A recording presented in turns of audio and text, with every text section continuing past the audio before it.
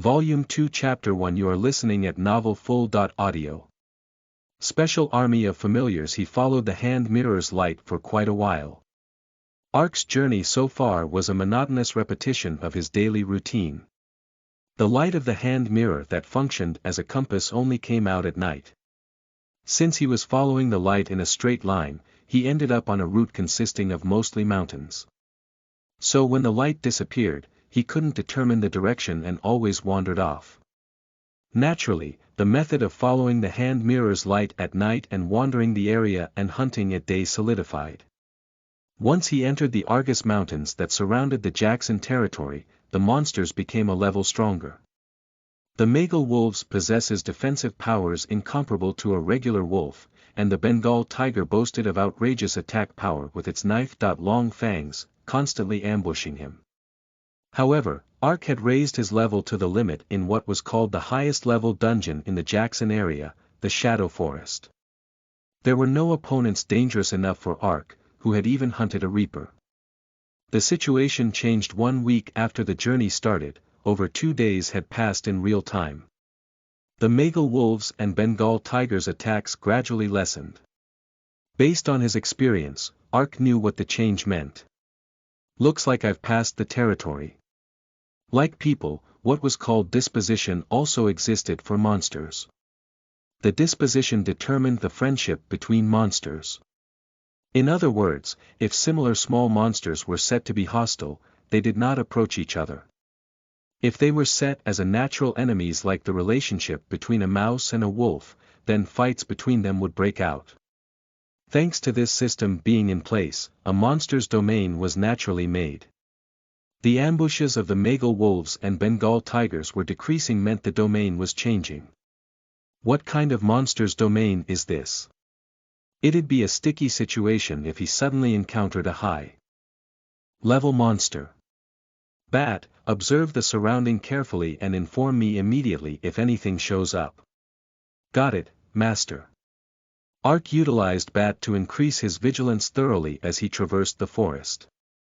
Soon, he spotted a few monsters between the thick bushes. The face of a dog and a human's body, their gnolls. There were 3 of them, and they were drooling saliva while roasting a monster that looked like a Bengal tiger under a fire. In other words, that meant they were strong enough to hunt a Bengal tiger. A Bengal tiger wasn't an easy opponent either. If they were stronger than a Bengal tiger, then they weren't opponents to thoughtlessly come at. What to do? Should I try fighting them? Ark was contemplating when one gnoll suddenly raised its head and let out a cry. Jarr! It's a human. I smell the scent of a human. Let's catch and eat it, human meat is more delicious. It was a mistake to hide with his back to the wind. The gnolls with their sensitive sense of smell carried their clubs and approached while flaring their noses. Damn, no other choice. Skull, Bat. Assist me. Ark swung his sword at a gnoll as he leapt from the woods. The gnoll caught by the ambush received a critical hit and was thrown back. Eyes of the cat. Ark's irises became awash in gold as the gnoll's weak points and information were displayed. Level 45, many weak points too. At this level, I can somehow fight them. Skull, Bat. We're concentrating our attack on one of them. Dark Blade. Ark loosed a concentrated attack on the gnoll's weak point. It was disadvantageous to be surrounded by 3 level 45 monsters. When fighting a group, it was important to focus the offensive power on one opponent first to reduce the number of enemies. With Eyes of the Cat and Dark Blade as well as the addition of the Familiar's Company Op bonus, the gnoll's health decreased to 70% in an instant. But something strange happened. The remaining gnolls kept their distance even while their teammate was under attack. At that moment while Ark was thinking it was strange, the 2 gnolls raised their bows. Archer. He had not tried fighting any monster using a bow until now. Therefore, Ark had never even considered a countermeasure concerning a bow attack. Damn it. Bat, block it. If you can't block it, it's 5 times of food. Wah, stop, you dog head. At Ark's threat, Bat struck the archer's face while screaming. Its outstretched wings blocked its eyes, making the arrow fly off wildly. But the other Gnoll's loosed arrow sank into Ark's shoulder. You have been hit by a critical blow from a Gnoll's arrow. 250 damage. Movement speed reduced for 30 seconds. The situation became desperate. The arrow decreased attack speed and increased chance of attack failure. Moreover, just getting hit increased the chance of getting hit by a critical hit and catching an abnormal status like slow or bleed. While Ark was staggering, a Gnoll's club came flying at him.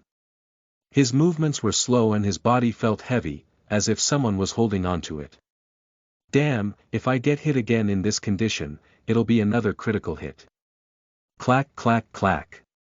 Just then, Skull's eyes flashed as it tumbled under the approaching Gnoll's feet. The Gnoll who stepped on Skull, lost its balance and toppled down. At that moment, a red light poured from the Gnoll's whole body. Simultaneously, a message window popped up with a cheerful tune. After gaining 100 skill points, the skill Eyes of the Cat has leveled up to Intermediate. Eyes of the Cat, Intermediate, active. Eyes of the Cat has leveled up to Intermediate, you can grasp more information and weak points concerning the opponent. As an intermediate bonus, if you seize a golden opportunity, you can deal a double critical effect. For 3 minutes plus night vision. Plus life detection plus weakness perception. Plus double critical chance. Mana consumption. 70 * double critical. The opponent will fall into a completely defenseless state. Depending on the situation and the enemy's reaction, a double critical chance will be provided for roughly 1-3 seconds. If double critical chance is invoked, one attack can deal 2 times the critical damage. Double critical chance. The timing when the enemy went into a completely defenseless state, making its whole body turn into weak points. Using Eyes of the Cat like crazy had paid off. Ark's sword sank into the Gnoll's nape. You have landed critical hit with 2 times the double critical chance. As a company op bonus with Skull, 30% additional damage has been added. With just one attack, the Gnoll's health was decreased by over 20%. After a few more attacks, the Gnoll disappeared while screaming its death cry. The situation changed completely once the Gnoll standing in front of him, blocking him had disappeared. There were 2 Gnolls left. One of them was being blocked by Bat. With my consciousness, I'll concentrate on one of them. Clink. The reflexes he had sharpened and polished by diligently training Taekwondo shone brightly. Ark parried the flying arrow with his sword by calculating the timing. Perhaps because he did not have a defense-related skill like warriors did, but parry was not registered with perfect defense. However, New World was a world in which the same rules as reality were applied. The damage was reduced to less than half and a critical hit did not register. As long as a critical hit isn't invoked, something like an archer isn't a match. Ark, whose slow hex had dissipated, quickly advanced on the archer. It was common sense that a monster with long-ranged attack was possibly weak to melee attacks. The Gnoll who had shot arrows became feeble at Ark's attack and staggered. Just then, he heard the sound of Bat caterwauling from the other side. Damned master! Aren't you even paying attention to me? There was a limit when Bat was blocking a Gnoll archer alone.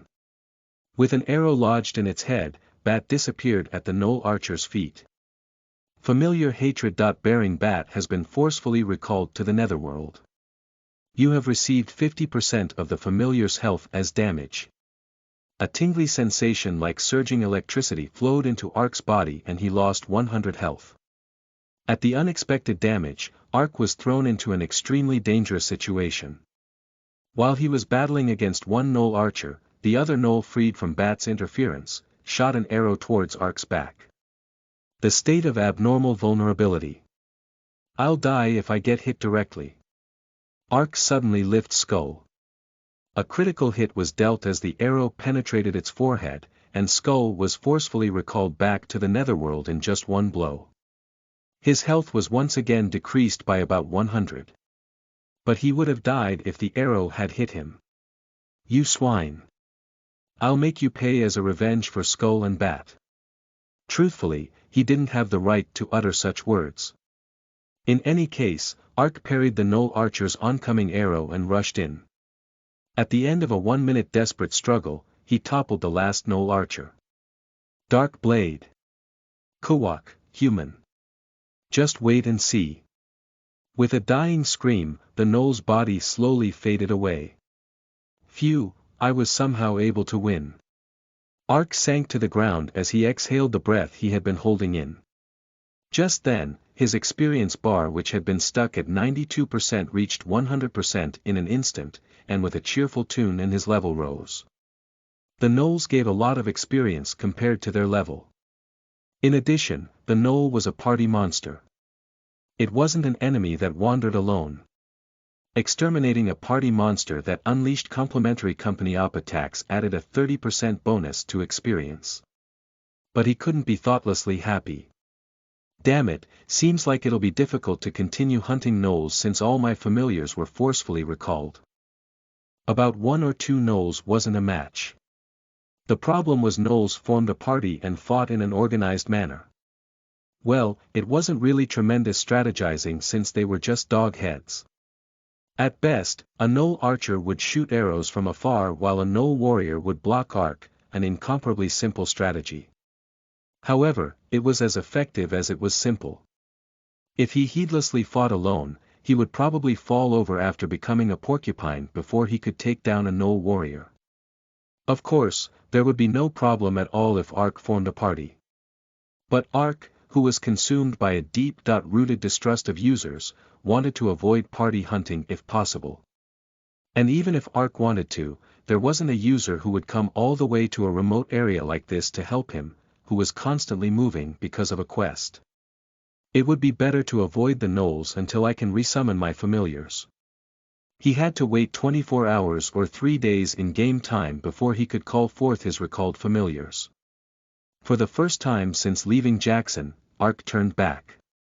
It was the first time both his familiars were simultaneously forcefully recalled. He didn't know how useful and helpful his familiars had been until they were gone.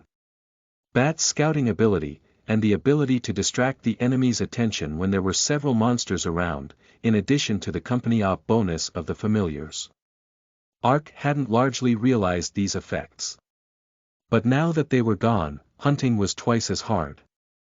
It also took a lot of time, so just defeating one Bengal tiger consumed 3-4 minutes. Since it took double the time it took when he'd cleared them in 1-2 minutes, he actually felt his experience wasn't increasing. But the truly puzzling thing was something else. Damn, why does hunting feel this boring now? Ark hunted without rest. When a monster appeared, he just took it down with his sword the way his body was familiar with. He picked up items and foraged food ingredients. Then he summoned Netherworld's egg in his spare time and made it absorb food. Since there wasn't anything different from before, it wasn't exciting. I'm gonna go crazy. Ark let out a frustrating sigh. Similar to NPCs, familiars also had the ability to think for themselves. Skull and Bat's reactions changed depending on Ark's attitude. For Skull, it was a familiar with absolute obedience towards Ark, so its reaction didn't change significantly. However, for Bat, if Ark just pushed him around straight up with a heavy hand, it would sulk, and there were times when it wouldn't talk for a while, and when a battle broke out, it would run away. But then when he humored it a little, it soon honeyed him as if it would lick his boot. Sometimes it even pointed out things that Ark hadn't thought of. Why are NPCs so picky with their preferences? At first, he didn't like that he had to pay attention to each and every one of those points. Moreover, since it consumed mana when a fight broke out, his usage of skill was limited. So sometimes, there were times when he wondered if he really needed to summon his familiars. But it seemed Ark had become adapted to it before realized. After his father passed away, he was too busy making a living, so he'd never hung out with friends. That same nature applied even in New World. Moreover, because his experience in the beginning was nothing but betrayal, he was stained with a deep-rooted mistrust of users and he'd come to avoid users. However, Ark was also human. He'd gotten used to living alone, but it wasn't enjoyable. Even in New World, he'd sometimes felt loneliness while struggling and hunting for a few days in a dark forest. At some point, he stopped feeling lonely, which was after he had his familiars around. At the very least, it was evident that Skull, who showed absolute loyalty, and even Bat, who constantly grumbled, were on Ark's side. Their existence that moved for Ark without desiring any price in return. They were existences Ark hadn't been able to find in reality or the game. It was just that he hadn't felt it until now, but to Ark, the familiars already weren't simply characters, but comrades he could trust. 24 hours. Is long time. For the first time since starting the game, time felt long to him. Now I won't let the familiars get forcefully recalled a second time. Ark thought earnestly of his familiars at last. Damn it. 24 hours finally passed. As soon as it was summoned, Bat pointed at its forehead and threw a fit. Did you see? Did you see? I'm saying the arrow struck right here and it got stuck. Do you know how much it hurt? Ark was not surprised. When a user received damage, they didn't feel the pain. Only a stinging sensation like a slight static shock. But NPCs were different. If they were cut with a knife, they would feel the pain of getting cut by a knife. So if they were hit by an arrow, they would feel the exact pain of getting hit by an arrow. It was just a programming setting, but everything was real to an NPC. If you're the master, shouldn't you take care of your familiars like a master? But we endured even your horrible experiments of food since you're our master. But for you to use us as shields.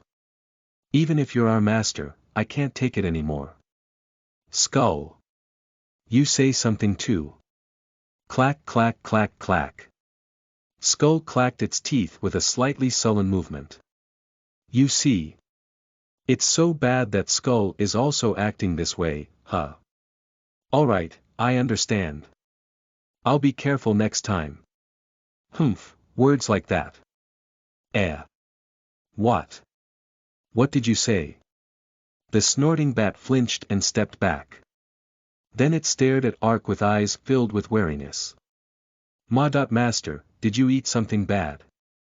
Why were you suddenly acting like this? Like you said, I was a little extreme. I mean this as an apology.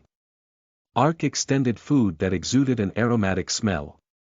Then Bat went pale as it shortly made excuses with a servile voice. Master, I was wrong. I just wanted Master to pay a little more attention to us, so. He. Well, I'm not saying I'll disobey you, just that it's so. Now I don't have complaints. Really. Don't worry. Because this dish is a tasty one. Ha. Sniff sniff, isn't this is something we've eaten before? Bat tilted its head after flaring its nostrils. It had wondered whether Ark was beating in discipline with another dreadful body experiment after Ark pushed forward the food without warning. But after blindly smelling it, it was a food that had its effect confirmed not long ago. And it was made by liberally using precious ingredients, a valuable food that raised health and agility for 1 hour. Familiars did feel hunger, and they possessed gluttony towards tasty foods. But its instinct to protect itself came before the food. Bat stared at Ark with suspicious eyes after gulping down its saliva. This doesn't have poison in it, right? Shall I make you one with poison mixed in it? Ack.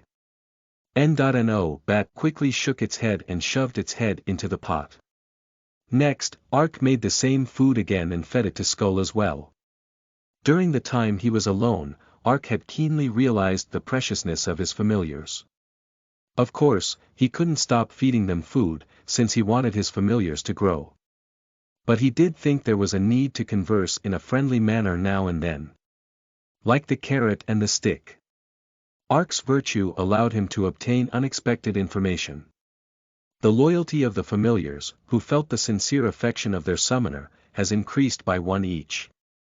Affection stat has increased by 1. So loyalty can also increase.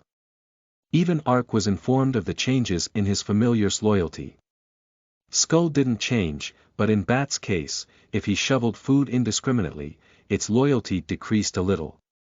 Every time that happened, it was a matter of fact that Bat didn't listen to him as much and complained more. Until now, it hadn't gone up even once.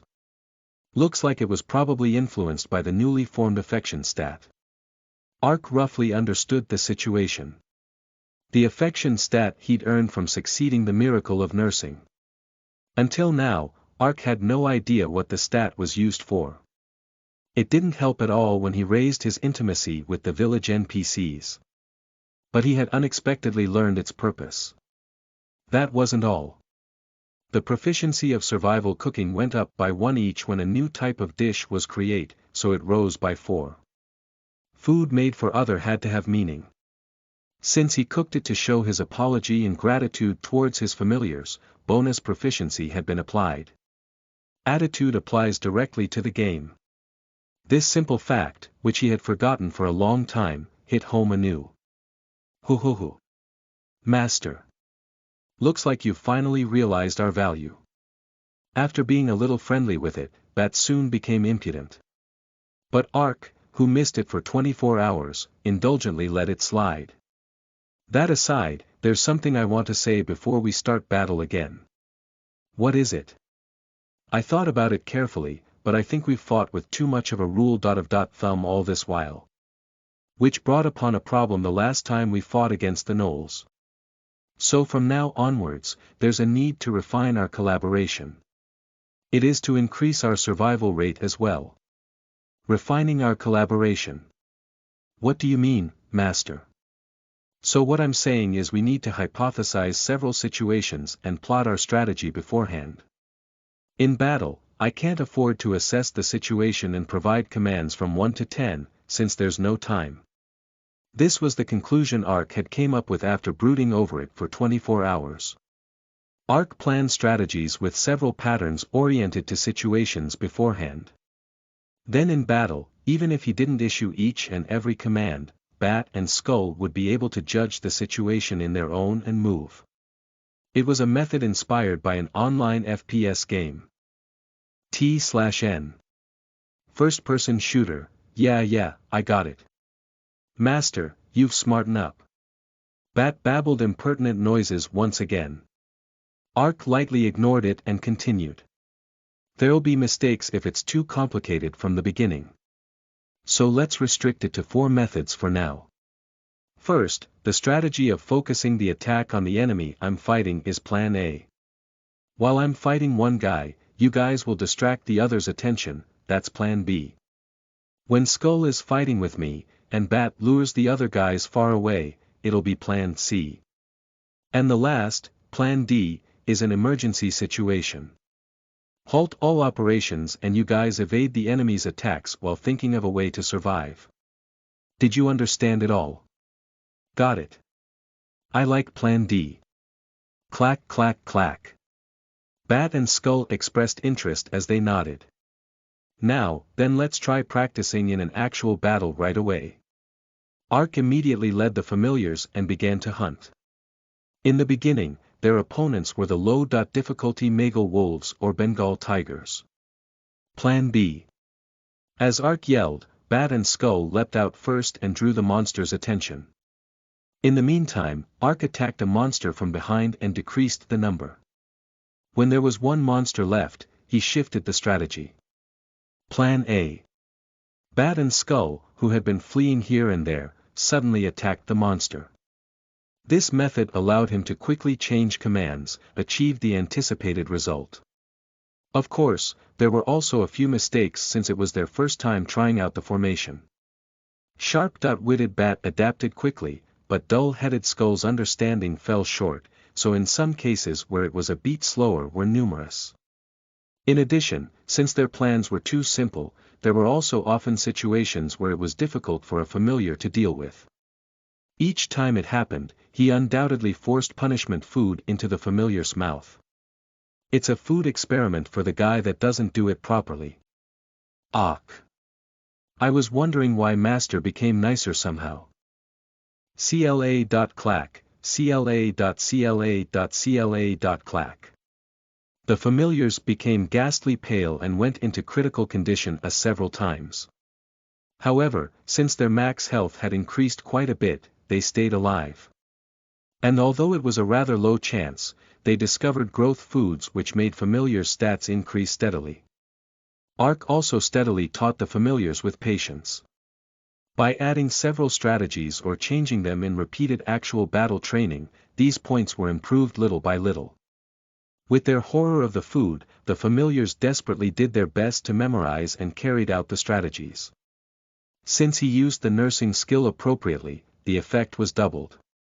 The fact that even non-combative skills could be used without limitation according to their methods of use was a charm of New World. In the meantime, Ark's skill at calling the familiars also improved. Plan D. Even in battle, he quickly made a command while constantly checking the familiar's health. And when a familiar was fleeing with all of its might while faced with a life-threatening situation, he cancelled the summoning with stunning timing. If they were to be forcefully recalled, 50% of the familiar's health went counted as damage Ark would be taking, and it'll be impossible to resummon them for 24 hours. But if Ark cancelled the summoning, so no penalties were applied. On the other hand, once the target of a monster chasing a familiar disappeared, the monster was stunned for a while. Whenever it happens, Ark's sword undoubtedly land a critical hit. Once the familiar survival rate went up, their vitality in battle overflowed. Master, in this case, how about cancelling the summoning after I rush in? And can't you immediately resummon again? You can also do that after you throw Skull. Master's spiritual power is always full anyways, so won't you be able to use it once in every battle? Once in a while, Bat, whose intelligence had risen quite a bit through food, would even suggest a strategy worth using. This adorable rascal. Bat's strategy was effective. Once a monster appeared, Ark grabbed and threw Skull at a weak point he'd perceived while using Eyes of the Cat. A critical hit through an unexpected ambush. Subsequently, Ark would rapidly cancel the summoning before the monster attacked Skull. Then he resummoned again, and Skull would appear at Ark's side. Growl. The monsters couldn't comprehend the situation and hesitated. Then when plans C, B, and A unfurled one after another, it wasn't even necessary to use Plan D. Thanks to Ark and the familiar's desperate effort, they clicked perfectly. After 2 days of hunting in such a matter, Ark gained a level, and he entered the domain of the gnolls again. Growl, it's a human. Impudent human, you dare to enter our territory. We're starting with Plan C. Skull and Bat fanned out according to Ark's command. While the familiars quickly circled the area and diverted the attention of the gnoll archers, Ark deployed Dark Blade and defeated a gnoll warrior. Then he cancelled Skull's summoning, who was in danger. At the same time, charging at the gnoll archer Skull had been distracting. While he was attacking the gnoll archer, Bat flew low between the trees as it evaded arrows. Ark, who had gotten rid of even the gnoll archer by raining a stream of attacks against it, summoned Skull again as he changed the plan. Plan A. Ark and the 2 familiars charged at the lone gnoll archer at the same time. The battle with the gnolls, which he felt was difficult to handle before, ended so easily it was boring. The battles after that were the same. The gnolls normally moved as groups of 3 or 4, and some gnolls led around Magle wolves. Also, since these guys were on the intelligent side, they waited in ambush. They occasionally raided as well. In some cases, they would occasionally wound up in a situation where they had to fight as many as 6 monsters all at once. However, the familiar's strategy execution ability had grown to equal even the special army the Republic of Korea boasted of. They weren't lacking even if you did call them the Special Familiar Army. Thanks to that, as they adjusted to the situation and their strategy played out, they were able to win without much difficulty. It was an effect for a dynamic tactic. After going around annihilating party monsters, his experience had increased as well. When he gained yet another level, Ark checked his information window. Stat window.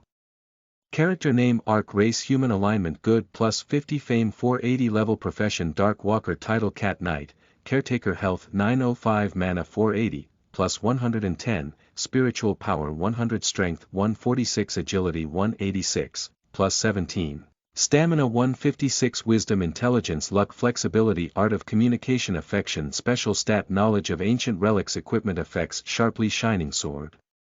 Attack Speed plus 5 Black Bear Mouse Leather Armor. Agility plus 2, Cold Resistance plus 20 Cat Paws. Attack Speed plus 10%, Agility plus 15, Critical Hit Rate plus 10%. Crystal Golem's Helmet. Mana plus 100 *. All abilities are increased by 20% in the dark. * The ability to hide your body in the dark has formed, duration time 10 minutes. Cancelled if you get into combat. Resistance Fear, Darkness, Blind, and Charm spells is increased by 50%. You can bring out the true abilities from all types of tools. Ark invested 30 of the 50 points he'd earned from gaining 5 levels into intelligence. It was a stat he had barely distributed any points into because in the beginning there wasn't a need to use mana. But as he used the familiars, his lack of mana had become severe. Even though he raised his mana by a lot, it was still merely 480. Even after getting the plus 100 mana with the Crystal Golem's head, it only amounted to 580. In addition, when battles broke out, one familiar needed 1 mana per second. So, 290 seconds. In conclusion, he could only endure for 5 minutes from when the battle broke out. Granted, a decent battle ended within 3 minutes. But I'm not able to use other skills because of the familiars. To Ark, Eyes of the Cat and Dark Blade were absolutely necessary skills. But using Eyes of the Cat once was cost 50 mana. Dark Blade consumed 100 mana. Which meant it was too much to cast them a few times even with if he had full mana. What was worse was, since he kept his familiars summoned, there were many times when it was difficult to properly cast them 1 or 2 times. Because his skill usage was limited, it was a situation where his skill proficiency didn't increase properly either. That was why Ark had invested up to 30 stats in intelligence. Furthermore, he didn't have thoughts of regret. These praiseworthy rascals. In Ark's eyes, as he gazed at his familiars, possessed an affection that couldn't begin compared to the feelings he had about them a few days ago. He could feel the familiars' growth firsthand. For these rascals as well, stats aren't simply all there is to their fighting power. It's certain that their battle ability changes based on their experience, just like users. In New World, combat wasn't determined simply with stats. A user's experience and their way of thought, which couldn't be checked with numbers, were all reflected in battle. If you only looked at stats, Skull and Bat were still incomparably lousy. A win against one wolf or the like wasn't guaranteed. But by accumulating combat experience along with Ark, they were showing ability beyond their numbers. They were becoming more and more dependable. However, there's an ambiguous part of combat experience. The fluctuation based on the situation is serious, and to guarantee definite effect, it's best to raise their stats after all. Therefore, Ark concentrated on ingredient gathering above hunting in order to execute survival cooking, the sole method for the familiars' abilities. However, since the familiars did their share, they became difficult. Kakik, how's that, master? You survived because of me, right? Clack clack clack clack. After Bat boasted, Skull didn't lose and claimed its share of the credit. This was exactly the problem. Bat and Skull's skills had recently grown remarkably, so there wasn't much of a justification to feed them food. It was certain that if he thoughtlessly fed them for growth and decreased their loyalty, Bat and Skull wouldn't help Ark desperately as they did now. Despite that, they couldn't grow if he didn't feed them food. Matching that balance unexpectedly gave him a headache. However, he needed the definite concept of reward and punishment. Especially in Bat's case. Oppressively pushing it yielded the opposite effect since its loyalty was low. It was a frustrating system, but in a way, it was also the reason why Ark had come to possess more attachment to the familiars. Humph. Why aren't you speaking, Master? Are you at a loss for words? Bat crossed its arms and boasted. Don't be ridiculous. For something like just blocking eyes. Who's the person who lived thanks to that? I could avoid that much even without you. No way. Surely you're not thinking of being evasive like that while feeding that awful food. There are sometimes tasty ones too. That's once every 10. Bat lost its temper as it yelled. You rebelled just now, right? Didn't you definitely rebel? No, I am a good familiar. Shut up, offense taken. It's food for you. What the hell, it didn't matter if he made an excuse anyways. Before long, Bat ate a full body paralysis food and was sprawled on the ground. Skull, who had avoided the body experiment thanks to Bat's sacrifice, rolled around happily on the ground. You're cheap, Master. I'm not doing this because I like it either. It's all for your sake, Ark equivocated while averting his gaze. Everything was satisfactory except one thing, there were still no changes found on the Netherworld's egg. If the number of his familiars increased, it would definitely be helpful. But every time he fed the egg food, it repeatedly trembled as if it were vibrating and just went back to being still. Just when is this guy even gonna hatch? Ark muttered as he licked his lips. Seeing as it reacted every time he fed it food, it seemed something was definitely going to hatch. But even when Bat and Skull's stats rose several times, the egg was still an egg. Moreover, he couldn't check the food's effect if he fed it to the egg. Since there was a limit to the food ingredients, he felt regret when he fed the egg. Well, it'll probably hatch sometime anyways. Honestly, he had half given up now. More importantly, I should really try to find a village now. Ark picked up the paralyzed Bat and rose from his seat. After struggling for half a day while defeating gnolls, he found the village. Situated at the foot of the mountain, it was a small, sparsely populated village. There were only about 40 houses. But since people didn't live in most of them, they were left there like haunted houses.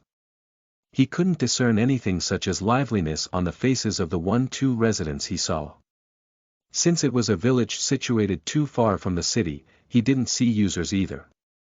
Then again, if it wasn't Ark, who had traversed the mountain in a straight line while following the hand mirror's light, they wouldn't have even been able to find a mountain village like this. Perhaps because it was a village with a soon-to-be ruined atmosphere, but even when he stood inside the village, his map wasn't even marked. It's a place with a bad feeling somehow, Bat murmured with a discomfited voice from Ark's shoulder. Keep your mouth shut. Whenever Ark went into a village, he lifted Skull and Bat onto his waist or shoulder so they appeared like accessories, because although they were familiars. And since they were undead and demon in the first place, Ark's reputation could drop if the village NPCs found out. Well, though there's no reason to come back twice to a village such as this one, it doesn't really matter much. Ark looked through the village with indifferent eyes. Even in a dilapidated village, thankfully the oasis of travelers, the general store, existed. What a relief. Ark blew out a sigh while looking through his bag contents.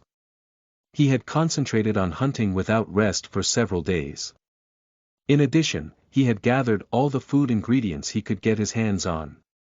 Thanks to that, his bag was packed full of Japtum to the point where there were no empty spaces. Although bag space was expanded slightly because of his job changed, and the items were for the most part, stacked all because he hunted in the same area. However, he had to throw away a few items for lack of bag space. At last, after arriving at the village, he recalled the items he'd thrown away and tears obscured his vision. Wah, if I'd just brought all that, it would have made another 6 gold. 6 gold meant 60,001, $60. He had thrown away 60,001 on the ground and left. If he recalled the scene of the 6 cabbage leaves that he adored flapping as they fluttered away, he felt like he was about to go crazy. T/N. The cabbage leaves are referring to 1 bills, and there are 6 of them because in Korea, there's a bill for 10,001. Therefore, there are 6 bills for 60,001. At least it's a relief there's a village here. He feared imagining how much more loss he would have to endure if there wasn't one. Since I have to travel across mountains, I don't know when I'll encounter a village again. I should depart after completely organizing my bag here and grabbing only what I need. When Ark entered the store, the owner had a surprised expression. Are you a stranger? Yes, I am. For a stranger to come find our village. I cannot fathom how long it has been. Ark thought of something polite to say and got to the point right away. I will sell all of this. The store owner glanced at the items and said shortly, all right. I'll give you 10 gold for all of it. What? Ark doubted his ears. Did you say 10 gold? That's right, is there something wrong? Aren't the items filling up the entire bag? To say it's 10 gold without even looking properly. They aren't some kind of junk, so how can you set the price by the weight of the bag? I can tell even with a rough look. Where's the good in higher numbers? There's nothing worth using, so clubs and animal hides like these don't make money. The store owner spoke in a blunt tone. Goods that could be easily acquired in the area were definitely sold for considerably cheaper price than the market price. But was that all? Because Ark had overused the magic restoration skill to raise the proficiency on the decent equipment, the max durability of every last one of them was 1. Items with 1 durability were recyclable items that weren't even worth a few coppers. He couldn't complain even if the price was set by weight like junk. Even so. It's 5 days. I hunted for 5 days without rest and all for just 10 gold. On top of that, Ark had used up 1 deluxe repair toolbox while hunting because he couldn't even consider touching his magic equipment with beginner magic restoration yet. In the end that meant he'd spent 15 gold on repair fee. Wasn't it a 5 gold deficit rather than a profit? If he nitpicked the break at even point, he had to receive at least 20 gold for the numbers to be right. But for it to be 10 gold instead of 20 gold. For the result of hunting like crazy to be a deficit. It wringed his heart. Ark sold the mantle and warrior equipment not long ago, bringing a fortune of 7,001,7,000 into his hands. But the reason those items were expensive was because they were much harder to acquire. He'd have nothing more to wish for if that kind of good luck kept up, but reality wasn't that easy. Rather than hoping for a jackpot, it was a little more realistic to systematically collect money through japdom, and the majority of users did use such method in order to save money. For a user, 1 gold was a colossal fortune. But a deficit. Was it a sound that could even be possible? Ark made his most servile expression and pleaded, can't you please pay me a little more? So you acknowledge the fact that it honestly doesn't reach the market price. However, I'm planning to clear the store soon and leave the village. To be honest, even if I purchase goods right now, it'll only become baggage, you see. If you don't want to sell, don't, I'll have no regrets. It didn't work, as expected. Since it was a village he'd come to for the first time, intimacy was 0. Haggling was impossible from the beginning. If it was a store in Jackson Castle where he'd accumulated intimacy through trades, he would have received at least 10–20% more. If you considered the market value with the rarity value on top of that, he'd be able to receive over 2 times more. But he couldn't just take his baggage and return to Jackson to get 10 more gold either. Ark held in his tears and nodded. I understand. Please take care of all of it. You thought well. You should know too, but since there's no village in the area. No way. Isn't this Grizzly Knowles leather? So you do recognize it. Ark pricked his ears, quickly approached, and repeatedly rubbed his hands together. That's the leather of a monster I defeated with enormous difficulty. The bastards were so strong, every time I fought them one by one, I really had to overcome a life-or-death crisis. Honestly, it's nothing short of being a miracle that I've survived till now. Isn't it a bit too much to buy this leather that I earned with such suffering by weight? Ah, since you said you were thinking of clearing the store, I do not hope for much either. I just ask that you think of my pains, so a little more. Are you saying you defeated it? Of course. Then are you perhaps saying you've crossed the Argus Mountains? Yes, I didn't know the road so I crossed the mountains. Why do you ask? That's surprising. Although those guys don't travel alone.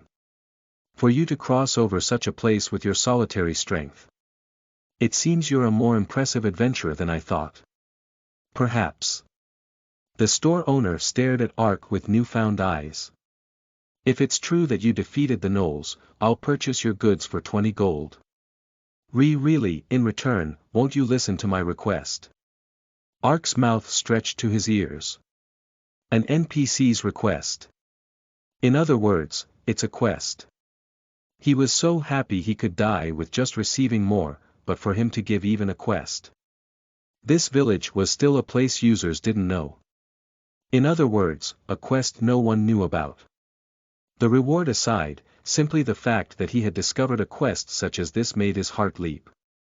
Ark quickly nodded his head and the store owner continued with a serious expression. Actually, this village is a village still unknown to the outside, and was set up by several pioneers.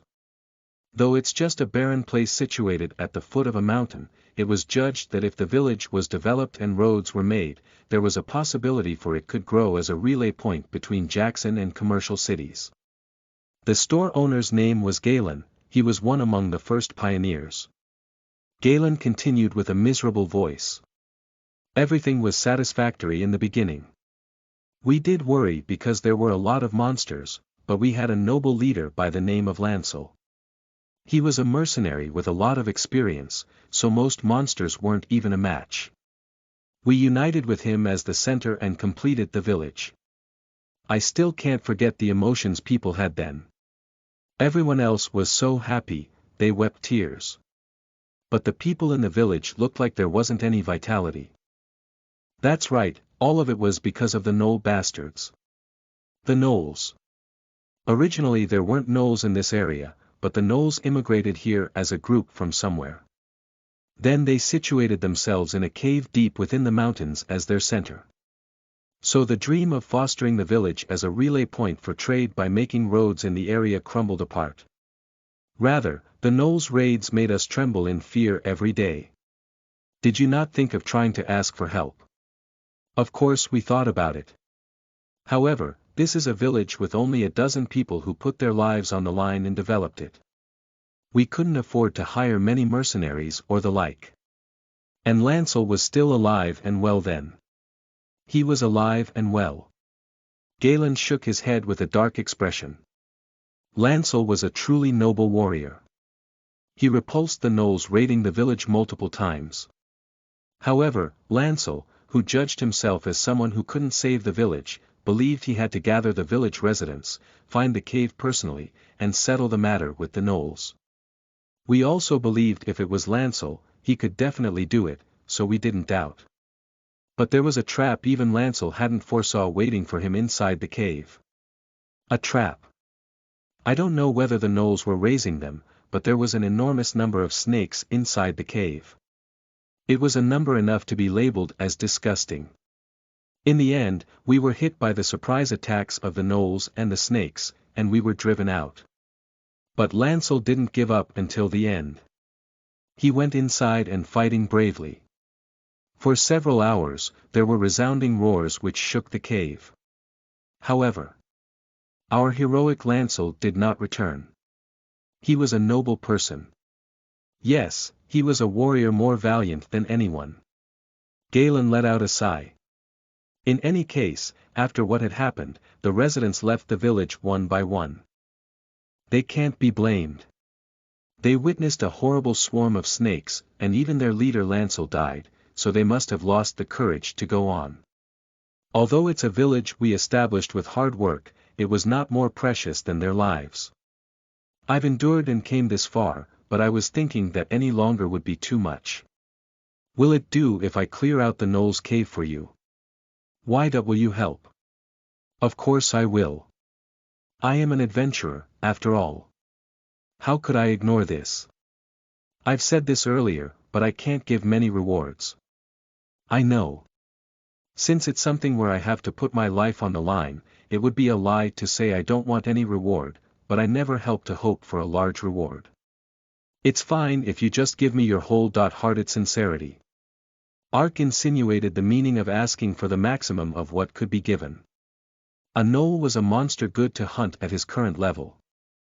Since it was mostly a party monster, he received a lot of experience from them too. If he was going to hunt it anyways, of course it was better to get a quest and hunt it. This was exactly what it meant to kill two birds with one stone. Galen, who had no reason to know this kind of intention, spoke with a deeply moved expression, "Thank you. Then let's do this. If you defeat Knolls inside the cave and bring me their leather, I'll pay 20 silver for each one. And if by any possibility you defeat all the Knolls in the cave and bring peace to the village, I give you another 10 gold as compensation to your success." Of course, it's probably not enough of a reward compared to the danger, but that's the most I can do. How many Knolls are there? We don't know well either. However, we think there are probably about 100. 20 silvers for each one. 100 of them is 20 gold. Ark vaguely heard the sound of jingling coins in his ear. It was definitely not an ample compensation, but it wasn't that small a reward either. Level 40 monster leather normally sold for about 5 silvers in stores. But Galen had offered 4 times that price. Given it was a mountain village quest, it was a preposterous offer. If you add the success compensation 10 gold on top of that, it's not a small amount of money. I'm sorry, but I can't give you compensation concerning the snakes. Can I entrust it to you nevertheless? Do not worry and entrust it to me. It's certain I was guided to this place in order to do this job. Ark clasped Galen's hands firmly as he replied with an expression brimming with confidence. With a simultaneous Thursday thump, a quest window popped up. Pioneer Village. Lancel's misfortune. You have discovered a pioneer village still unknown to the world at the end of your long journey. As a village made after several years of effort by pioneers who followed the mercenary leader Lancel, it was named Lancel, after the name of their leader. They wished for Lancel to flourish as a relay point between Jackson and commercial cities. But as a group of Knolls lead numerous snakes and settled in a nearby cave, all their efforts had gone to waste. The residents put their lives on the line and organized a punitive expedition. However, the village's hero, Lancel, was the sole sacrifice. Most of the despairing villagers have left the villages, and now only total desolation is left in the village. Nevertheless, Galen wants to somehow save the village, so he has requested you to subjugate the Knolls. Galen has promised a bounty of 20 silvers per Knoll leather, and a 10 gold compensation for your successful subjugation. You must defeat the Knolls and save Lancel village from despair. Difficulty C. Volume 2 Chapter 2. You are listening at novelfull.audio. Hatchling found it. He saw the cave entrance through the overgrown forest. When he received the quest in Lancel, the location was displayed on his map. It wasn't far from the village. Ark left Lancel after organizing his bags and arrived at the destination in only an hour. 2 Knolls were standing guard at the entrance of the cave. They were slightly different from the Knolls he had hunted until now, as they were wearing shabby leather armor. It was likely they were about 1 or 2 levels higher than him. But he had hunted Knolls until he was sick of it. Though their levels were slightly higher, they weren't a match for Arkansas. Growling, "Isn't there some kind of smell?" Sniff, sniff. I was thinking the same thing. It smells like a human. Are there still humans lingering nearby? Let's catch him and make him into a sacrifice. Perhaps because they had dog heads, gnolls had a keen sense of smell. The gnolls raised their spears and, with their noses quivering, approached Ark's location. At that moment, Ark jumped out from behind the bushes. You bitches are the sacrifice. Bat, go. Bat shot towards the gnolls like an arrow that had been loosed from a bow. With a paw-thump sound, the gnoll who had been struck on the bridge of its nose tumbled to the ground. The other gnoll was alarmed and thrust its spear towards Bat. But the bat who had his summon cancelled and then recast was already sitting on Ark's shoulder. Eyes of the cat. There isn't time. We're going with Plan A. Ark, Skull, and Bat sprang forward in a flash and concentrated their attack on the stumbling gnoll. They had become familiar with gnolls through battles, so predicting their movements was easy. Even before the gnoll moved, Ark made evasive movements and let loose a chain of sword attacks. As a critical hit and op attack bonus erupted in succession, the gnoll died before it was able to properly thrust its spear even once. The gnoll staggered and charged in, but instead it received several counterattacks, lost 80% of its health, and ran away terrified. The gnoll was consumed by fear and ran away frightened. But Bat rushed forward to block its path, and when Skull tore into its leg, it fell to the ground again. Double critical chance. Gah! The gnoll received a strike to the heart and disappeared with a moan. As the gnoll disappeared it dropped a leather. Hoo, it's too easy, and this is 20 silvers apiece. A smile spread across Ark's lips as he held on to 2 pieces of leather. 20 silver apiece, so it was an item worth $2,001 too. He was literally picking up bills that had fallen to the ground. How could he not be happy?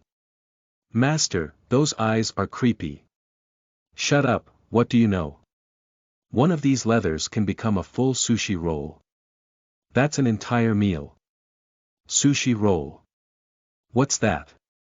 It's nothing. Cut the small talk and do the recon well, Ark snorted as he entered the cave. When he stepped foot in the cave, an information window popped up with a booming roar. Ghastly snake lair at the edge of the Argus Mountains, you have found a cave emanating a ghastly aura. The chilling aura you can feel from the cold blood flowing through these reptiles and an eerie smell permeates the entire cave. The noise of dogs barking can be heard from the depths of the cave, and slithering sounds are flowing from the small holes drilled everywhere. There is no way to guess how many gnolls and snakes are inhabiting the cave. If you are someone with the wisdom to avoid danger, you will never enter this cave. You have discovered an undiscovered dungeon. Because this is a newly found discovery, if you register your discovery in the Hall of Fame, you can gain an additional 700 experience and 50 fame. Would you like to register it? Registration refused. Of course, Ark had absolutely no intention to share the information. After refusing the registration, he entered the cave and found himself in darkness. He would have hated it in the past, but presently Ark was a dark walker. The dark was Ark's irreplaceable weapon and armor. Outside when it turned night time, Noel's stats rose by 30%. As a result, even though Ark's stats also rose, Noel's were still stronger. But right now it was daytime. So only Ark was strengthened from the cave's darkness. His strength was replenished and he felt his 5 senses becoming extremely sharp. Also, using stealth in the darkness would further improve Ark's chance of survival. Dungeons were environments where dark walkers can display 100% of their abilities. With gnolls, even if 5 or 6 of them flocked together, he had the confidence to win easily. Master, 4 dog heads are gathered in front of us. Bat, who had left to survey the surroundings, reported its findings. Good, you guys stay here and move when I give the signal. Stealth. When Ark used the Dark Walker's special ability, he was absorbed into the darkness and disappeared. While maintaining this state, Ark walked into the interior of the cave. Just as Bat had reported, about 200 meters ahead, 4 gnolls had gathered and were whispering. We've run out of sacrifices. Grr. This is a big problem. God will be angry.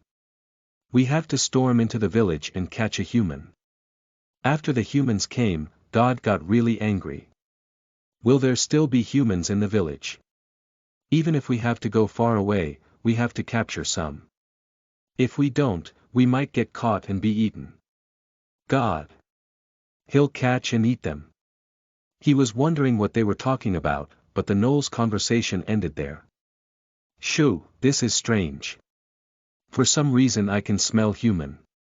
Have humans come again? That's good then. The Knowles' eyes gleamed as they looked around. Ark went to stand behind one of them and sent Bat a signal through telepathy. Pretend to be a human. Since the familiars were spiritually connected to Ark, communication without words was possible. Bat received the signal and dropped pebbles as it flew around. Then the Knowles flinched and looked away. At that instant, Ark cast eyes of the cat and stabbed one in the nape. Critical strike. Backstab effect has increased damage by 200%. The Knoll will be stunned for 10 seconds. Backstab effects were applied and an unexpected surprise attack from behind was dealt. It was an attack often used by thieves who could use stealth. With a single strike, the Knoll's health dropped by 50%. With a rapid-fire dot-like attack, Ark attacked the stunned Knoll's weak points. After attacking the weak points exposed by eyes of the cat, the Knoll collapsed without being able to attack properly. Once stealth was lifted, the Knolls roared savagely. It's a human. It's a sacrifice. Let's offer the sacrifice. Grr. The Knolls didn't even notice the death of their comrade. They ran forward wildly swinging rusted spears, swords and the like. Bat, charge. Skull, Plan B, support Bat. Following Ark's commands, Skull and Bat charged towards a Knoll. When Bat violently rammed into the back of the Knoll's head, it yelled as it turned around. Bat was wise. While maintaining the proper distance from the wildly charging Knoll, he led it far away from Arkansas. Bat surrounded the Knoll with Skull and ravaged it by nipping at it from both sides. There were 2 Knolls left. If there's 2 of them, it's worth trying.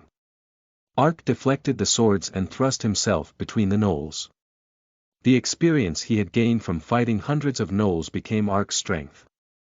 New World's graphics was more realistic than reality. When the Knolls swung their spears, their bloodshot eyes as they faced him, the movement of their muscles, and even the swelling of their beating chests with every breath, was perfectly implemented. If it was a monster he was encountering for the first time, it wouldn't be easy to predict its movements by little things. The muscle movement was different for each monster. But after facing countless battles, with just the movements of a Knoll's muscles, he could tell where they were thinking of stabbing. Of course, it wasn't something anyone could do. Taekwondo was a martial arts where the outcome of a battle was decided in close proximity with the speed of an instant. If one light step or the movement of a shoulder was missed, a person could be defeated in the blink of an eye. The concentration and keenness of threading the eye of a needle was necessary. Also, you wouldn't be able to make the deciding blow if you can't read your opponent's breathing and strike at the right moment. This was a technique that required a high degree of actual combat experience. There were people who said the modern time usage of Taekwondo in actual combat had fallen. But it was a consequence of Taekwondo becoming world-renowned martial arts. As it became more renowned, there was more research done on it in order to systematically develop methods for dealing with it. By no means had Taekwondo become weaker. In the 1970s, throughout North America, Africa, and elsewhere, Taekwondo received praise as the invincible martial art. Even the gangs of Harlem showed respect to a Taekwondo master. Ark had been training with Taekwondo for years. In addition, Taekwondo had more sparring than other martial arts. It wasn't an exaggeration to say he was an expert in reading his opponent's intentions. The upper right. Ark tilted his upper body and deflected the spear. Simultaneously, a red spot emerged on the Knoll's side. The weak points identified by eyes of the cat weren't just for show. In this situation, it was the strongest strike available and it was in a blind spot difficult to defend. The area Ark had predicted coincided with it. Before the spots were revealed, Ark's sword was already piercing through a spot. Critical strike. While staggering, the gnoll fell backwards. Taking a single step, Ark twisted in the air and threw out a kick. It was a habit formed in his movements when he was still unfamiliar with dual-blade combat. As he reached intermediate in dual-blade combat, all his movements were slickly connected. But it wasn't easy. In fact, Ark, who had begun his training once more, had lost the kinesthetic sense needed to perform an advanced technique like a mid-air roundhouse kick fluidly. In New World 1, stat bonuses were added to their natural strength. Here, the bonus of an intermediate level dual-blade combat was applied to the technique's success rate and power. The sharpness wasn't comparable to reality. With a chop sound, he attacked the back of his enemy's head. The dual-blade combat's effects were similar to Taekwondo's point system. Dual-blade combat, intermediate, passive 163/300. As the understanding of the technique increases, speed and accuracy will also rise. Grants additional damage to all types of swords and knuckle-related weapons, and dramatically increases evasion and critical hit rate. General attack power is increased by 30%. When a shield is equipped, dual-blade combat's effect disappears. Additional effects. When a kick hits the target, a random status effect occurs, with a probability of 5% for small monsters, 3% for average monsters, and 1% for large monsters. When a very difficult technique is successful, the probability also increases. A very difficult attack. So if a technique like a flying kick or a double kick hits the target, there is a greater probability of an additional effect, such as a knockdown or stun, will be inflicted. This effect was not available when he first reached the intermediate level, it was only available after he had gained 150 points, so as he gains more points, probability will also grow. The difficulty of a mid-air roundhouse kick was of the highest level. The gnoll received a stun hex and stumbled. Ark followed it up with jumping crescent kicks. He took turns attacking both sides of the gnoll while switching kicks. After which, he unsheathed Dark Blade. The gnoll was defeated by a stream of continuous attacks that were truly like a typhoon as it moaned in vain. Then, the gnoll behind him thrust its spear towards his back. Ark twisted his hips and let the spear fly past his side. When the newly formed stat, flexibility was applied, the damage was reduced. Then his kicks and sword strikes emanated like a storm.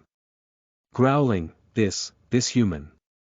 The gnoll let out a voice of disbelief, as if he couldn't believe Ark's incredible skills. Ark was actually a little surprised. My body is light as a feather. Sometimes while training martial arts, one experiences an awakening event. There are times when a usual failing technique suddenly succeeds, or a feeling when nerves get extremely sensitive, which allows you to completely see through your opponent's attack. It was Ark's current state. Since starting the game, he had been training his taekwondo without resting for even a day, so he was recovering his sense from the past. With his abilities raised from the darkness within the cave, he was able to exert power even surprising himself. Clock, the gnoll who was struck in its abdomen by Ark's side kicks, flew through several meters in the air and then crashed into the ground. It raised its body while staggering, but at the next blow struck the back of its head and it fell once again. When the battle against the two gnolls first began, it already only had 40% of its health left.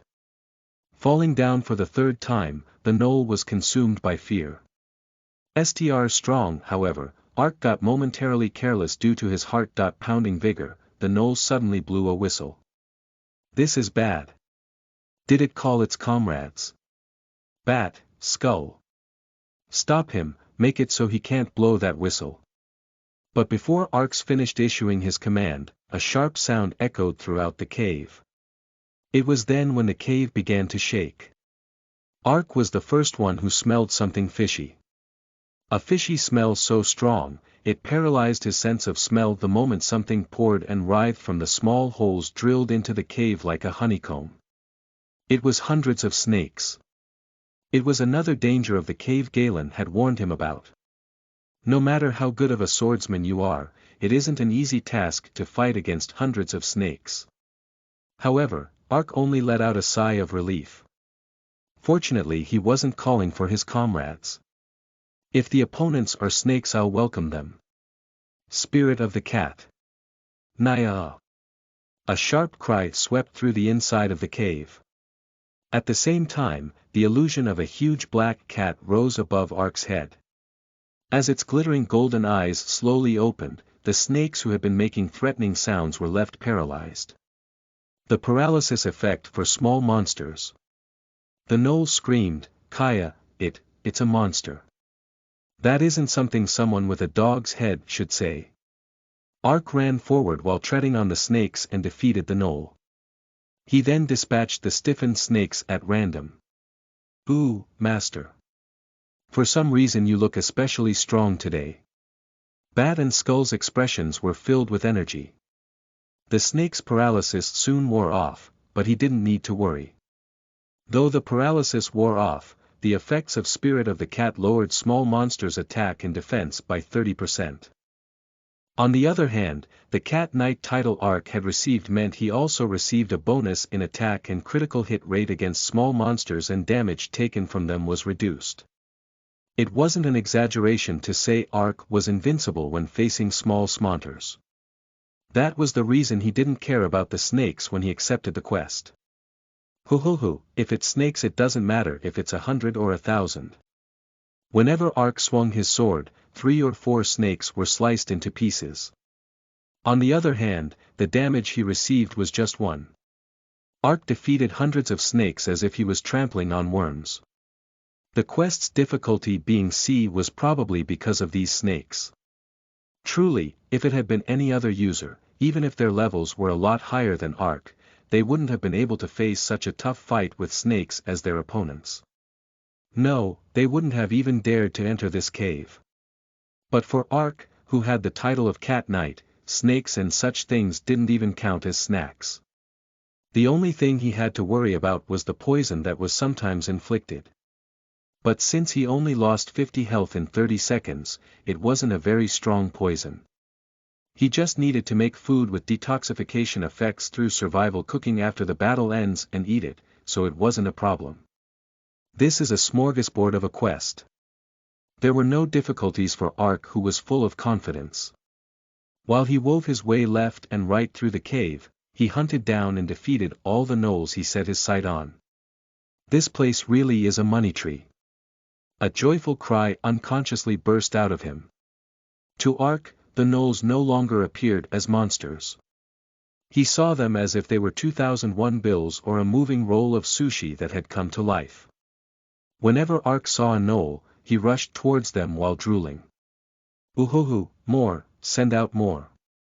Master, calm down, your eyes look really dangerous." Asterisk clack clack clack. Asterisk Bat and Skull, who had been very excited, were now trembling in fear. When the gnolls were driven into a corner, they had always called on the snakes, but to Ark it was nothing more than a bonus game. Ark defeated 100 gnolls in just 2 hours. With 100, I've made 20 gold. If possible, he wanted to spend a few days hunting inside the cave. However, perhaps because he had received the quest, the gnolls didn't regenerate even after he went back to the entrance. Well, if he returned after hunting about 1,000 of them, Galen, a mountain village store owner, would probably be unable to afford the reward money and go bankrupt. In the end, the cave's gnolls were almost completely annihilated by the merciless Arkansas. Ark crossed through the deserted cave and headed into its deepest depths. A hole with no end in sight gaped at the end of the cave, and at its center, there was a jagged, altar-like protrusion. A totem resembling the shape of a snake had been placed on top of the altar.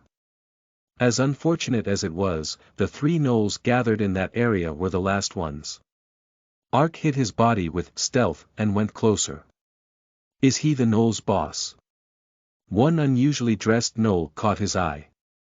He was draped in a rag-like robe, and atop his head was a crown that appeared to be woven with tree roots. However, for a boss-level monster, he didn't look particularly strong. He's still a boss. I don't know what kind of attacks he'll try. Grr, what the hell happened? Have you still not captured the invading human? That's, the bastard is stronger than we thought. Even though we let the snakes loose, we weren't able to kill him. Grr, we won't be able to appease the god's fury like this. The boss gnoll trembled with a frightened expression. God was wounded by the human who entered a while ago and is furious. If we allow another human to approach. Grr, in any case, we must stop the human. Understood. The gnolls who had received the command lifted their weapons and neared Ark's location. Ark stayed far away and waited for his opportunity. When he judged the distance between him and the boss had widened considerably, he approached at Mach speed and attacked one gnoll with a backstab. The gnolls were immediately bewildered and the line of battle was disrupted. Once Bat and Skull pitched in, the fight was decided in an instant. Oh, how could this be? When did the human come all the way here? Grr. The boss gnoll burst out in shock as the gnoll guards were defeated without a proper fight. Come on, you dog head. Now the only one left was the boss gnoll. Ark leveled his sword as he prepared for the enemy's attack. But the boss gnoll didn't come to attack Arkansas. Instead, it hastily fled towards the altar, and while shaking the snake-shaped totem he began to recite a strange incantation. Nunak, Nanak, Sandalani. Great King of Snakes. What the hell is he doing? While perplexed, Ark rushed towards the boss gnoll. No, the rush was only for an instant. The cave suddenly began shaking and something enormous abruptly rose from beneath the cliff. It was a huge monster making a hissing sound as its eyes flashed. Its identity was a snake with a body width appearing to be several meters wide. A warning message popped up in front of him. The boss monster Kundalini has appeared. Gulp. What is this? Ark was petrified. Ark was no longer a beginner at virtual games. Whether he saw a wolf, a rat the size of a bear, or a zombie with its flesh decaying, he didn't even blink. But the giant snake that appeared before his eyes, Kundalini, was cut from a different cloth than those monsters. His felt shivers go down his spine as he faced the hatred mixed with distinctive bloodthirst the snake exuded. Ice-cold sweat poured out of him like a waterfall and flowed down his back. The will to fight that buoyed him also cooled. Oh, my God! King of Snakes! Punish the human! Once Kundalini emerged, the boss gnoll let out a cheer. They were the boss gnoll's last words. Snap crunch, Kundalini moved with incredible speed and swallowed the boss gnoll down. Its jaw convulsed as it munched on the crushed boss gnoll, and blood gushed out. Kundalini gulped down the boss gnoll and raised its head. The several-metered snake raised its head as blood dripped from its mouth in the darkness. Roar! Holy shit! A moan unconsciously escaped him. The visual impact was enormous. Ark felt like he was watching a terrible horror movie. Kundalini's gaze turned towards Arkansas. They were eyes of a predator staring at him as its prey, not an enemy. Was this the reason why the difficulty was C? He had been severely mistaken. Ark didn't have to worry about something like a snake. Rather, it was an enormous demon that couldn't even be called a snake. Kundalini slowly glided across the floor, approaching Ark as if there was no need to hurry. The hell is this? Bewilderment escaped Ark's mouth. He tried to raise his sword, but his arm wouldn't move. His legs didn't budge either, as if they were rooted to the ground. You looked into Kundalini's eyes, inducing the complete effect of forestallment. If you are inflicted with forestallment, you will always be denied first strike. Until you are attacked, the effect will not disappear. First strike. I'll be swallowed in one strike, so what kind of damned first strike is this? To give up the first strike to a demon who swallowed the boss knoll in one bite, didn't it mean he was just prey? It really was a bamboozling skill for a bamboozling body. Kundalini surreptitiously narrowed the gap as it yawned open its cavernous mouth. Ark couldn't even move a muscle. Just like a frog being captured by a snake, Ark could only stare with dazed eyes at the inside of Kundalini's crimson mouth. In the instant its mouth was about to touch him, a red light suddenly flashed before him. It was Skull. At the very moment Kundalini was about to devour Ark whole, Skull rammed Arkansas. Clack, clack, as Skull clattered, it disappeared into Kundalini's stomach instead of Arkansas. Skew, Skull. What are you doing, Master? Get yourself together. As the belated familiar recalled damage registered, he was shocked back into his senses. Once the effect of forestallment disappeared, the horror that crushed his body disappeared like a dream. That's right, this is virtual reality. Even a huge snake like this is just EXP was prepared for the sake of the users. There's no reason why I can't win. No, I will win. Eyes of the cat.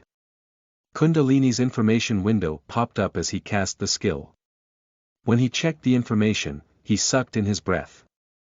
Ark's level had risen once inside the cave, so it was currently 46. On the other hand, Kundalini was a whopping level 80. Even if he included the advantages he had in the dark, there was still a difference of 30 levels. This wasn't an opponent he could defeat by any regular means. However, there was no need give up yet. Kundalini only had 50% of its health remaining. Ark immediately saw why.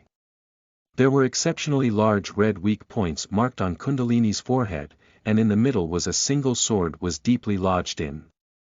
Numerous thoughts instantaneously combined inside Ark's head. It's Lancel. It's Lancel's sword.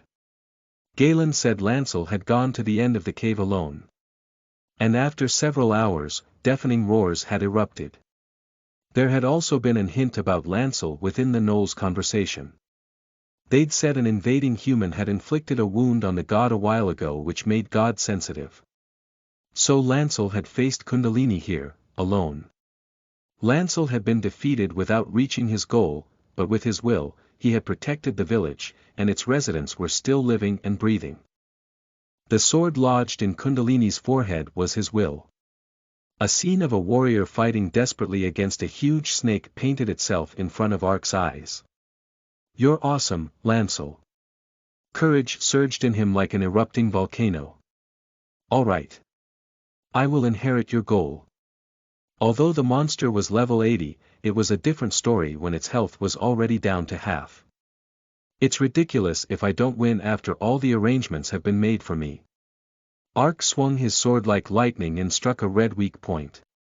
Ba.ba.ba.bang, Kundalini staggered with the sounds of impact. But it wasn't that easy to close the 30-level gap. Even though he'd dealt a critical hit, Kundalini's health decreased by just 2%. Kundalini began its counter-attack. The thick tail curved like a whip as it flew forward. When he rolled on the ground and avoided it, the cave walls were hit so it began to crack and shake. It had power so outrageous, it wouldn't even allow him to block. I'll have to put my all into avoiding its attack. Bat, attract its attention. Damn it, you always give me the hard jobs. Bat wailed its complaint as it hung in front of Kundalini's nose. The accuracy of Kundalini's attacks dropped. It had no time to properly concentrate on Ark, so it randomly swung its tail. Ark waited until the tail was right in front of his nose, then rolled on the ground and stabbed it with his sword. He didn't have the luxury of aiming for something like a critical hit. Although he wasn't dealing much damage to it now, it was all he could do to steadily chip off its health. Once he made up his mind and evaded, Kundalini's attacks were slower than expected.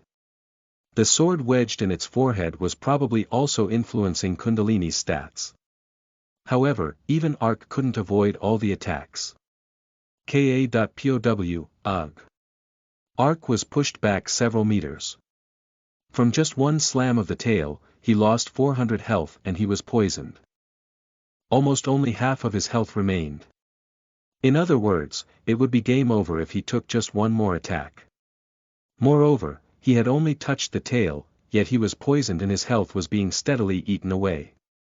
With an attack of this level, it would be no use even if he was to drink a potion. If he took an attack while drinking 4 recovery potions, which cost 100 gold each, he would incur a loss instead. No matter how slowed Kundalini's movements are, considering the level difference, I can't avoid it forever. I can't help but be hit by one attack every 5. And the poison is stronger than regular snakes by 3 or 4 times. The battle will get worse the longer it goes on. Some kind of decisive strike. Ark's eyes turned towards the sword wedged in its forehead. A bigger red point than any other. That was likely Kundalini's decisive weakness. I have no choice, I'll have to risk it. Ark made up his mind and quickly commanded, "Bat, attract its attention upwards." "Got it, master." "Up here, you big worm body." Bat flew rapidly in front of Kundalini's eyes and soared up. The moment Kundalini's attention turned upward, Ark flung forward and clambered onto its back. The snake was several meters wide. Ark ran up Kundalini's back while displaying the sense of balance honed by Taekwondo. When he climbed up to its neck, Kundalini sensed Ark's intention and fiercely raised its neck. As the slope became vertical, Ark slid down. "No way." Ark flung himself forward and stabbed his sword into its jaw. Kundalini lowered its neck again and a heavy noise of impact burst out. At that moment, Ark crawled up Kundalini's neck and stood on its head. Then he put all his strength in one strike towards the forehead. "Dark blade. You do not have enough mana. Damn it. Ark screamed at the unimaginable pop-up message. The chronic dilemma that had plagued him, lack of mana, reared its ugly head in the most decisive moment. Ark had only used Eyes of the Cat once at the start of the battle. But grading away Kundalini's health had consumed too much time. Because he had steadily used up mana while sustaining Bat's summon. He only had 80 mana left. It had been 7 minutes since the start of his fight with Kundalini. The mana he'd used was 420. If Skull hadn't been forcefully recalled earlier, Bat would have already returned to the netherworld. Ark had forgotten about this fact because he'd never fought this long with them before. Stupid.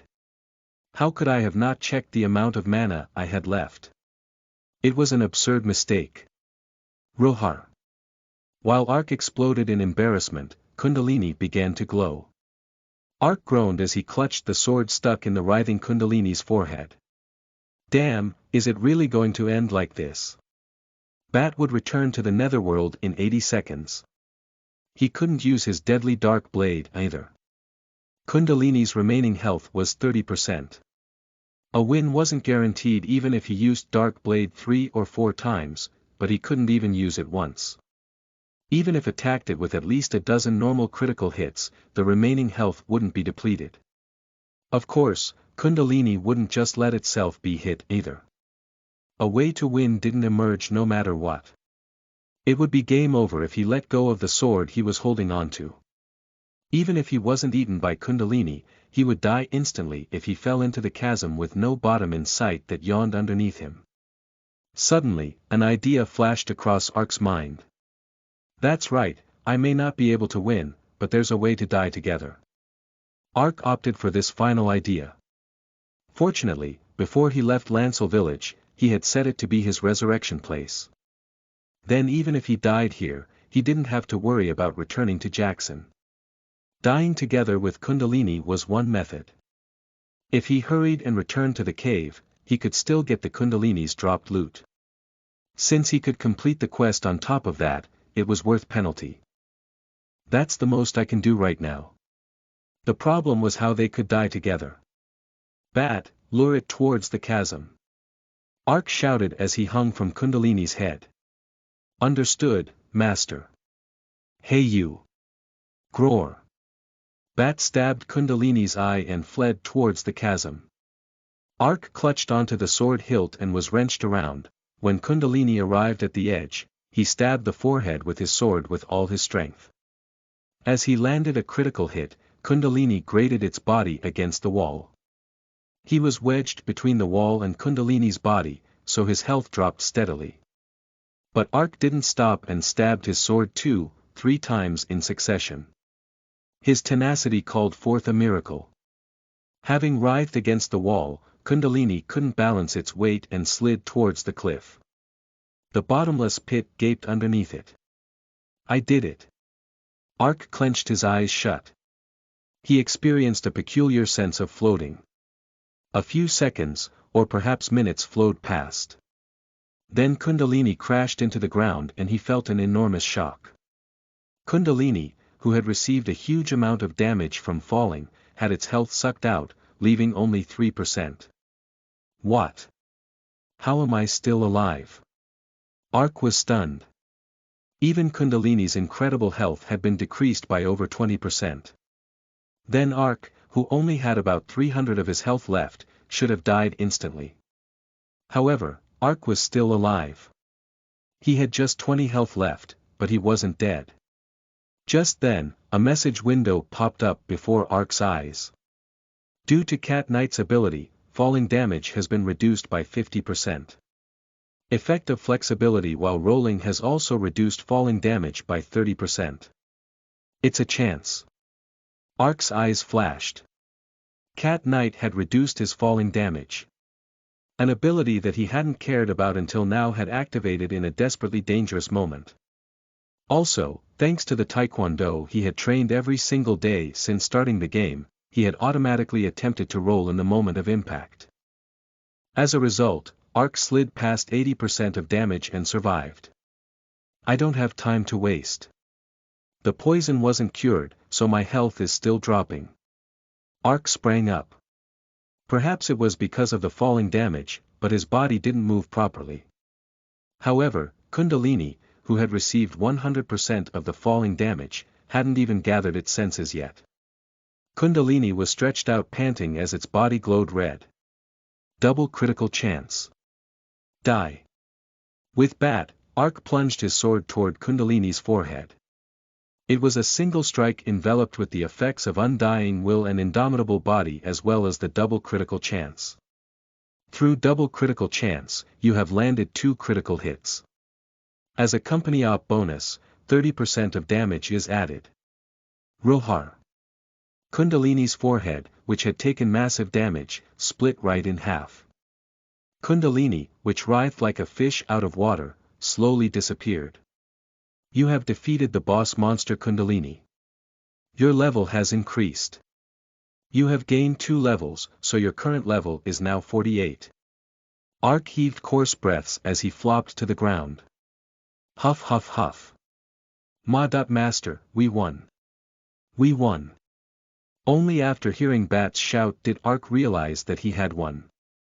Ark forcefully subdued his trembling excitement and pulled out his pot. After making an urgent antidote, he made food that recovered health.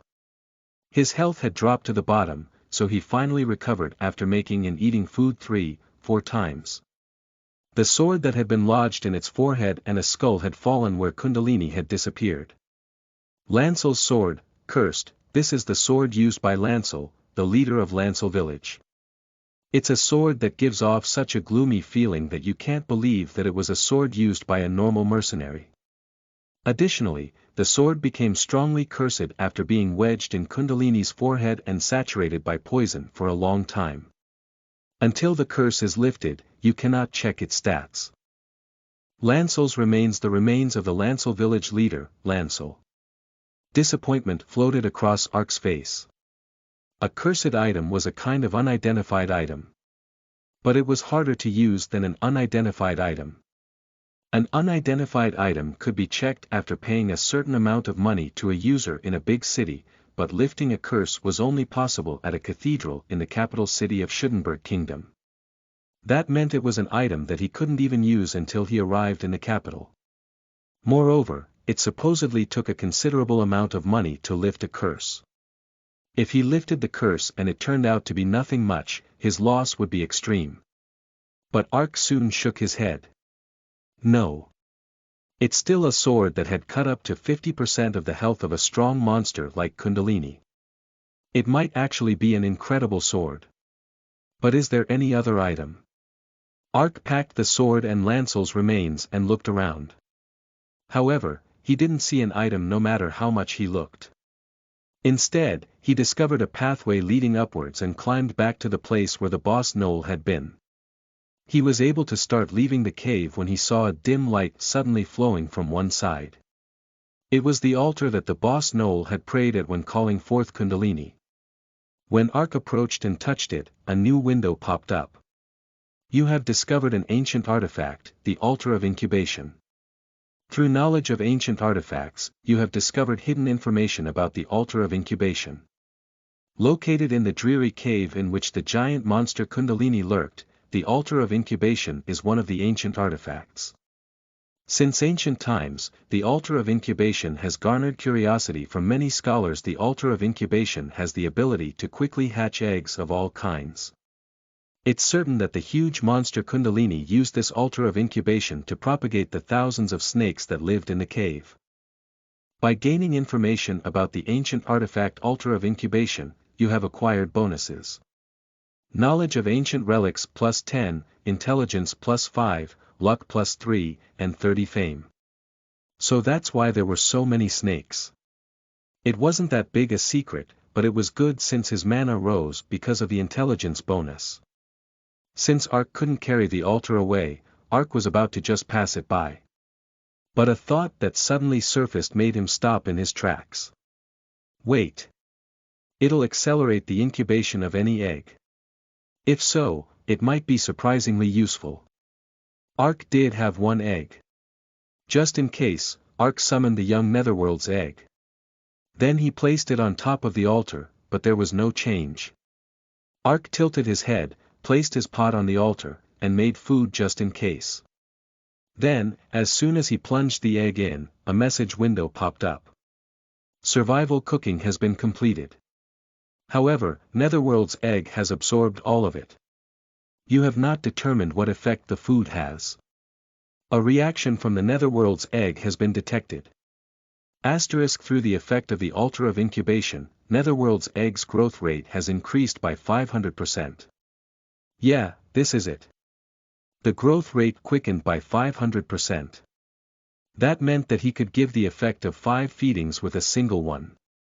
If I can't make it hatch here, I can't guarantee when it'll wake up. Ark pulled out all his food ingredients and made food with survival cooking. His success rate was only once every 10 times. After succeeding about 5 times in 50 tries, survival cooking finally rose to intermediate. Your level of survival cooking has risen through much experience. Survival cooking, intermediate, passive. You can mix spices to ingredients and raise the success rate. Food with added spices will have stronger effects. The duration of effects of the food will also be doubled. However, please note that not only good effects will be stronger. It will require more courage to test out the effects of the food. At the same time, numerous cracks spread out on the Netherworld's egg and it finally split in half. Netherworld's egg has ingested sufficient nutrition and has hatched. Finally, Ark focused his attention on the form that was rising with hazy light. Finally, he had 3 familiars. Even 2 familiars provided considerable power. If he had 3 of them now, his hunting speed would increase even more. Ark's eyes glimmered with expectation. But the light disappeared, and the form that appeared made Ark grimace with loathing. The hell is this? Snake. His new familiar was a snake with a broad neck, like a cobra. Amongst many, many animals, why the hell did it have to be a snake? After entering the cave, he had been attacked by 1,000 snakes. As if that wasn't enough, he had almost died fighting Kundalini, so he was sick and tired of snakes. However, when he looked more carefully, he didn't really feel a sensation of disgust. The familiar's appearance was very different from all the snakes he'd seen until now. Its silkworm-like, smooth body even looked pretty at first sight. In particular, its saucer-like round and large eyes were as blue as sapphires. The way its eyes shined as it stared at him did have a cute aspect. In any case, seems like it's somehow okay since it's a snake. Information window. After checking the information window, Ark once again tilted his head.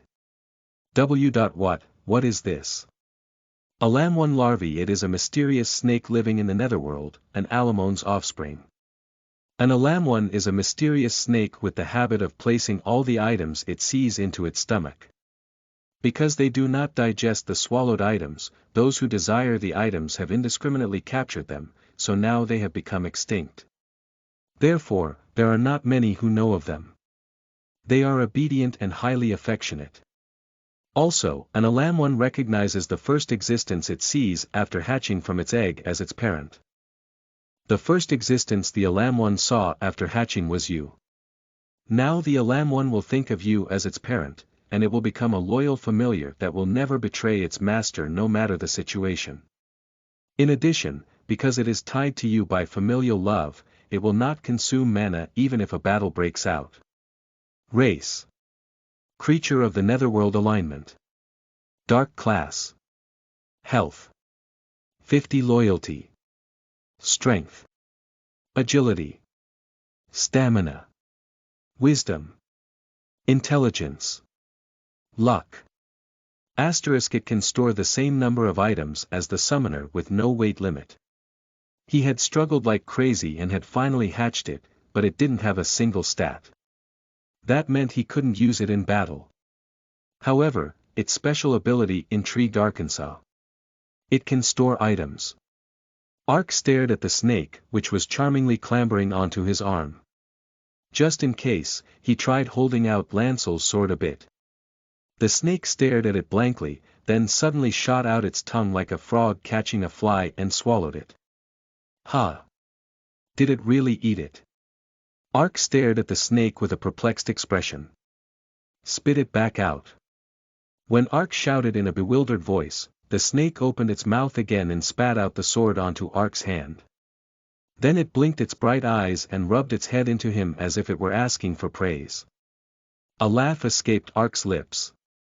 Ha, what the hell is this? Should he call it fascinating, or funny? He felt an indescribable feeling. He no longer felt his initial disappointment, because he had desperately needed a spare bag. Moreover, there was no burden if it didn't eat mana during battle like his other familiars did. It was something he learned too late, but a Dark Walker had a smaller bag capacity in comparison to other professions. Merchants and production classes were provided 6 basic bags.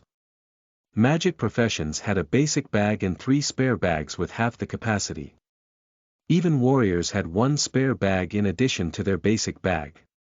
But Ark's bag capacity had only expanded slightly with his job. Change. After packing in all kinds of food ingredients, he'd found that he always lacked bag capacity. Of course, there were ways to increase bag capacity. But the magic bag sold in large cities was a whopping 200 gold for only a quarter of the basic bag's capacity. Ark had given up early after hearing about the outrageous price. Since it can store the same capacity as a basic bag, it means I've earned 800 gold. Is this little guy the reason why a Dark Walker isn't provided an additional bag? Alright, from now on I'll comfortably call you Snake. Snake nodded as if it had heard. Then it excitedly rubbed itself on him repeatedly and wrapped itself around Ark's waist. It looked like a belt made out of snake skin. You're a really likable fella. I'm satisfied with this much. Now he had finished everything he had to do in the cave. Ark headed back to the village of Lancel. You really did it. The store owner exclaimed once Ark spread out the knoll leathers. This is the promised compensation. 20 silvers per leather. It's a total of 21 gold. And this is the reward for saving the village. Galen gave him a total of 31 gold as a reward. After completing the quest, his intimacy with Galen had risen considerably as a bonus. He was able to sell the Japtum he had acquired within the cave for an additional 10%. Ark roughly finished tidying up and returned Lancel's remains as he spoke of Kundalini. Galen was surprised, but he soon nodded with understanding. So a demon like that lived in the cave. Lancel was a mercenary stronger than anyone I know. I didn't believe that such a person could been killed by just gnolls. Yes, if it weren't for the wound on Kundalini that Lancel inflicted, I would have never been able to win. But who exactly is Lancel? If he was able to enter the cave alone and face that demon, which indicates that his skill wasn't common. Ark asked because he thought he might be able to learn more about Lancel's sword. Galen hesitated with a dark expression and spoke, "You're right, Lancel was no ordinary mercenary. Once, he was so violent a mercenary that they called him Vampire in a border war. Over 100 soldiers died at his hands. But that was against Lancel's will. It's just that the battlefield and the sword made him go crazy. Eventually, Lancel regained his senses, realized the disillusionment of his actions, and left the battlefield. Then, with the determination to be a help to someone, he led the pioneers and decided to set up this village. So even as he fought a dreadful demon, he couldn't give up on the village. That's right, he really was atoning, in a way." Galen let out a sigh. "No matter his past, I admired him. I also love the village he set up. Now that the danger has disappeared thanks to you, I'm of a mind to rebuild this village even if I have to devote my whole life to it. Speaking of which, are you thinking of continuing your journey?" "Yes, of course." "Then, will you listen to my request?" "Please tell me." The pioneers who followed Lancel all love this village. The only reason why they left was because they worried about their family's safety. But now the danger is gone. If you happen to meet them in your journey, please let them know of this fact. If it's them, they will definitely return. Of course, it's good if you find and send new villagers, too. This village is open to anyone. I understand. I will speak of the person named Lancel to people I meet in my journey around the world. I will tell them how honorable and amiable a place this village is. When Ark nodded, the quest was updated. Quest has been updated. Pioneer Village Lancel's misfortune equals find new settlers. Lancel's general store owner, Galen, wants to continue Lancel's wish and rebuild the village. What Lancel Village needs most right now are residents. Many people must gather and the laughter of children must fill the air for Lancel to be reborn as a true village. Galen has requested that you find residents for Lancel, like the pioneers who shared Lancel's goal in the past and even people who have nowhere else to go. Galen has accepted Lancel's wish to become helpful in the world and has promised to openly accept all residents. If you guide them to this place, Lancel Village will definitely become the village that Lancel desired. Finding new settlers. Achieved 0% difficulty. See, there wasn't any information about how to solve the quest. But after receiving the quest first, there would be a hint somewhere. You should hold on to Lancel's sword. I know Lancel would also want that. Of course, Ark had no intention of giving it up even if he was asked to. Anyways, Ark left Lancel after those words. The very first thing he did after leaving Lancel was to summon Skull. Clack clack clack. When he saw Skull clacking its teeth as if there was nothing wrong, tears blurred Ark's eyes. Although it was revived again, Skull had thrown away its life for his sake. In a sense, it was an action that was harder for an NPC that actually died than it was for a player. But Skull had sacrificed itself without hesitation. In addition, Bat had done its best to help Arkansas. When he looked at these familiars, affection surged forth anew. Such praiseworthy little rascals. Snake, the new addition to his family, was definitely lovable. Perhaps because Snake truly thought of him as its parent, but it put its all into rubbing Ark affectionately whenever it could. That's right, these guys are all I have. Sink or swim, I'll go together with these fellas. It wasn't just that his sense of unity was strengthened, there was also an actual benefit. He no longer had to give up items because of bag space. Now that he could store double the items thanks to Snake, Ark became even greedier. Now that the family has increased, I have to earn more, even if it's just 1 copper. Ark scraped in all the Japtum and ingredients he could get his hands on as he followed the hand mirror's light. Because of that, his pace slowed even more, and he crossed the Argus Mountains after a week. There were still unexplored regions on the other side of the Argus Mountains. Even when he walked for several days, he couldn't find any players, let alone NPCs. After passing a plain where he could see the horizon floods a few times and hunting the monsters he encountered in those places, he reached level 50. When his 2 bags were nearly chock full of Japtum, Ark was able to arrive at his destination. It's the lighthouse. On one side of the beach stood a picturesque, scenic lighthouse. It was the lighthouse he'd seen through the hand mirror. He had finally reached his destination after a very long journey. When he had seen it through images, it was a place that had only looked beautiful. But when he actually arrived and looked, the area around the lighthouse was crawling with monsters he had never seen before. They were monsters with shark-like appearances equipped with both arms and legs. When he checked the information with Eyes of the Cat, he found they were called Sharkmen. They were level 55, but they were a little stronger than monsters of the same level. Well, I'll manage to fight them somehow, but it's hard to face more than one of them. It'll be good to wait until night for now. At night, all his stats increased by 20%. To fight in the dark. It was one of the Dark Walker's basic tactics. Volume 2 Chapter 3 You are listening at novelfull.audio. Underwater city of Nodeless Ark's steps were full of vigor. It was thanks to a phone call he had received this morning. Is this Mrs. Park Somi's guardian? As soon as he realized it was from the hospital, he was stricken with fear. Until now, he had no memories of hearing good news from the hospital. Since her hospitalization, he had only gotten news of sudden seizures, and after his mother stabilized a little, they would call to press him about the late hospital bill. Either way, it wasn't a welcome phone call. His voice became automatically nervous. Yes, why? Lately, Mrs. Park Somi's condition has improved greatly.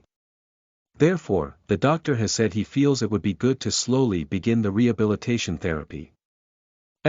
She's gotten better. Yes, a procedure of this kind requires parental consent. I'm calling to ask what the parents intend to do. If it's necessary, we must do it.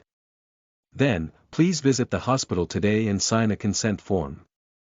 I will walk you through the rehabilitation program and additional costs in detail when you come to the hospital. It was the best news he'd heard in recent years. 5 years had already passed since his mother had been hospitalized. After receiving surgery on her entire body, including her brain, she was in a comatose state for the first 2 years. When she woke up, she hadn't been able to properly use her limbs. What was worse, there had been times when she had occasionally gotten a sudden seizure and lost consciousness for a few days. Whenever it happens, Hyun-woo would hold his mother's hand and spend the night sleeplessly. The cause is mental stress from excessive shock.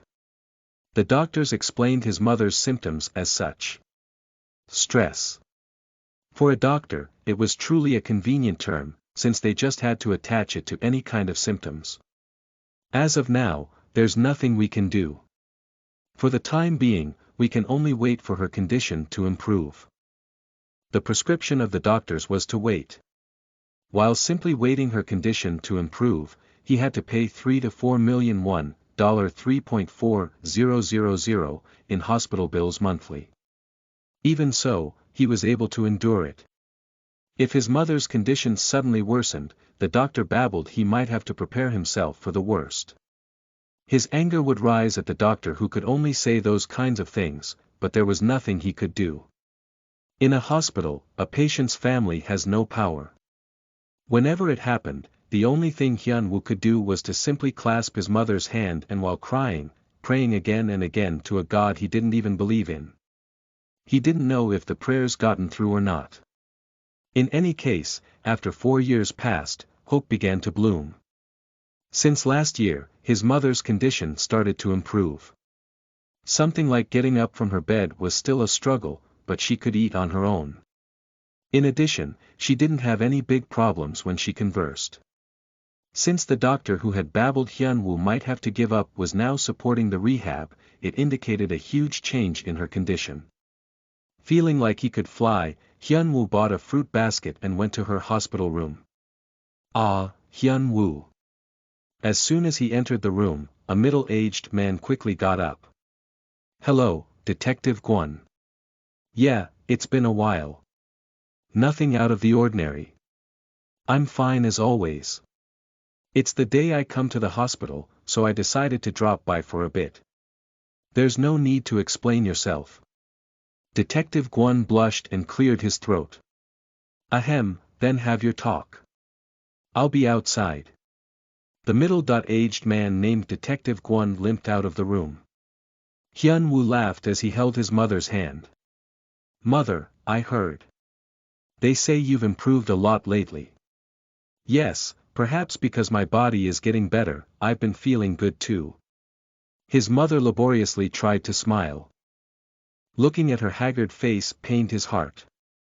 His mother was already in her mid-40s, but before the accident, everyone had told her she was beautiful. However, 5 years of life in the hospital had snatched away her past appearance. No matter what, I have to return mother back to her old self. Even if Hyunwoo gave up on everything else, this was the one thing he wanted. As a shadow crossed Hyunwoo's face, his mother said in a sad voice, I'm sorry, this isn't the time for me to be like this. His mother always started with those words when she saw him. Hyunwoo hadn't said a word, but his mother knew. No, there was no reason why she wouldn't know. After her admittance to the hospital, relatives had only visited 2 or 3 times. Also, they only chattered about how difficult life was these days and other nonsense before leaving. No matter how sick she was, there was no reason for her to think relatives would constantly be paying the hospital bills. Those relatives had a big impact on why Hyunwoo had closed himself off to people. In the end, the entire burden was his. She couldn't show him she knew this, since she was sorry for all the hardship she caused him. Please don't say such things.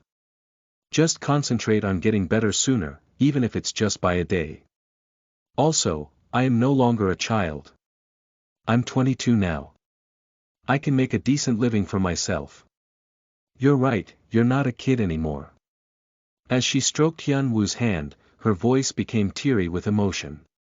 5 years. For an old person to whom today was the same as yesterday, it might be an inconsequential amount of time. But Hyunwoo, who had been a high school sophomore, had become an adult at the age of 20.2. It was the time when youth experiences the most changes. How would she feel, having to watch her son change as the weight on his shoulders crushed him from her sickbed? Hyunwoo shook his head as he changed the topic. I see Detective Kwon comes by often. That's right, I'm thankful to him. It's been 5 years already. Yes, it would have been really hard for me as well if not for Detective Kwon. Hyunwoo sincerely thought of Detective Kwon Hwa-rang, as his benefactor. The accident his father had caused 5 years ago had shaken Hyunwoo's life to its roots. His father passed away and the victim died. A chain collision occurred, causing over 10 people to be seriously injured. It was only for a few seconds, but the accident had even been on the news. The anchorman mentioned a Mr. Kim while babbling his kind of irresponsible driving was hard to accomplish. The impact from just a few seconds of news was amazing. Criticism had poured in from all directions. Even family turned their backs. The life Hyunwoo had believed in and thought would last forever crumbled so very easily. For the high school sophomore Hyunwoo, it was too heavy of a reality to accept. From then on, Hyunwoo began to stray. He drank and he smoked. He even fought on the streets. He hated his father who caused the accident, and he hated the world who pointed fingers. At that time, the one who found Hyunwoo, grabbed him by the collar, and set him right was the detective in charge of investigating the accident, Hwa-rang. For the first time in his life, Hyun Woo was beaten to a pulp. Then he was dragged by Gwon Warang to the hospital. The truth was he was running away from there. The truth Hyun Woo had to acknowledge wasn't in the night streets flashing with neon lights. In the intensive care ward, barely maintaining life through multiple IVs and a respirator, was his mother. That day, Hyun Woo cried without restraint for the first time. Gwon Warang always took care of Hyun Woo after the incident. When there was a problem at school, he put everything aside to come, and he used his connections to introduce Hyun Woo to a part-time job with a decent pay. When Hyun Woo urgently needed a loan, he volunteered to stand as a guarantor. It was thanks to him Hyun Woo was able to safely graduate from high school. For Hyun Woo, Gwon Warang was a savior. No, he was more than that. It's just that I always felt sorry toward Detective Gwon. Me too. But you don't have to think that way, mother. What do you mean? The reason Detective Gwon comes to the hospital probably isn't because he feels responsible. He may be like a bear on the outside, but he harbors a sly intention inside. You know this too, right? As Hyun Woo smiled wickedly, his mother blushed to the tips of her ears. This guy, teasing his mother. Ha ha ha, your face got red. Looks like you don't dislike it. You rascal, don't even think about saying anything in front of Detective Gwon. Mother. Suddenly Hyun Woo spoke heavily with a somber tone. His mother made a slightly tense expression. I'm not against it. Really, this guy. Ha ha ha, I'll be back in a bit after meeting Detective Gwon. Hyun Woo pulled his hand free from the mother he'd been teasing and left the sick room. Detective Gwon, who'd been sitting next to the hospital ward, laughed as he asked, "What do you think? She's gotten much better, right?" "Yes, her mood has brightened a lot too." "Thank you. I didn't do anything." Detective Gwon mumbled with a sheepish expression. He glanced furtively at Hyun Woo while looking like he was thinking about something, then pulled out a cigarette and hastily put it away again after being pierced by a nurse's glare. Then he scratched his head with a frustrated face and spoke up with difficulty. "By the way, Hyun Woo, yes. I heard from the doctor rehabilitation treatment will soon start, but... Well. I'm talking about the rehab treatment. From what I've heard, they say it takes a ton of money. You're not being covered by insurance. So, well, I actually have more money than it looks." Detective Gwon laughed awkwardly as he babbled. "Ha ha ha, that's right, I have quite a lot of money. That's it. I've got quite a bit left from the retirement pay I got from quitting detective work, and I get pension, and the pay from my current job is good too. I'm not saying I'm well off, but I have money and nothing else to spend it on. So what I mean is... It's all right." Hyun Woo shook his head. "I understand what you want to say. I'm really grateful, but it's all right. I can handle my mother's hospital bills somehow on my own. No, you see, don't misunderstand. I just have nothing to spend money on." Detective.nim, you like my mother, right? Pierced by Hyun Woo's bullseye, Gwon Warang was startled. That is. There's no need to hide it. I am not a child. I'm sorry. What's there to apologize for? If it's you, Detective Gwon, I'll welcome you anytime. Then, what's the problem? Me liking you and this issue are different. Do you remember when you beat me to a pulp and dragged me to the hospital? Yeah, something like that did happen. After seeing my mother lying in the intensive care ward, I realized how thoughtlessly I had been living. Then I made a vow. No matter what happens, I will make her better with my strength. It's not because I feel uncomfortable about using your money, or because it hurts my pride. I just want to keep my vow. Because it's about my mother, and not just anyone." Gwon Warang gazed at him wordlessly and patted Hyun Woo's shoulder. "Commendable lad. I don't deserve those words. Not yet. What you've said made you commendable." Gwon Warang nodded as he rose from his seat. "I understand. If you're a man, you've gotta be stubborn. Do as you want, but promise me one thing. If something gets too difficult to handle alone comes up, you must come to me first. You can promise me, right? Yes, Detective Guan. Just call me Mister, it's been a while since I quit being a detective.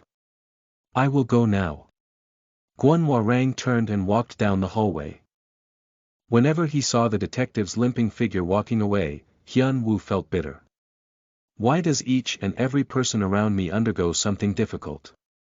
2 years ago, Guan Huarang arrested a robber, who boasted a flashy career after a bloody fight.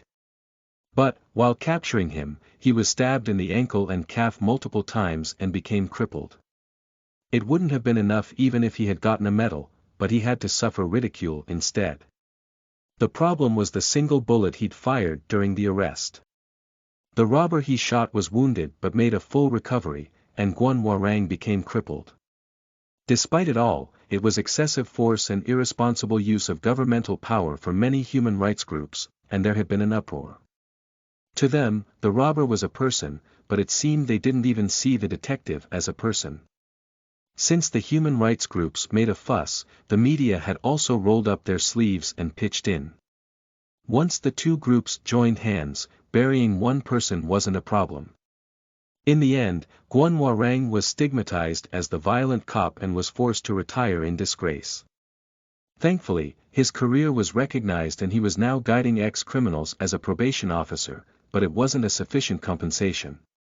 From then on, the detective Guan Huarang who used to shout, "Realize a community," without a shred of shame like an ignorant child always had sagging shoulders. If at least his leg heals.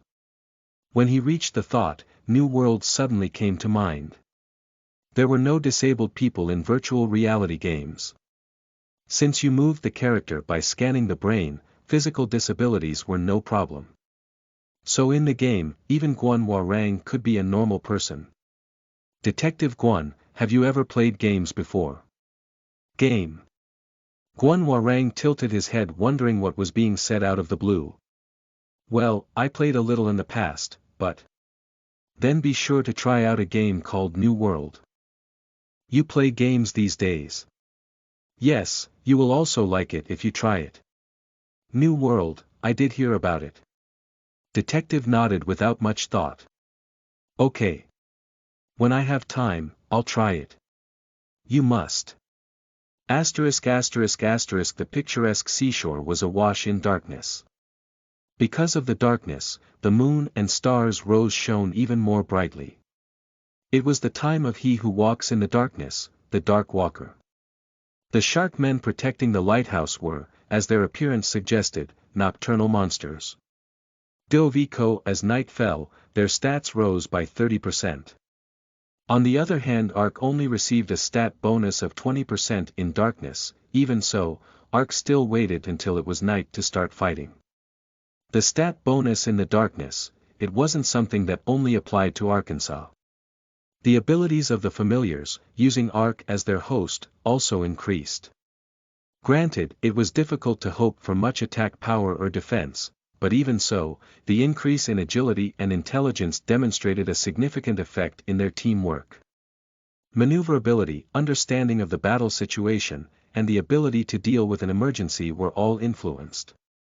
It was a part of what he'd realized while learning how to use his familiars properly. In the end, Ark's abilities alone were increased by 20%, but the whole team's efficiency increased by at least 40%. With the special ability Stealth added on top of that, their usable plans became infinite.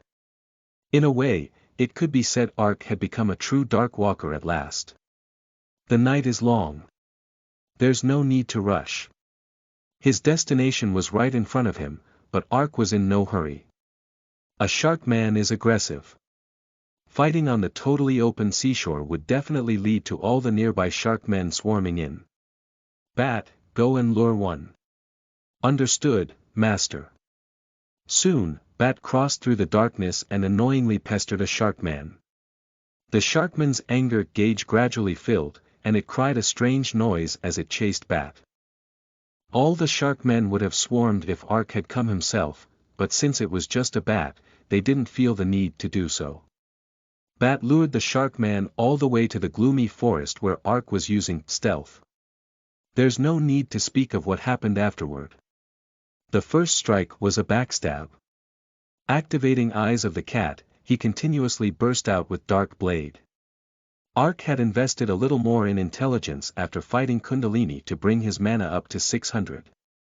Even after using Eyes of the Cat and Dark Blade in succession 4 times, he could still maintain the familiars for over 1 minute. The shark man who was lured into the shade was turned into soup 1 minute later.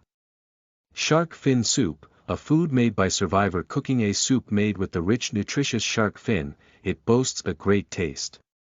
With the addition of refreshing spices, you have brought out the hidden potential of the ingredients.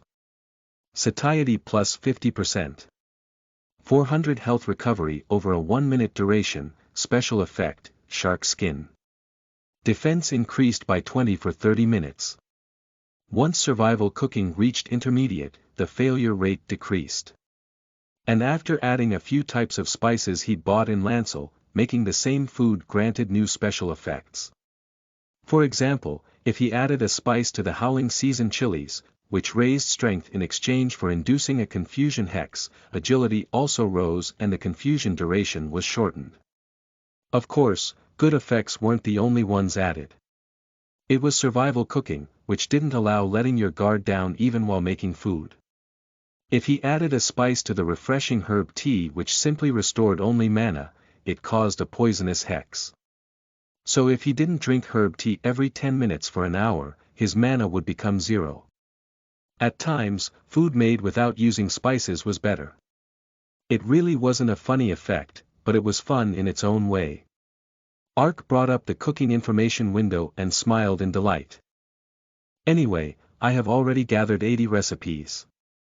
2 out of 3 of them were close to poison, but it was pleasing to have something grow. In any case, after being forced to test the shark fin cooking, Bat's stats rose another step. Then, they tirelessly hunted shark men to procure more ingredients. The shark men didn't seem to care about the disappearing allies next to them. They were too busy running around catching the animals wandering around them. Thanks to their attitude, they were all finished off after 2 hours with only one shark man loitering in front of the lighthouse left. Perhaps because it was a chief, it was bigger than other shark men and black in color. Eyes of the Cat. After checking the information, it was level 58. Ark's level was 50, so considering the bonus from the darkness, it was a monster with a level difference of at least 10. But Ark also received bonuses from his title and quests, so various stats were high for his level.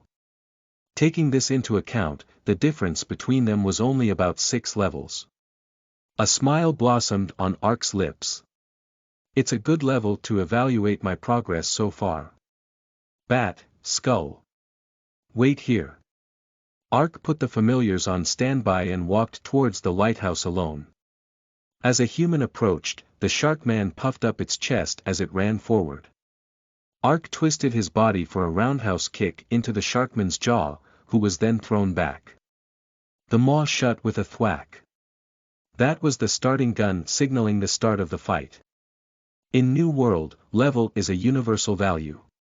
In other words, it wasn't an absolute value. In battle, there is no such thing as an absolute. The surrounding conditions, judgments made on the fly, reflexes, and numerous other variables were also applied. Combat is where a significantly stronger person sometimes loses against someone who doesn't seem like they'll stand a chance. New World also followed the same rule. Of course, level and stats are still the most important. But, a significantly higher level only meant the probability of winning is infinitely close to 99%, it's still not 100%. Ark had learned it from the boss monsters he'd fought until now. So he poured all the techniques his body had become familiar through this recent adventure onto the shark man. He hadn't even raised his stats with food. He didn't use Eyes of the Cat, let alone Dark Blade. He only used the senses he had gained through actual combat to battle the shark man. A chain of kicks followed by sword attacks. He didn't even need to borrow the power of skills to be able to discern weak points. As taekwondo and sword attacks intersected, he dealt critical hits like crazy. When Ark's health had gone down to 30%, the shark man finally fell to its knees and died. Awesome, master. This time you were really awesome. Clack. Clack. Clack. Bat and Skull gave him a round of applause as they made a big fuss. Ark just grinned. Once his excitement settled, his heart leapt. Even without their chatter, he'd been able to feel he had definitely become stronger. As the shark man disappeared, a shark fin and a few other items were dropped. Sharkman's Shackle, Magic, Defense Type Rock Boots Defense Durability 2020 Weight 100 Usage Restriction at least 120 Strength The shackle the Sharkman leader wore, because it is made of considerably heavy rock, it will slow the movement if worn. The defense is also low, so it's difficult to hope it will be useful in combat. However, because of its weight, you can keep your balance even if a storm rages upon you. Effect. Agility 0.15, imparts a heavy weight to the wearer's body. Mermaid Scale, Special. Quantity 5, the scale of mermaids, inhabitants of the ocean. If you hold it with your mouth, you can breathe underwater. It wasn't a very useful item. Since it wasn't even a boss monster, this much should be about right. After having defeated the Sharkman leader, Ark's gaze turned towards the lighthouse.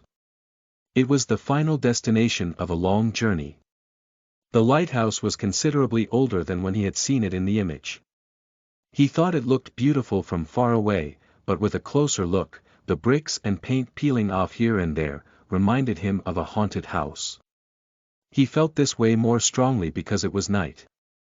But, once he rose to the top of the lighthouse, his feelings changed once again. He looked down from the window on the entirety of the night ocean surrounding him on all sides. In the dark, the seashore was clearly visible, its crashing waves sparkled with starlight. It had a mysterious atmosphere, just as the music from the mirror had conveyed.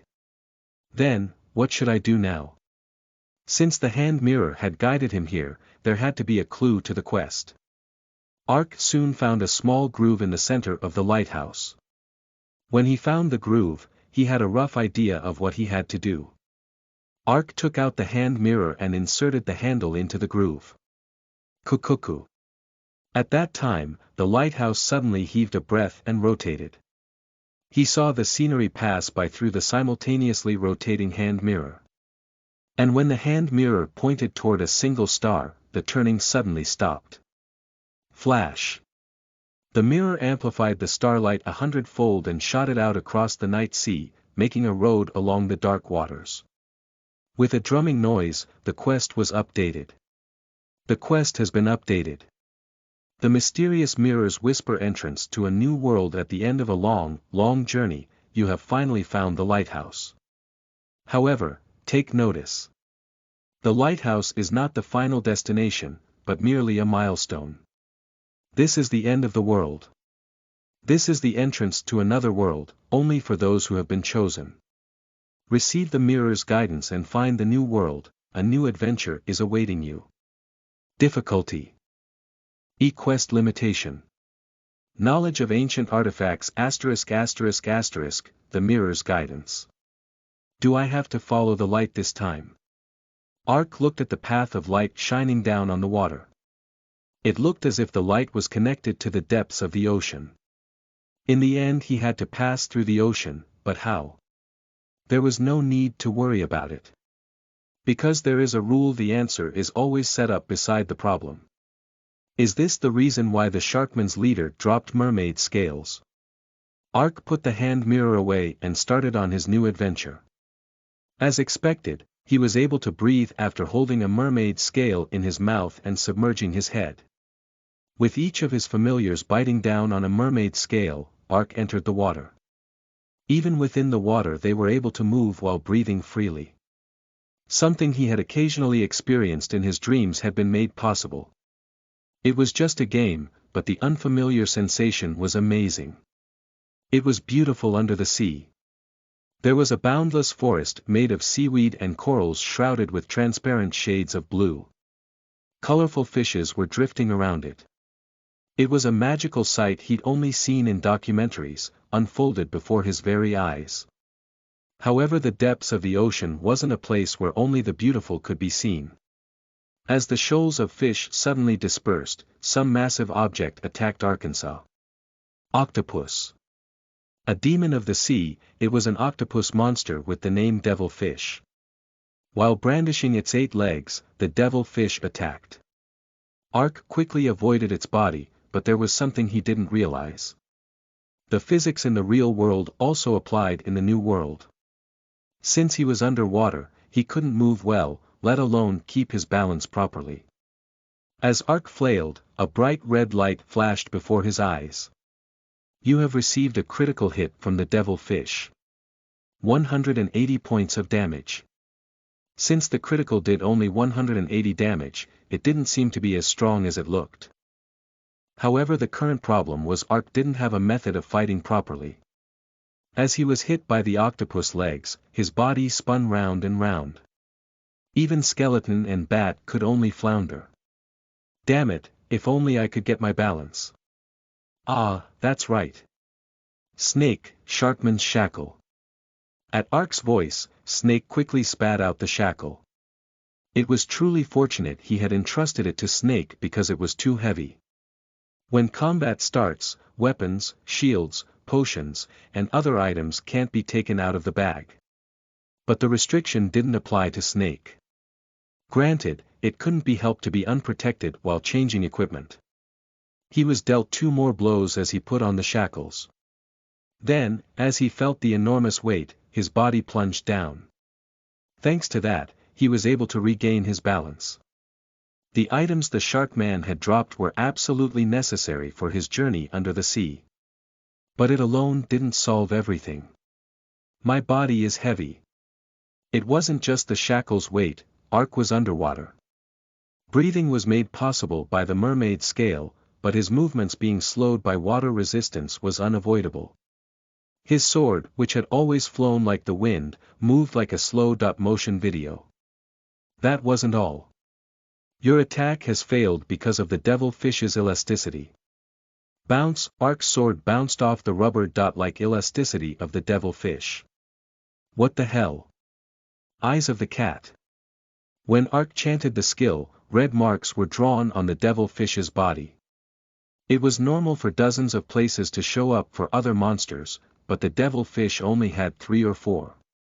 And those places only showed up momentarily when the devil fish attacks. So I have to wait for the moment when its muscles tense up for an attack and then counterattack. The devil fish was level 40. It was lower than Ark, but the special physical limitations of the underwater environment made the difficulty feel several hundred times greater. It was nearly impossible to accurately pierce the ever-changing weak points with his immensely lowered agility in the water. I'd be able to dish out damage with defense. Ignoring Dark Blade, but he didn't have much mana left because he had floundered in the beginning and wasted time. There is only one way. He'd be late if he checked the red points by eye before attacking. He had to predict the devil fish's movement beforehand and stab before the red point appeared. Ark concentrated on defense while inspecting the devil fish's movements with eyes of the cat.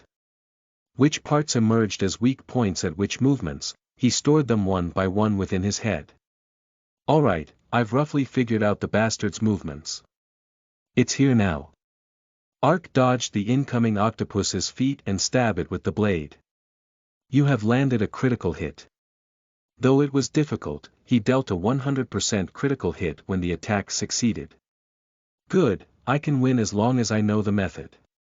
Ark dodged the octopus legs as he successfully counter-attacked about 10 times. When the devil fish fell into critical condition, his sight suddenly darkened as he took damage. It was because the devil fish blocked his vision with ink and attacked. At the attack he hadn't imagined, Ark was getting completely creamed. Within the darkness, he couldn't see an inch through. It was hard to land attacks, let alone avoid the octopus legs. Just then, he heard Bat's voice from one side. Master, this way, stab now. Ark swung the sword in reflex and another critical landed and his sight cleared. The devil fish slowly faded. This isn't a simple matter. Ark's face became serious.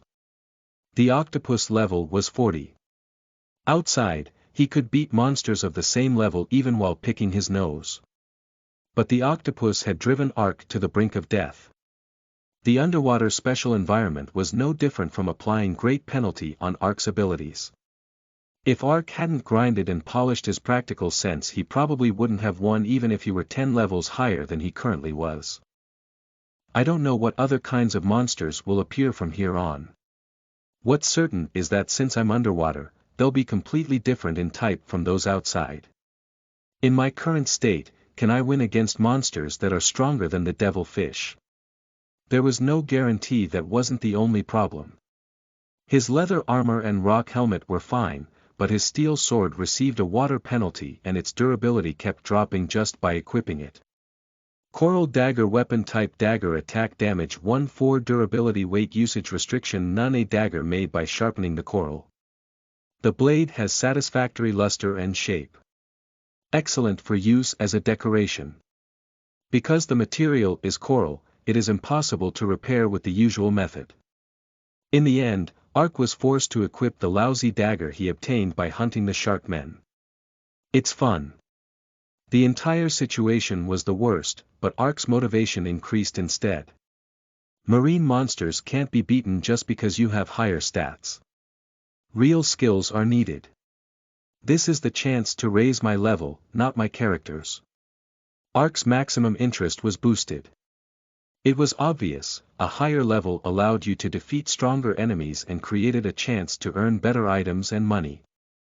But the level up Ark was thinking of wasn't simply increasing stats or skill proficiency. Didn't you see how a character clinging to only levels and numbers like Andal met its end? The player's ability to control the character was more important than the character's skill. It was also the reason Ark had been able to fight the Sharkman one-on-one. A character's stats were meaningless no matter how high they were if they weren't used properly. The ability to utilize 100% of level and stats. It was something only possible with the effort of the user. In any case, it's difficult to level up by hunting level 40 monsters. But there's nowhere better to truly level up, not in numbers but in my ability. This is where I can level up the second time.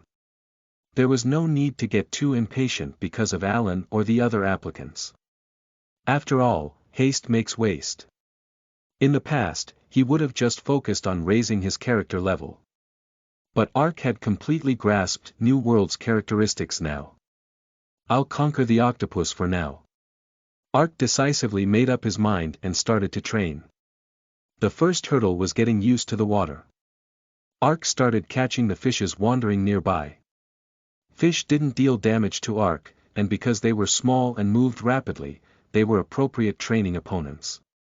Ark, Bat, and Skull floundered as they chased the fishes. The training wasn't fulfilled only within the game. Outside the game, Ark went to the swimming pool in his spare time. He walked and let fly punches and kicks in the water for several hours.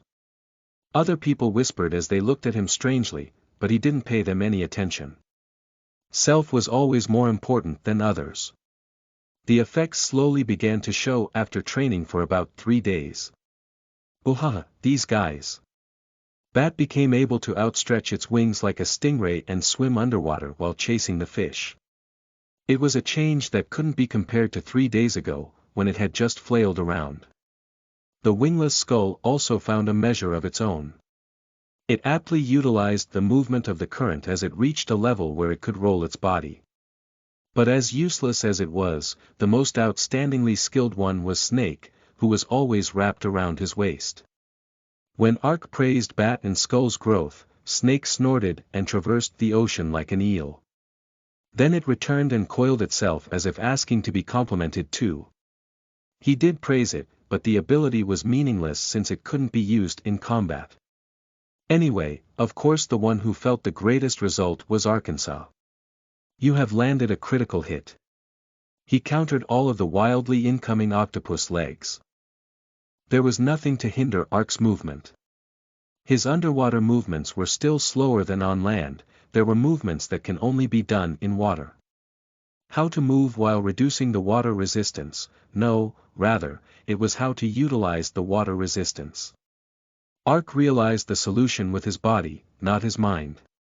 Water is not stationary. It is always flowing somewhere. He read the water flow and didn't resist. Rather, he moved his body with the flow. The effect was as expected. The devil fish is no longer a challenge. Ark went to a deeper part of the water. As expected, the emerging monsters abnormal in their appearances and abilities. The crab-like monster crab had its entire body encased in a steel-like shell, hitting it with his sword lowered its durability. He could only land blows by precisely hitting the joints, where the shell was weak. There was also a jellyfish-like monster, jellyfish. It swung countless tentacles paralyzing anything it touches. They were monsters that were each incomparably difficult. But with steady training, Ark defeated them one by one. At first, he had to swing his sword 3 or 4 times to finally land a blow, but with every repetition the number decreased. After a week had passed, he was able to land a blow every time he swung his sword. The devil fish's ink was no longer a problem either. At first he'd been barely able to locate it through Bat's voice, but once he got used to underwater combat, he was able to make all predictions just through the movement of the current. The most difficult enemy was the jellyfish.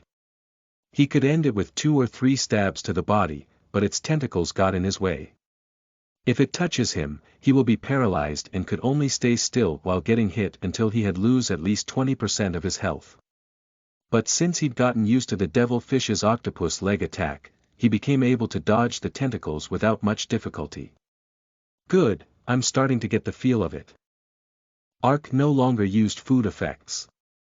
Food made with jellyfish had the effect of reducing water penalty by 50%, but he didn't even eat it.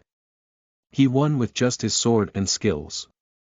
As long as he was rigged up with the ability to fight properly, marine monsters were no match for Arkansas. Whenever he swung his sword, 3 or 4 blows were executed in succession.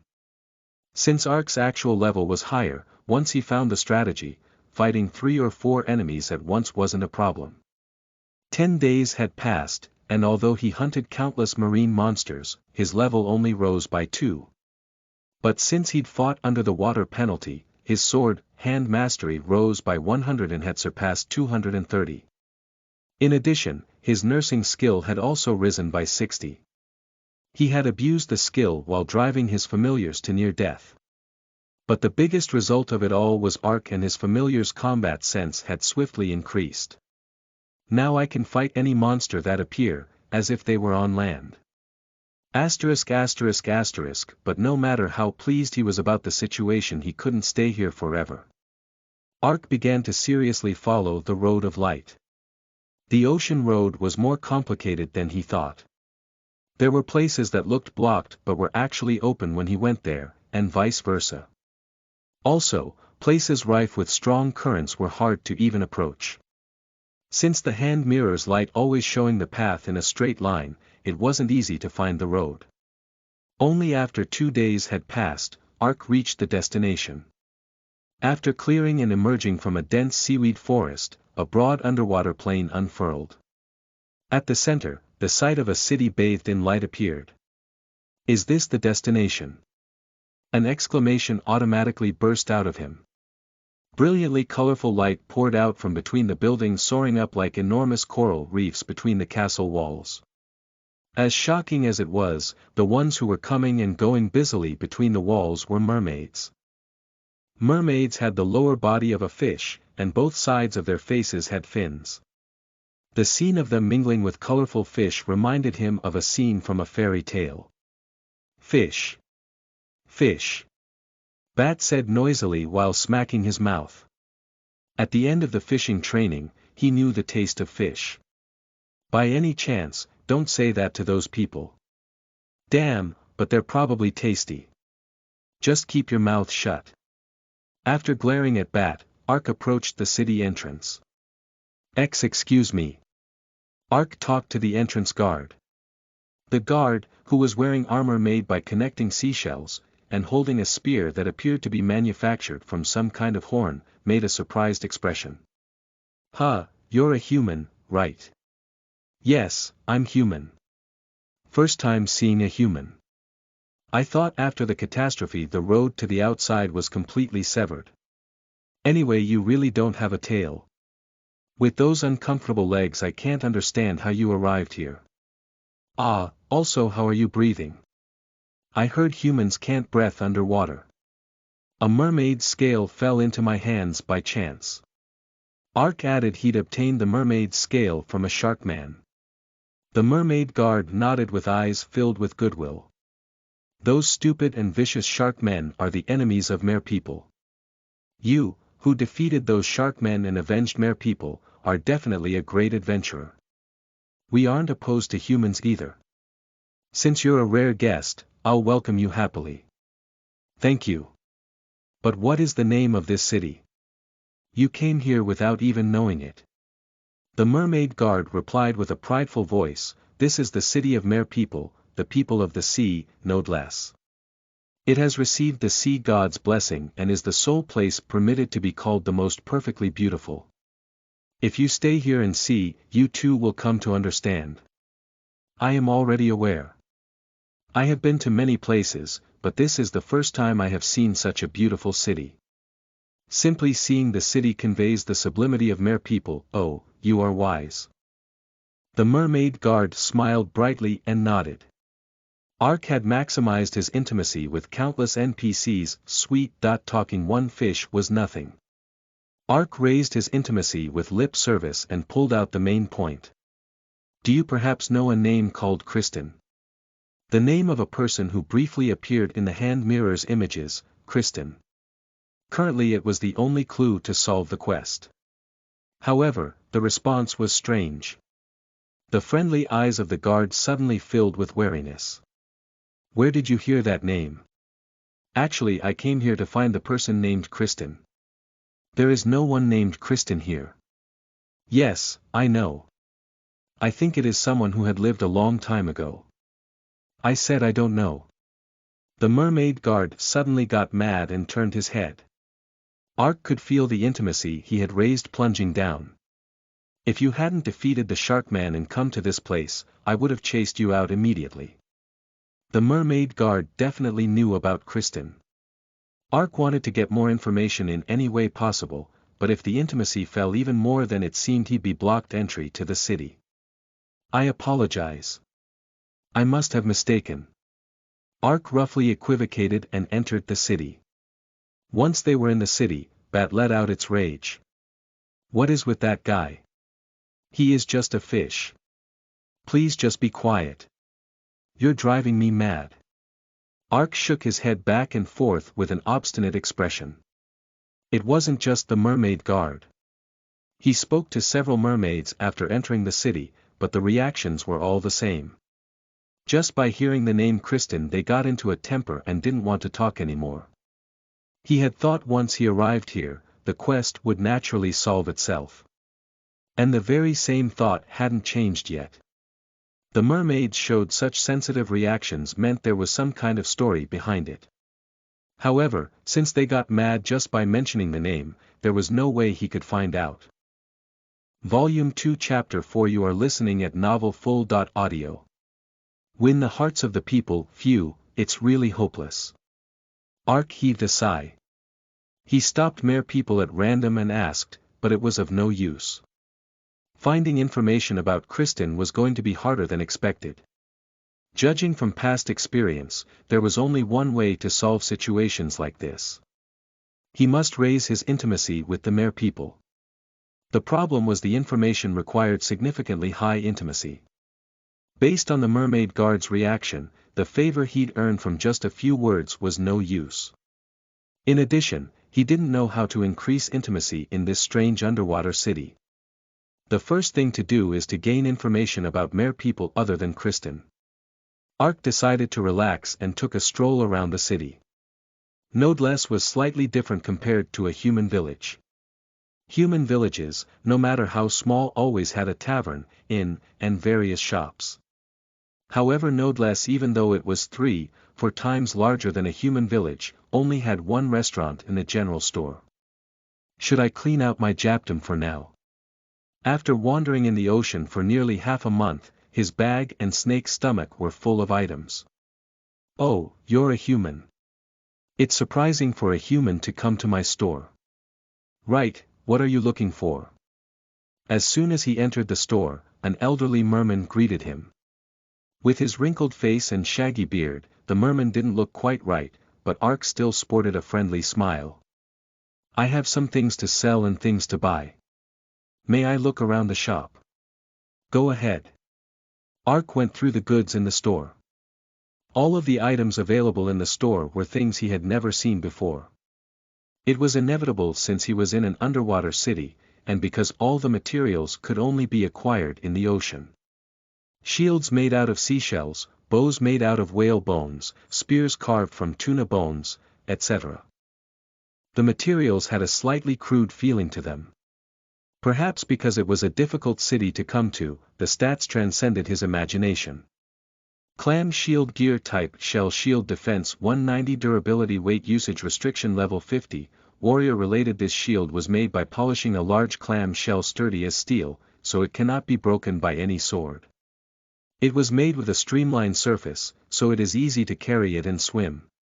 Price 137.77 electric eel breastplate, magic, gear type leather armor defense durability weight usage restriction level 55 armor made from the hides of electric eels living in the ocean depths. Attacks will slide off its slippery surface. The characteristic of electric eel remains, it will emit an electric shock with a fixed chance when hit. Attack nullification. 30% 10% chance of counter-attacking with an electric shock when hit. Price 500p. Even a normal defensive gear, clam shield, had an enormous defense of 190.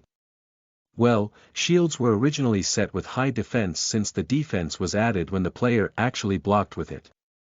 Even so, 190 was definitely an incredible defense. The added special effects of the electric eel breastplate were also no joke. It wouldn't be an exaggeration to call it rare. It is attractive enough to want to buy one or two if the price is right. But strangely enough, the price was in units of P. What does P mean?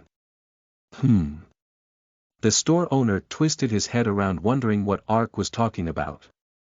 After staring blankly at Ark for a while, the store owner nodded in understanding. Ah, you are a human. P means this.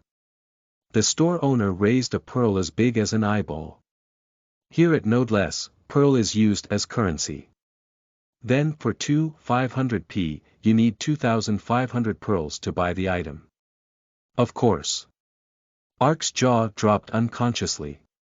He had gathered 3 or 4 pearls when he crossed through the ocean. At that time, Ark was very happy. Since they were rare jewels, he thought they could be sold for a really high price. So far, the jewels he'd occasionally earned were 10 silver for the low quality ones, and the high quality rare ones were worth 5 gold. But he need 2,500 of those pearls to buy one armor. Doesn't it mean even if he bought it for a cheap price, it would still amount to 250 gold? No matter how good the performance of the item was, it was an unbelievable rip-off. But Ark soon changed his way of thinking. No, it might be because the value of the pearls are unbelievably low in this place. If so, there was nothing more to desire. If he acquired pearls in bulk in this place and took advantage of the value difference, he could amass a sizable fortune. Ark thought of this and opened his bag. If I sold all of this, how much can I get? The bag was filled with clam shells, seaweed, and things like the flesh of marine monsters.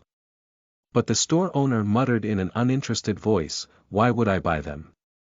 What? What do you mean? Those things are everywhere outside, so there's no need for me to buy them. The store owner was turning his head uninterested, but then he flinched. He pointed at one item with fascinated eyes. What is that? What? This shoe. Shoe. Ooh, you call it a shoe. It looks marvelous. Do humans wear those on their feet? But I think this is the first time I've seen such material. What is it made out of? What do you mean? It is just animal hide. While answering with a flummoxed expression, Ark suddenly had an epiphany. Right, this is an underwater city. An underwater city, the city of mere people who spent hundreds of years without any contact with the outside world. Just like how the underwater city items were fascinating to Ark, the items found on land were fascinating to the mere people, even if it was just a ragged leather shoe.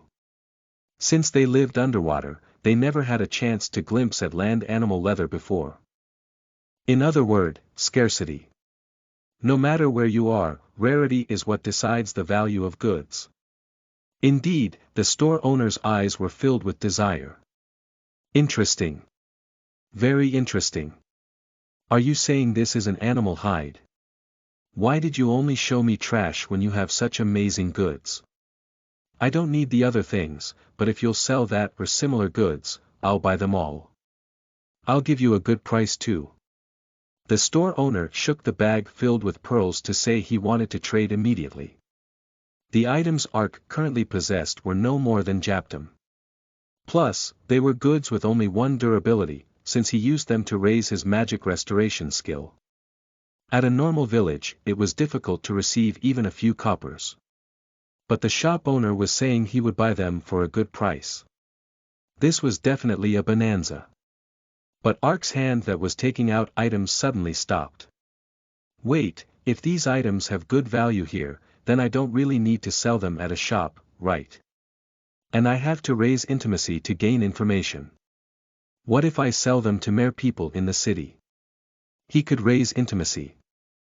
Granted, there is a limit when raising intimacy by trading. But if he raises his intimacy to a certain level, he would naturally earn the favor of the mere people and might come to learn of another method to raise intimacy. I'm sorry. I will return. Hey, wait. Ark quickly packed his things and left the shop. The place Ark sought was the plaza situated at the center of the city, where many mere people gathered. Then he found a decent place and spread out land items. When the first human they ever saw started spreading out items they have never seen before, Ark became the center of the merpeople's attention. Ha! It's a human. How did it get here? But what are those goods? What exactly are they made of? It is sparkling. Perhaps it's what you call iron. In Nodeless, iron was something difficult to even catch a glimpse of, there was no way to mine iron ores and refine them underwater. Clam shells, rock, and bones were substituted for iron. Ark sent out a greeting to the mere people who gathered like clouds around him. When it came to selling things, it was something he had done countless of times in reality. Of course it was his first time having fishes as customers. Mere people with beautiful silver tails, I greet you. I am a human who is by chance enjoying the honor of visiting the gorgeous city of Nodeless. They call me Arkansas. Beautiful silver tail, it's the truth, mere people are simple. He figured it out by taking to the merman guards. Just a little bit of sugar coating can instantly raise intimacy, but declining was also instantaneous. Today, I will show everyone a couple of items found on land. Ark skillfully explained like a celebrity who hosts a shopping channel. What you are seeing now are various armors made of animal hides which cannot be acquired underwater. In addition, there are iron weapons made with the hearts and souls of humans. Ah, I know what you are thinking. You must be thinking the performance is subpar. However, these products I'm selling are not meant for you to use. Are you saying we should buy something we're never going to use? You do not understand. Think carefully again. The performance alone isn't comparable to the great weapons of the mere people, but they are all made of materials unobtainable underwater. In other words, no matter how thoroughly you look, only one of these items exist in Nodeless. Only those who purchase them from me can enjoy the right to possess them. So that's how it is. For those who still don't quite get it, close your eyes and imagine. Land monsters you cannot even take a glimpse at here. A monster clearing the forest and racing across the plains has been defeated after a fierce struggle by a warrior. Then it left its hide and was changed into gear such as this. These aren't just items. They are items filled with the history and a touch of the adventurer who hunted the monster galloping down the plains. You can decorate your living room with this. When will there ever be such a luxury underwater again? The light in the eyes of the mere people looking at the item changed. Land monsters which cannot be seen or heard underwater. There was no practicality for either a glove or a shoe. But simply purchasing a single sword, they could imagine a world they had never seen. This mentality stimulated the merpeople's desire to purchase the items. Of course, Ark's art of communication special stat was applied and it had a large influence on convincing the merpeople. Art of communication didn't demonstrate much of an effect in normal stores. But in a special case such as now, it caused profound influence. What is this made out of? A mermaid child pointed at the glove as it asked. Ark sported his most friendly expression as he answered, "Ah, it's a leather of a monster called Magle Wolf. Its whole body is covered with black fur, and countless sharp canines are embedded within its gigantic mouth. They look like they can swallow a person whole. Try touching it. You can imagine the monster called Magle Wolf by the touch it, right? Whoa, feels amazing. How much is it?" A merman who couldn't wait anymore fretted as he asked. "They're hooked. The fish is hooked. There isn't a set price. The quantity is limited, so please understand. I will award the honor to the one who calls out the highest price. First, this glove this cute child showed interest in. 50p. 60p. When he finished talking, the mere people called out prices frighteningly. At best, they were goods he could only get 10 silver on land. But 60p. 1 pearl was 10 silver, so it amounted to 60 silver, 10 times the price. Ark wanted to hit the ground and wail. If I knew this was going to happen, I should have brought anything and everything Japtum. Not even a few minutes later 20 or so Japtum were sold like hot cakes. Whenever his florid speech raised the price, his art of communication also rose. When he had cleaned out all his goods, his art of communication stat rose by 13, and he also gathered 450 pearls. Of course, all the mere people who bought the goods left with satisfied faces, so his intimacy also rose considerably. But they still wouldn't tell him about Kristen. Ark didn't worry. There should be a strategy even in an unexpectedly ridiculous place. After finishing his successful business, Ark became confident. Cultural difference is money. Nodeless was completely segregated from land, and that fact held the strategy to raise intimacy. Something completely useless on land had unexpected effects here. As long as he found out what those were, it was no problem to raise intimacy. Ark immediately gathered information as he wandered through Nodeless. What came next to Ark's attention was the restaurant. The mere people had no concept of cooking. Even if you ordered food at a restaurant, only raw seaweed and shellfish were served. It was inevitable. Fire cannot be used underwater. However, it was different for Arkansas. The survival cooking pot Ark possessed could boil water without fire, and roast ingredients regardless of time and place. Just like the name, survival cooking, implied, as long as you put your heart into making something, you could even make ramen underwater. They'll eat it. Without a doubt, they'll eat it. Ark immediately started a food stand in the plaza. He had so many ingredients left, to the point where they'd rotted and became overripe. Among the dishes Ark could make with the ingredients he had, Ark chose several good-tasting dishes with decent effects. The result was just as he expected. Mere people had never even seen cooked food before. They couldn't even imagine food made from land ingredients. The mere people went as far paying an exorbitant fee of 1p per serving and ate the food. And the word of mouth of the mere people who had eaten it once spread from tail to tail, and long lines formed day after day at Ark's food stall. Ark made the menu more varied as the sale improved. An invigorating meal with the effect of health recovery and a nutritious meal raising strength or agility were the vanguard. Those special food were priced at a colossal price of 3p. It was really a gimmick to raise the price and receive more profit. Oh, what is this? Wow, it's such a fascinating taste. Is this what they call land meat? For some reason, when I eat food from there, I feel my strength rising. In a single day, the ingredients from land became scarce. But the business stayed as prosperous as ever. This is the seaweed I've always eaten, but the taste is completely different. I can't believe it. How can you make such distinctive taste with shellfish? From children to elderly, from guards to nobles of the mere people, they didn't spare their praises. Some mere people brought their lovers and strutted as they ordered food. Of course Ark, who had a sense for customer treatment, satisfied the mere people with services second only to first-class restaurants. Thanks to his customer service, his popularity soared even more. Soon the line of mere people who waited at dawn was long enough to surround the plaza. Welcome. Give me the baked shellfish I ate yesterday. You need to wait 10 minutes. It was difficult to handle the customers who kept coming even though he made food without rest. In just a few days, Ark became so famous, there wasn't a single merperson in Nodeless who didn't know of him. But it was only the beginning. Ah, this is also almost to the point of breaking. Do I need to buy a new one? Guards who sought out the stall sighed while looking at the tattered armor.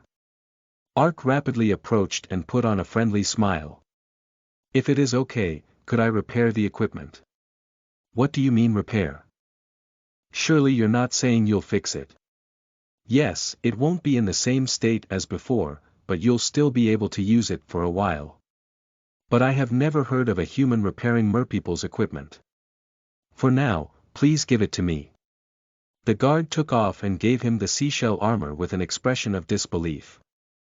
The concept of maximum durability didn't apply to the equipment of mere people. Since the materials used to make them were seashells, they couldn't be fixed after they were broken. Even for someone who learned the technique from a blacksmith cannot repair a seashell with a hammer. But the technique Ark had learned was magic restoration. It wasn't the concept of repair, but restoring to its original state. Magic restoration. When the skill was used, the tattered armor went back to its original condition. At the sight, the mere people couldn't hide their astonishment. Granted, since it was still a beginner skill, it didn't completely return to original. 10% penalty was applied and durability only recovered by 90%. A player would refuse the services even if they were paid. But this alone was a shock to the mere people. Since one equip was over 1000p, replacing one was a big deal.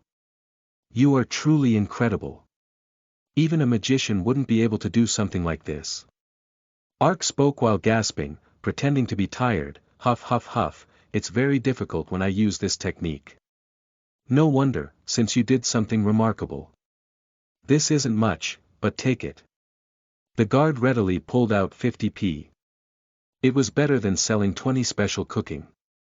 Ark's pupils flashed with golden light again. Nice. I was getting worried since there's a limit to the ingredients. It's too regretful to simply throw away the great equipment of the mere people when they are broken. It's difficult for me, but if you have something broken, please bring it to me any time. If it's a normal item, I will repair it for a cheap price. When the rumors spread, all the mere people brought their equipment and swarmed around Ark. Ha ha ha, this is truly a cinch. He was so happy, he might turn insane. He used ingredients he couldn't sell in the store to earn pearls. Was that all? Every time he cooked, he raised his survival cooking skill. As he used magic restoration while earning pearls, he was also able to raise its skill proficiency. As a result, the proficiency rose insanely and he raised the magic restoration level in 3 days. Magic restoration has risen to intermediate through a great deal of experience. The usual penalty you received when repairing normal items is gone. It is now possible to repair magical items. However, each time you repair a magic item, its maximum durability will decrease by 10%. Mana consumption. 20 * Since both the nursing and magic restoration skill have become intermediate, you have learned purification restoration as an effect of set skills. With purification restoration, you can purify curses on any kind of item. Set skill effect. In the past, he learned sword, hand combat as a set effect of sword mastery and hand-to, hand combat. When a couple related skills grow to a certain level, a set effect is given. But seeing it was a skill to lift curses, with nursing and magic restoration being uncommon skills, this set effect was rare kind. Now he could release the curse of items without paying money to the cathedral. Lancel's sword. Lancel's sword immediately came to mind. Until now, it was maddening to wonder what kind of sword it was. Alright, purification restoration. Once the sword's curse was lifted, a message window popped up with a new sound effect. Once the curse was released, the sword's original appearance has materialized. Lancel's sword, magic sword, weapon type 1. Handed sword attack 20-30 durability 50-50 weight usage restriction dark attribute, level 50 a sword used by the mercenary Lancel, who was famed in the past. The reason why Lancel became notorious was due to the magic sword he wielded corrupting his mind. Lancel realized this and didn't utilize the sword for a long time, but he took up the sword again to exterminate Kundalini, where he then drew his last breath and died. It's the jackpot. Ark's mouth was wide open with surprise. Ark was still using the sharply shining sword he had earned from defeating the black bear mouse. The sword's attack is 8.12, whereas Lancel's sword was 20.30. Just by looking at the attack power, it was a perfect sword to use at level 50. Unfortunately, there was a restriction of dark attribute. The player's Ark knew with the dark attribute were so few that he could count them on one hand. Despite it being a rare class item, it would be difficult to get a high price at the auction. However, there was no reason to be disappointed. Lancel's sword would immediately raise collective attack power by at least 30%. That alone gave it plenty of value. Just then, another new message window popped up. The magic tool's ability was drawn out by the Darkwalker's job characteristic. Netherworld residents who are at least intermediate class all possess their own artifact, which they call magic tools. Players can activate magic tool once a day. You can summon the host of the magic sword, who hides in the netherworld. No kinds of environmental penalties apply to the entity summoned as the magic sword's host. However, the magic sword's host is not friendly to players. Job special. If the player who owns the sword has the ability to summon creatures of the netherworld, you are qualified to make the familiar and the host of the magic sword duel. If the familiar wins, you can combine the two entities to evolve into a stronger familiar. If the player attacks and uses hostile magic to side with the familiar during the duel will automatically end in a defeat. In the cases the familiar loses, it will be forcefully recalled and the appropriate penalty will apply. Lancel's swords, magic sword, special effect. Once a day, you can summon the low-class vampire Dunfill. What is this? Ark had a puzzled expression when he saw the never-before-seen message. After reading it a couple of times, without being mindful of his surroundings he exclaimed. A familiar's growth. They were words that made his eyes pop. Truthfully, Ark was feeling slightly doubtful about developing his familiars, since the condition to develop familiars was too peculiar. Newly made dishes with survival cooking. However, even if the cooking succeeded, if the added effects were negative, the familiars wouldn't grow. So although he had created about 80 new dishes, his familiar's stats had only risen about 30 times. And since Skull and Bat split the consumption, it was only 15 times. If the risen stats were converted to levels, they were only about level 15, even though Ark had leveled up over 30 times while cooking ceaselessly. Moreover, no matter how many kinds of ingredients there were in New World, there was a limit. In conclusion, the amount of new dishes Ark can make is limited. Eventually, the familiar's growth would stop. Right now they were overcoming the level difference against monsters with tactics, but it would also reach its limit one day. When it happens, he might have to give up on his familiars. But before it happens, he has to develop them a little more. The familiars, who had no thoughts of rushing up to level, trembled uncontrollably at the mere sight of food. Anyway, it was regrettable for Ark, who had special affection for his familiars. But now there was another method. After ending his sail in the evening, Ark went outside no less. The reason being, combat cannot be done inside the city. Magic sword summon. Once Ark released the seal, a monster was summoned with hazy light. It had the appearance of a middle-aged man in a suit. Dunfil glanced around, studied Ark, and smirked. "You summoned me. What is your business?" Its expression and manner of speech were incomparably arrogant. It was when Ark was about to say something. Dunfil. While staring blankly at Dunfil, Bat screamed. But Dunfil's response was apathetic. "Who the hell are you? Why that you don't know me?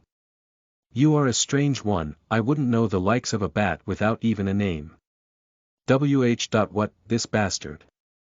Without even a chance to interfere, Bat charged at Dunfil. It seemed it was decided Dunfil would be Bat's opponent. Once the fight between the familiars began, a message came up and all Ark could do was watch. He couldn't even use nursing or recall his summon. Ark took a step back together with Skull and used Eyes of the Cat to watch the fight. Dunfil's level was 25. On the other hand, when looking at Bat with its level 15 stats, the level difference was apparent throughout the fight. Whenever Dunfil's attack hit, Bat's health fell by 10%. Even so, Bat blindly pushed forward. As if Bat forgot all the fighting experience it had gained with Ark, it recklessly charged at Dunfil. Bat carefully lengthened the fight. They were underwater. Dunfil doesn't get environment penalty. He wasn't at a disadvantage of not being able to breathe underwater and experienced any movement hindrance. He can move naturally even underwater. While on the other hand, Bat received underwater penalty and couldn't display the greatest advantage of a winged beast, mobility. The difference was very large. It was a disadvantageous fight from the beginning. If Bat had a slight chance of winning, it was to use its experience of underwater battle and drag the fight on. But since Bat was only thinking about charging in and dealing damage, he couldn't have a proper fight. Bat didn't even pretend to have heard Ark's advice. "I'll kill you. I will kill you. Kakik, you dare to come at me with your level of skill, how laughable. Quack." In the end, Bat's health hit rock bottom after Dunfil's claw attack. Bat faded away while gnawing at Dunfil's shoulder. How insignificant. The business is settled now, yeah. Yes. Off. If you're going to make me fight, it would be better to bring someone more commendable. Dunfil disappeared while speaking with an arrogant expression. In the end, the first fight ended in vain. That Bat. Ark exploded in rage. Dunfil's scumbag attitude was bad too, but what made him even angrier was Bat thoughtlessly rushing in and tear.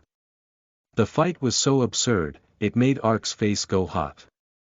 What the hell had Bat learned while fighting alongside Ark until now? Ark had returned to the city and spent 24 hours doing business. Hey, Bat. The hell was that? After resummoning, Ark castigated Bat with a stormy expression. But he couldn't keep speaking. Once it was summoned, Bat bawled as it ground its teeth. Wah, damn it. Ha. What? Are you putting on a show because I'm angry? Master, I beg you. Call that bastard again. I have to fight with him. What the hell are you saying? Explain so I can understand. That bastard. That bastard is the one who harassed me for over 10 years in the netherworld. What? Bat ground its teeth as it spoke. Dunfil was a low-ranking noble in the netherworld. The arrogant and ill-tempered Dunfil harassed weak monsters as a hobby, and for the most part, its target was Bat. Bat, who was born as a relative of the vampire race, was constantly harassed by Dunfil. In addition, he was ostracized by the other bats as per Dunfil's instructions.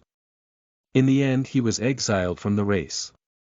Now that I think about it, this guy. Bat's original name was Hatred. Bat. An explanation how Bat came to bear hatred and rage towards the world because it suffered harassment in the netherworld, had been attached in its description. In such a setting, it can't be helped for this rascal to fight Dunfil. After thinking for a while, a wicked smile blossomed on Ark's lips. It's a chance. I understand the situation, however I can't let you immediately fight Dunfil. Master. If you fight like the way you did the day before, no matter how much you fight, you can't win against him. You will lose.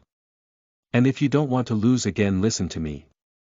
First, you need to get stronger. Bat was startled. Getting stronger, in other words, it meant he had to eat food. However, Bat grit its teeth and nodded. I understand, if I can win against him I will do anything. Alright, and another thing, you can't fight like you did before. He's stronger than you. But not enough for you not to win. From today onwards, I'll train you. Ark did business during the day and started training Bat at night. And when a new recipe came up, he immediately shoved it into Bat's mouth. Food made with ocean ingredients had a high chance of having a good effect. Whenever it happened, Bat's stats went up. Bat's training was sparring with Arkansas. Do it right. If you fight that way you can't win against Dunfil. Do you want to be beaten up again? No, I won't lose. Pow pow pow, the days of gruesome training continued. Unlike usual, although Bat got beaten up by Ark countless times, its fighting spirit burned. After finishing intense training for a few days, Ark called Dunfil out again and had them duel. Though Bat's stats had risen a few times, it alone wasn't enough to oppose Dunfil yet. But since Bat's skills had greatly improved over the last few days, a battle far more stable than before unfolded. Huff huff huff, this much is far from it. In the end it ended with Dunfil's victory again, but there wasn't as large of a margin as last time. Ark smiled coldly at Dunfil, who swaggered in a way unfitting for his appearance. It'll be harder next time. Humph, even so, a bat is a bat. Dunfil disappeared to the netherworld as if it was running away. Damn, the problem is I have to wait 24 hours once it dies. Next time I'll allow him to fight when I am more confident he can win.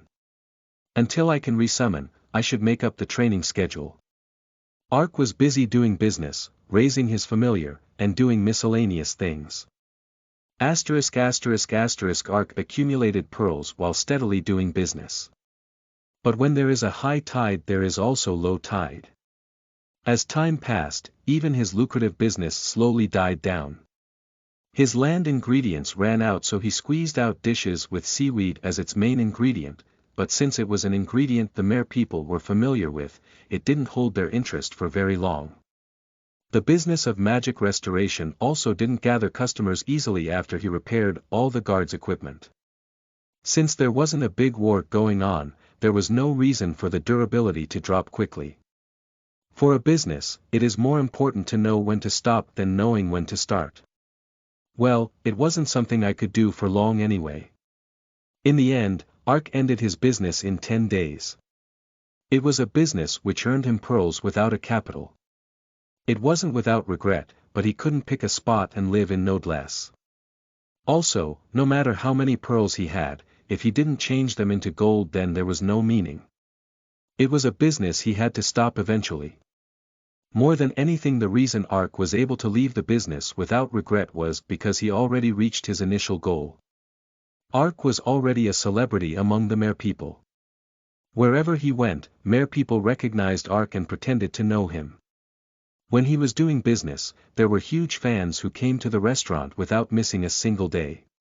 Finding out a piece of information wasn't even a problem. Do you happen to know someone by the name of Kristen? Kristen, you say? In the past there would have been immediate swearing first, but this time the circumstances were different. The elderly merman earnestly pondered and spoke, "There's nothing I can't tell if it's you, but actually, I don't know very much about a person named Kristen either. It's not just me. There probably isn't a merperson in Nodeless who knows the details about him. It's a name everyone knows, but nobody knows who exactly he was. I don't understand.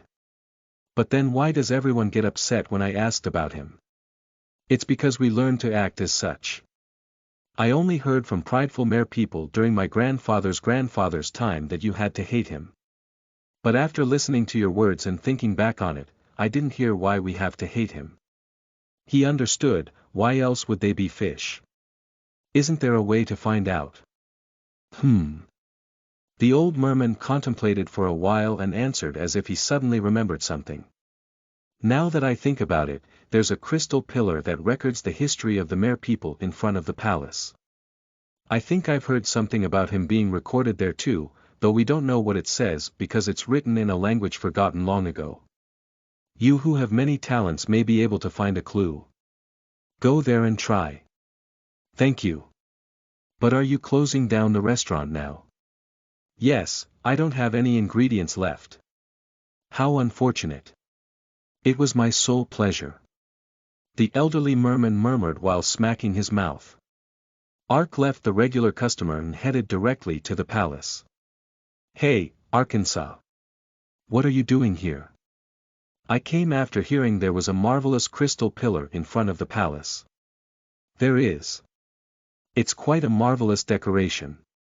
Could I come in and see it once?" That's a bit difficult. I wish to learn more about the mere people whom I admire deep within my heart. I'll just glance at it and come out, so please let me." "Well, since it's your request and not someone else's, it can't be helped." "I understand, but you have to come out quick." Since the intimacy was at maximum, everything was progressing at lightning speed. Once he entered the palace, he saw a crystal pillar not far from the entrance. Bead-like writing was crammed all over the surface of the 10-meter-high crystal pillar. To progress with the quest, do I need to decipher this? It was when Ark's hand touched the surface of the pillar. Light suddenly poured out from the pillar and countless images flashed in front of him. A beautiful mermaid was seated on a balcony overlooking all of Nodeless. It was a mermaid with brilliant shoulder-length blonde hair and sapphire blue eyes. She was watching the back of a man with unbearable sadness in her eyes. It was a big, strong, perfectly reliable back, but at that moment it filled her with complete despair and anguish. Because the back couldn't become hers. The man's back slowly grew distant. The mermaid cried and cried as she watched the man's back getting farther away from the balcony. Tears distinctively appeared within the transparent ocean. Then the scene changed. The mermaid clutched the items retaining the man sent to her chest and left for somewhere. The currents drawn by her beautiful tail conveyed keen sadness. "Kristen, Kristen, I love you. Even if all the water in the ocean were to dry up, I'd still love you. Even if I have to bear the stabbing pain in my chest, I'd still love you. I believe in your promise. As promised, I believe you will return and find me. Until then, I will wait for you at the promised place. Please do not forget the words I whispered with you. If you want to see me, close both of your eyes. In a hidden place, I will wait for the day I can be in your arms." Through the knowledge of ancient relics, you have discovered the crystal pillar's hidden information. The yearning of a mermaid for her lover is recorded inside the crystal pillar. For the lover who would find her someday, she carved this in ancient letters. However, sadly, it seems like her love did not come to be. Knowledge of ancients +5, intelligence increased by 5, luck increased by 2, fame increased by 10. So basically this is a love letter. She wrote a very grandiose love letter. Crayak, then the image disappeared. Suddenly, spiderweb-like cracks appeared on the crystal pillar, and without time to even do anything it came crashing down. The guards who gathered after hearing the commotion shouted with astonished expressions. The pillar. It's him. The stranger who ran the restaurant broke the pillar. You bastard, what have you done? Ark was stunned because he didn't know what was going on. 15 guards surrounded him and pushed forward with their raised spears of coral. You dare to intrude the castle and break the ruin. N.N.O, I don't know how this happened either. BDNV, quiet. Drag this human away immediately. Ark suddenly had to spend a day in prison. After logging off for half a day and coming back in, a merman in scale armor appeared. The queen wants to see you. Follow me. Mermen dragged Ark to the throne room. People in noble attire were lined up in the ruby throne room. At their center sat a beautiful female mermaid who looked to be over the age of 30. Since she was decorated with jewels and wore a crown, it seemed she was the queen of the people. But her face was familiar. Ark easily understood the reason. She looked similar to the mermaid I saw in the crystal pillar. The nobles of the people made a fuss when Ark entered. For a stranger to sully the palace ruins, it's unheard of. We must deal with him appropriately with severe punishment. But since there is no precedence, the fact this stranger entered the palace is alone enough to punish him. However, the people have always upheld fairness, so even if he had committed the crime, should we not assess the situation beforehand and make a ruling? The opinion of the people nobles were split in two. Simply put, it was the opinion of the nobles who had been Ark's customers and those who weren't. It was probably because of them that Ark, who damaged the royal ruins, wasn't executed immediately. If he'd been forcefully deported, it would have been hopeless. This was definitely something that should have only been done after raising intimacy. The queen raised her hand to silence everyone and looked at Arkansas. I understand because I heard the words of the nobles, but a stranger damaging the palace ruins is unprecedented. Of course it is an incident deserving of a heavy punishment. However, I have found the residents of Nodeless to have great confidence in you. There are even volunteers who wish to take up your defense. It is not easy for a stranger to earn trust. Therefore I will give you a chance to explain. Now, why did you destroy the pillar? I had no intention of destroying it. I just wanted to know about the person named Kristen and simply touched it with my hand, but it was destroyed on its own. Kristen. The people nobles opened their eyes wide and looked at each other. The queen also gathered her brows in considerable surprise and asked back, are you someone with relations to Kristen? I don't know. You said the name Kristen yourself, but you don't know. Yes, it's true I was searching for him, but it's hard to say I have relations with him. Rather, I want to know more, since I left on a journey to find out who he is and what kind of relation he has with me, so I came all the way here. But no one would tell me about Kristen. So I placed my last hopes and approached the pillar. Kristen is a traitor who betrayed the trust of the people. A fire of rage burned in the queen's eyes. Traitor. It seems you still need more explanation. At Ark's response, the queen sighed and continued, Kristen was the man loved by the queen who ruled the people before the start of the Dark Century. During that time, the people were trading with many races while sharing conversations. But then the queen went out to the land, and she fell in love with a young man. The name of that person is. Yes, it is Kristen. He heard about the Dark Century from the Meow. It was the time when the powers of darkness had covered the world and thus was called the Dark Century. Then the 7 heroes appeared and finally, the days of light returned. So if he was from before the Dark Century, Kristen was a figure from hundreds of years ago. But people cannot live on land. In the end, the queen had to return to the sea, but she promised to meet again with her lover and gave him the compass of the sea god as a token of her love. Compass of the Sea God. Originally, Nodeless was an illusory city that wandered the sea. Even mere people had a hard time finding it again if they left the city. However, the compass of the sea god always shined light towards Nodeless so you wouldn't get lost. It was the queen's greatest treasure. Giving him the compass of the sea god was the same as giving him everything, so he could come find her whenever he wanted. Is she talking about the jeweled hand mirror? Ark followed the hand mirror's guidance and reached Nodeless. Since the name Kristen is written on it, there is no doubt.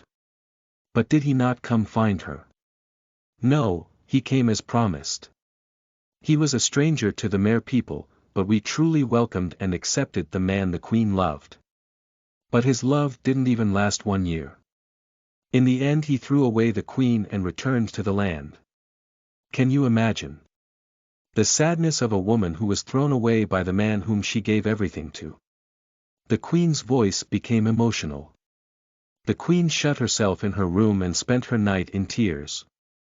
Then after more than 10 years, she suddenly hid herself. Not after long, a great calamity befell upon Nodeless. Calamity. Since long, long ago, Nodeless received the protection of an existence called Gallic, a great white whale. Gallic, who had shared a spiritual connection with the queen for generations, is the master of the ocean and the guardian deity of the mere people. But after the queen disappeared, Gallic became uncontrollably vicious. Are you saying it was Kristen's fault? If it wasn't, then whose is it? The queen cursed Kristen, who threw her away. It's certain her feelings and the weight of her curse made Gallic, who was spiritually connected, go mad. In the end, it was Kristen's fault Nodeless lost its past glory. There is no way. Ark spoke with a determined voice. The queen's forehead scrunched at the unexpected objection. What did you say? I do not know the whole story. However, I am certain the queen did not hate or resent Kristen. Rather, she tried to understand why he had no choice but to leave. The reason why she disappeared is probably connected to his departure as well. How could you, who didn't even know who Kristen was, know this? It was written on the crystal pillar. The mere people nobles stirred with shocked expressions at Ark's reply. The queen asked quickly with an expression of disbelief, did you decipher the meaning of the pillar? That is correct. Lies, it's a lie. Yes, he is just babbling because he wants to avoid punishment. You mustn't be tricked. The mere people nobles flailed as they shouted. It is not a lie. If you truly cannot believe it, I will show you the proof. Proof. The queen was in possession of the item Kristen left behind. It was an important item she treasured greatly. If we find the item, we'll know his true feelings towards her and the reason why she disappeared. Didn't I say we don't know where she disappeared to?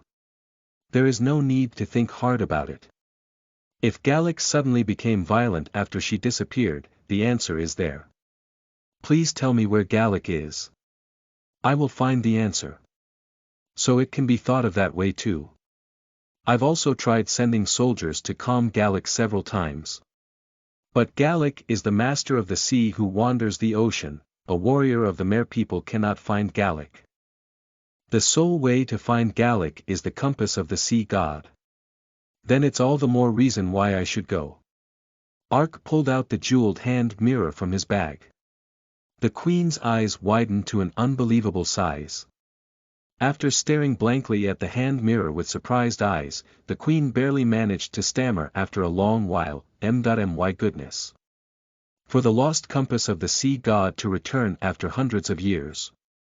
Ark interrupted, not giving her a chance to speak. I won't talk long for much longer. You know the items inside a stranger's bag cannot be taken by anyone without the permission of the owner, yes. There is a reason why I must find out why the person named Kristen left her. So, please help me find Gallic. Perhaps. This may be the final chance. Okay. The queen thought for a while and nodded. If you look at the back of the compass of the sea god, jewels of 3 colors should be embedded. If you arrange the jewels one space to the left, it will lead you to Gallic. Thursday thump, the quest information was updated at last. The quest has been updated. Entrance to the New World guardian deity of the Mare people, Gallic. You have found out Kristen's past and the ancestral mermaid queen who disappeared are connected. By connecting the information of the mermaid queen to the crystal pillar, everything is related. It is certain the ancestral queen has an item related to Kristen. In addition, her disappearance is likely connected to the guardian deity of the Mare people, Gallic. You must find her whereabouts through Gallic and recover the item. You must also find a way to calm Gallic. The compass of the sea god will guide you. Difficulty E******, huff huff, this whale, you wanna play with me. Ark spat out curses while clearing countless meters of kelp forest. He had already been struggling in the sea for several days. Only when Ark went out of Nodeless did he feel overwhelming motivation. He was thinking of stabbing the great white whale or whatever in one blow and thus ending the quest. From Shadow Forest to Lighthouse, from Lighthouse to Nodeless, and doing business to gather information in Nodeless. All in all, it took a month. But during that time he was able to raise his level many times, earned money, and gather items. For just one quest, he had invested tremendous amount of time. It feels like it's coming to an end now. But after leaving the city, it wasn't as simple as he thought. Gallic wasn't far away from Nodeless. The thicker the light from the compass, the closer he was to the goal. However, there was a problem he hadn't expected. The goal was constantly moving because it was a living whale. Did this guy run away again? He ran like no tomorrow, but the needle's light pointed to another direction before he knew it. He had always been one step behind for several days. But when there is a will there is a way. After struggling in the ocean for a few days, Ark finally found a way to catch up to the whale. It was the same current that swept him away when he was on his way to Nodeless. The currents entangled the area. Gallic moved in like a spiderweb. You could think of it like hundreds of quickly moving escalators tangled in a building. If I use this. Ark removed the sharkman's shackles and threw himself into a nearby current. Instantaneously, the landscape zipped by at extremely high speeds. The coral reefs and schools of fishes swept past like the wind. The beauty he hadn't seen while struggling within them came to his view. Traveling by the current was yet another fascinating experience. After moving in the same direction for some time, the guiding light shifted to the side. Are you running away again? Not this time. Ark immediately moved to the current flowing next to him. After switching directions a few times, the light became thicker and then suddenly disappeared. It wasn't because he'd lost him, but he had arrived at his destination. It's around here somewhere. Ark grasped his sword. Suddenly, Bat said in voice trembling with nervousness, Master. I know. Get ready. It is nearby. N.N.O., that is not it. There. Bat's voice trembled more and more. He turned his head to see what was the matter, but he saw nothing. What's wrong? You don't see it. The mountain is moving. What? It was when Ark turned his head to follow Bat's gaze. The vast background obstructing the view in front of him twitched as it moved. An enormous amount of sand dust rose and clouded the water. Within it, something glossy moved. Maybe that is Gallic. The round object of enormous size turned just then towards Arkansas. What were as big as buildings were shockingly its eyes. The enormous background that had been its eyes slowly rose. Bat, Skull, and Ark's eyes also looked up trying to follow it. He stopped to catch his breath. Calling it gigantic is nowhere enough to this overwhelming creature. Ark had felt this feeling before when he was young. It was the same feeling when looking up at Msirak or Mtihala from the mountain base. If there was a difference between them, it was the mountain in front of him being a living creature, a moving organism. White whale, Gallic. His voice didn't come out. Ridiculous. No matter how big, isn't it too big? Did he really have to fight something like this? An ant bit a person. The angered person crushed the ant. You couldn't call it a fight. Right now Ark was no different from an ant. The sword in Ark's hand wouldn't even give the gigantic creature a stinging feeling. In other words, it is like an ant losing all fear and biting a human. Kuh. The white whale opened its mouth, revealing a space like a tunnel with a 50-lane road. Simultaneously an enormous pull sucked Ark in. Wah! Ark screamed with all his strength. Then he was swallowed by the white whale. Volume 2 Chapter 5 You are listening at novelfull.audio.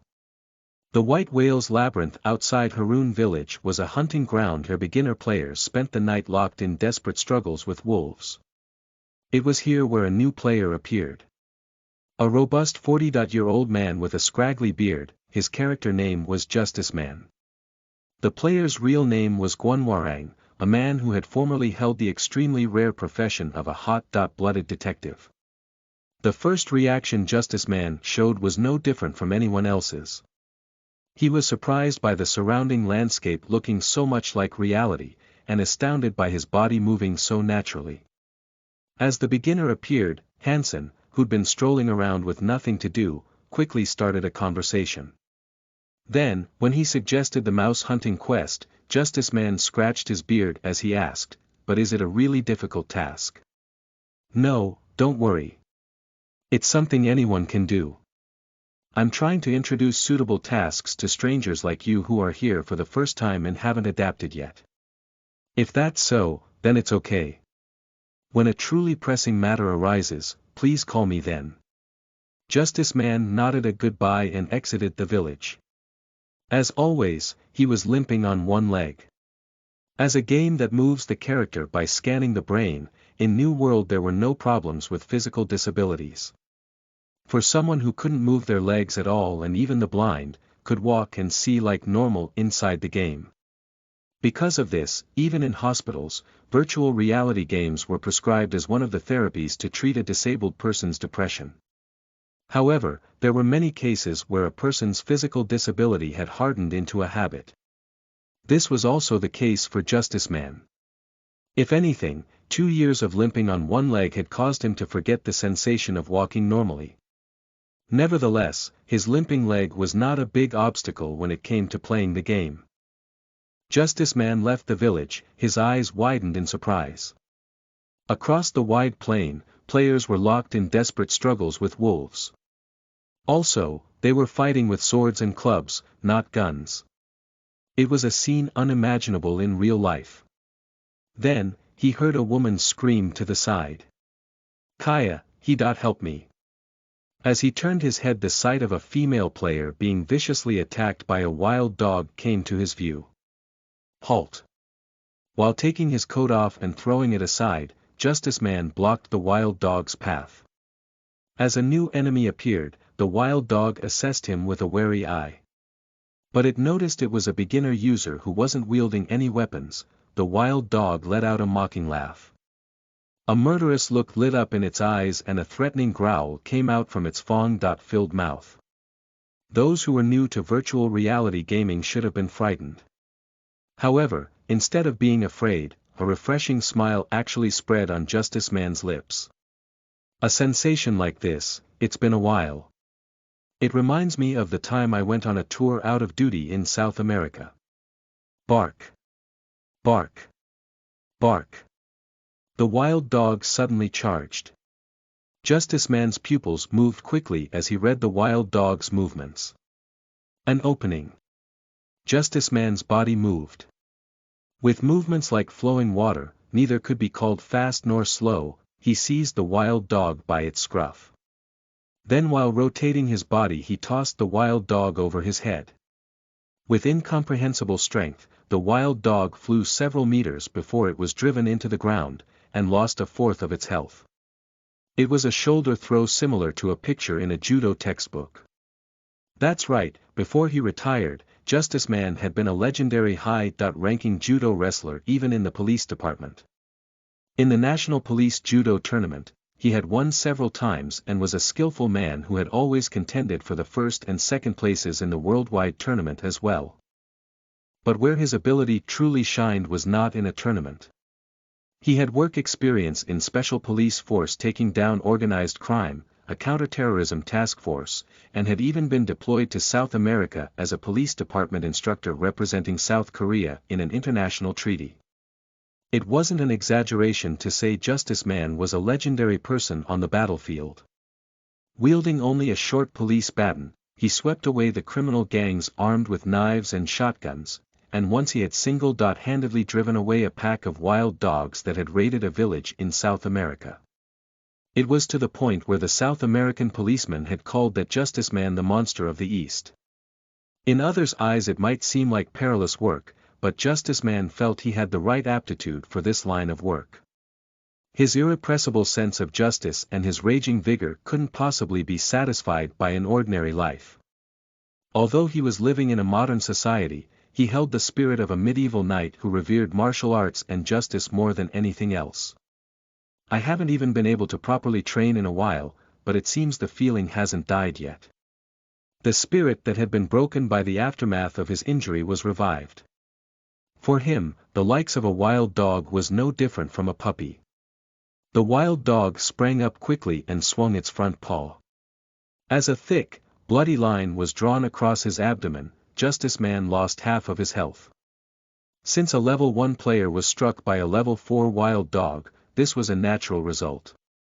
But rather than fear, what Justice Man felt was excitement. That's good. It wouldn't be fun if you went down with just that. Justice Man's heavy body went low to the ground like a swallow as he approached. He took hold of the wild dog before it could even react and twisted its forelegs. One of his strong points was his cross-arm break. The wild dog's forelegs gave a popping sound and were dislocated. However, the wild dog didn't even have time to scream. Justice Man twisted around in a flash and switched to a choke hold. Its health fell steadily as if it was being sucked away by a straw. After the wild dog was taken care of, the girl approached hesitatingly. Thank you. Justice Man's eyes trembled. He had helped and received thanks. It was a feeling he had long forgotten for such a long time. While employed as a detective, he had caught countless criminals. That was definitely justice. But cases where he received thanks after an incident was solved were rare. Since he was a detective, catching criminals was a granted. It was the truth. Justice Man truly didn't catch criminals to receive thanks. But those who made this goal difficult were not the criminals. When a criminal was caught, he had to hear the resentful curses of their family. Also, if even the slightest wound was inflicted, it would rouse human rights groups and the media who would call it excessive retribution. Even as he was lying in hospital after injuring his leg, outside the voices blamed him non-stop. A news reporter even used a ladder truck to plaster himself to the window and take pictures. His superiors placed all responsibility onto him. For the first time, Justice Man felt doubt about his profession. He had only wanted to fulfill the justice taught to him in police academy. The bad needed to receive punishment and the weak needed to be helped. That's what he had learned and wanted to live by. But reality wasn't as simple. He felt like he had become a useless dropout that was thrown away. But it's different here. He would be thanked if he helped out. There was no one to accuse him of using excessive force. He was able to unleash to his heart's content the passion of a martial artist that he had abandoned after becoming disabled. It's here. This is the place I was looking for. Motivation overflowed. From then on, Justice Man began defeating the wild dogs while roaming the plains. Whenever someone looked as if they were going to be struck down by the wild dogs, he would always intervene and help out. The wild dogs were fine, but there were times when he died trying to help a player being attacked by several wolves. But Justice Man didn't not say a single word in complaint. Instead, he gave a hearty laugh as if he had done what he naturally had to do. There were even some players who were impressed and tried to reward him. JusticeMan.nim, this is just cheap wheat bread, but please have it. Your coat is worn out. If you're okay with only 2 defense. Justice Man firmly shook his head. Receiving compensation conflicts with my principles. No, justice needs no reward. Then, he would run off like a gust of wind to find another person calling for help. While going about and defeating wild dogs and wolves at level 1, his level rose quickly. Without looking through the stat window that popped up before Justice Man's eyes, he invested everything into strength and stamina. For men it has to be strength and stamina. As he repeatedly fought in highly difficult battles, a new skill and a new stat was formed. You have learned a new skill. Jiu-Jitsu, beginner, passive. You have learned Jiu-Jitsu, which is based on a foundation of excellent physical ability and reflexes. Jiu-Jitsu is a skill which uses the opponent's strength against them to inflict damage. It is a complex grappling technique completely assimilating the Oriental ideology of yin-yang. Joint locks used on human movements can have the additional effect of greatly reducing the enemy's ability to move. The damage inflicted on an enemy increases as the proficiency rises when throws, chokeholds, and joint locks are used. A new stat has been generated. Justice, +5. Justice is a special stat only available to those with a flaming sense of justice to help others. When a player with the justice stat joins a battle in order to give aid, all stats will increase by the number of justice points. Resistance to fear, confusion, and bewitchment is also created in accordance to the number of justice points. Everyone in New World has positive attitude towards anyone with justice. Many people who recognize your talent will request help from you, and if you help them, you can earn higher intimacy. While stat distribution is impossible, it will increase slightly whenever you help others. Is the Jiu-Jitsu talking about Judo? And I can think of the justice stat as a work evaluation. The Jiu-Jitsu was fine, but he took quite a liking to the stat called justice. In the real world, even if you help others, all you feel is self-satisfaction. Even if your teammates complimented you, they quickly forgot with the passing of time. But here, realizing justice manifested in a numerical value. He would immediately receive an amount that matched his efforts. The justice stat fueled Justice Man's burning passion. The opinions of the players about Justice Man's actions were divided. There's no way he's a player. He doesn't have a single dagger equipped and there's no reason for him to go around without any armor. What kind of player in the world would go as far as to die for someone else? No player would use a name as awful as Justice Man either. I'm sure he is a beginner-friendly event NPC. But he has asked about levels and stats sometimes. An NPC doesn't do that. Justice Man became a mystery of Haroon Village. And from some point onward, he was more often called Macho Man instead of Justice Man. Justice Man was more popular among players than NPCs. Hey, Macho Man is surrounded by wolves. Let's go, we need to save Macho Man. But we don't have much health right now either. But we still have to help. We already received so much help from him, so we can't ignore him. You're right, let's help Macho Man. The wolves who were attacking Justice Man were dumbfounded. Just 3-4 wolves were swarmed by 30 players. Among them, Roko, who'd been struggling in Haroon Village all along, was also squeezed in. This is. When he was swallowed by Gallic he thought it was the end of everything. But Ark was still perfectly alive. While wondering how it happened, an information window suddenly popped up. White Whale's Labyrinth. You have entered the stomach of the great white whale Gallic, who is called the guardian deity of the Mare people. Within a body that transcends the imagination, Gallic's stomach is also as complicated as a labyrinth. As the guardian deity of the Mare people, Gallic was an existence that loved peace, but with the ancient former mermaid queen's disappearance, he became violent and is now preying on sea life at random. Gallic's change is likely linked with the dark energy enveloping his stomach. You have found an undiscovered dungeon.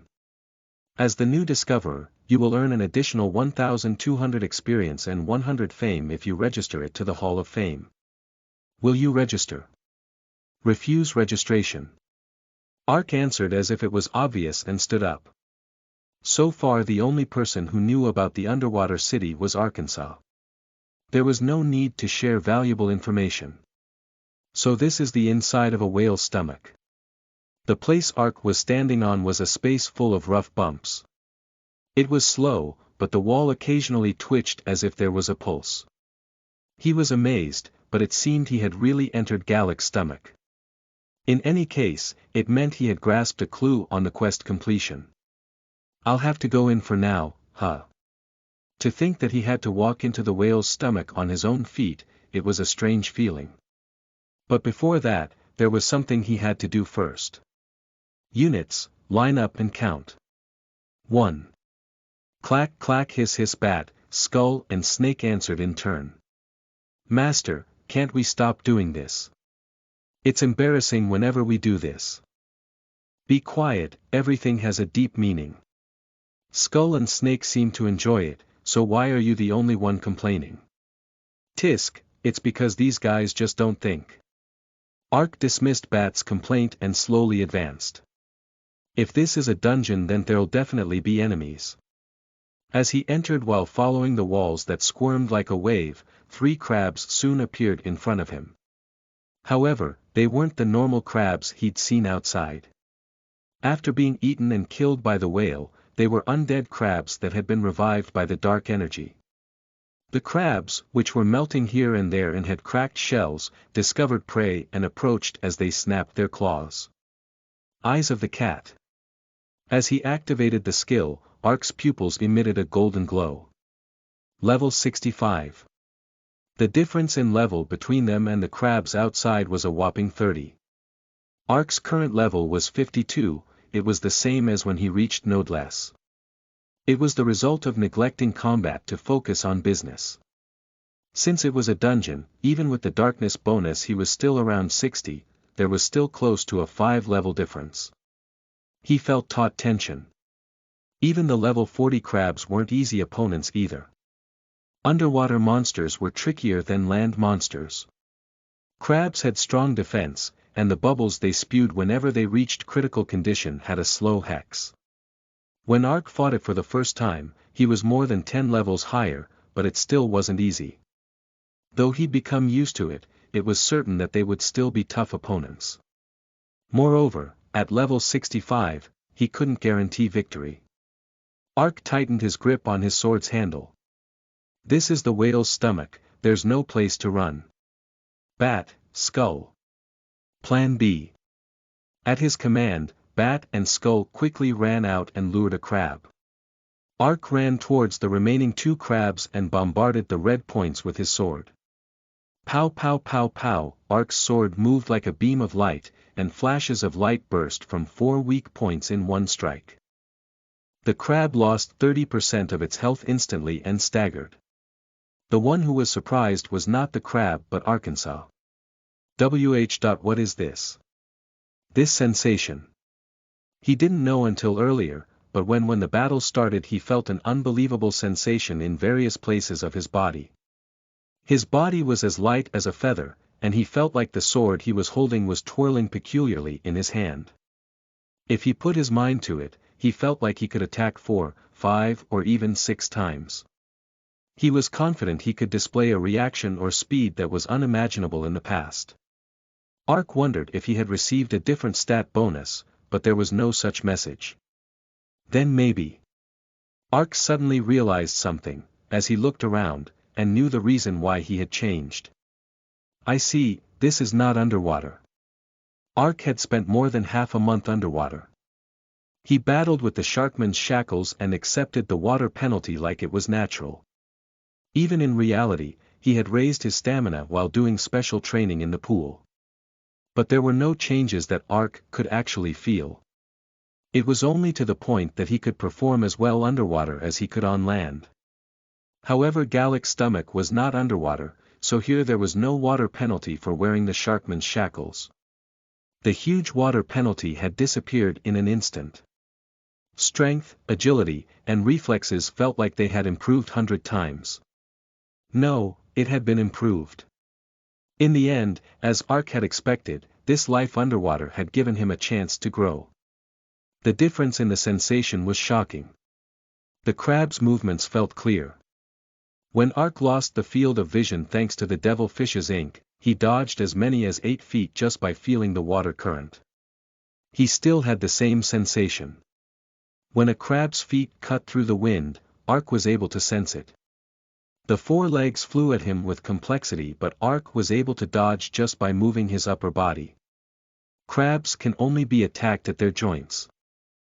Although they were undead crabs, their weak point were still the same. Against someone who broke through tens of jellyfish tentacles, to hit the sole weak point on its center was nothing.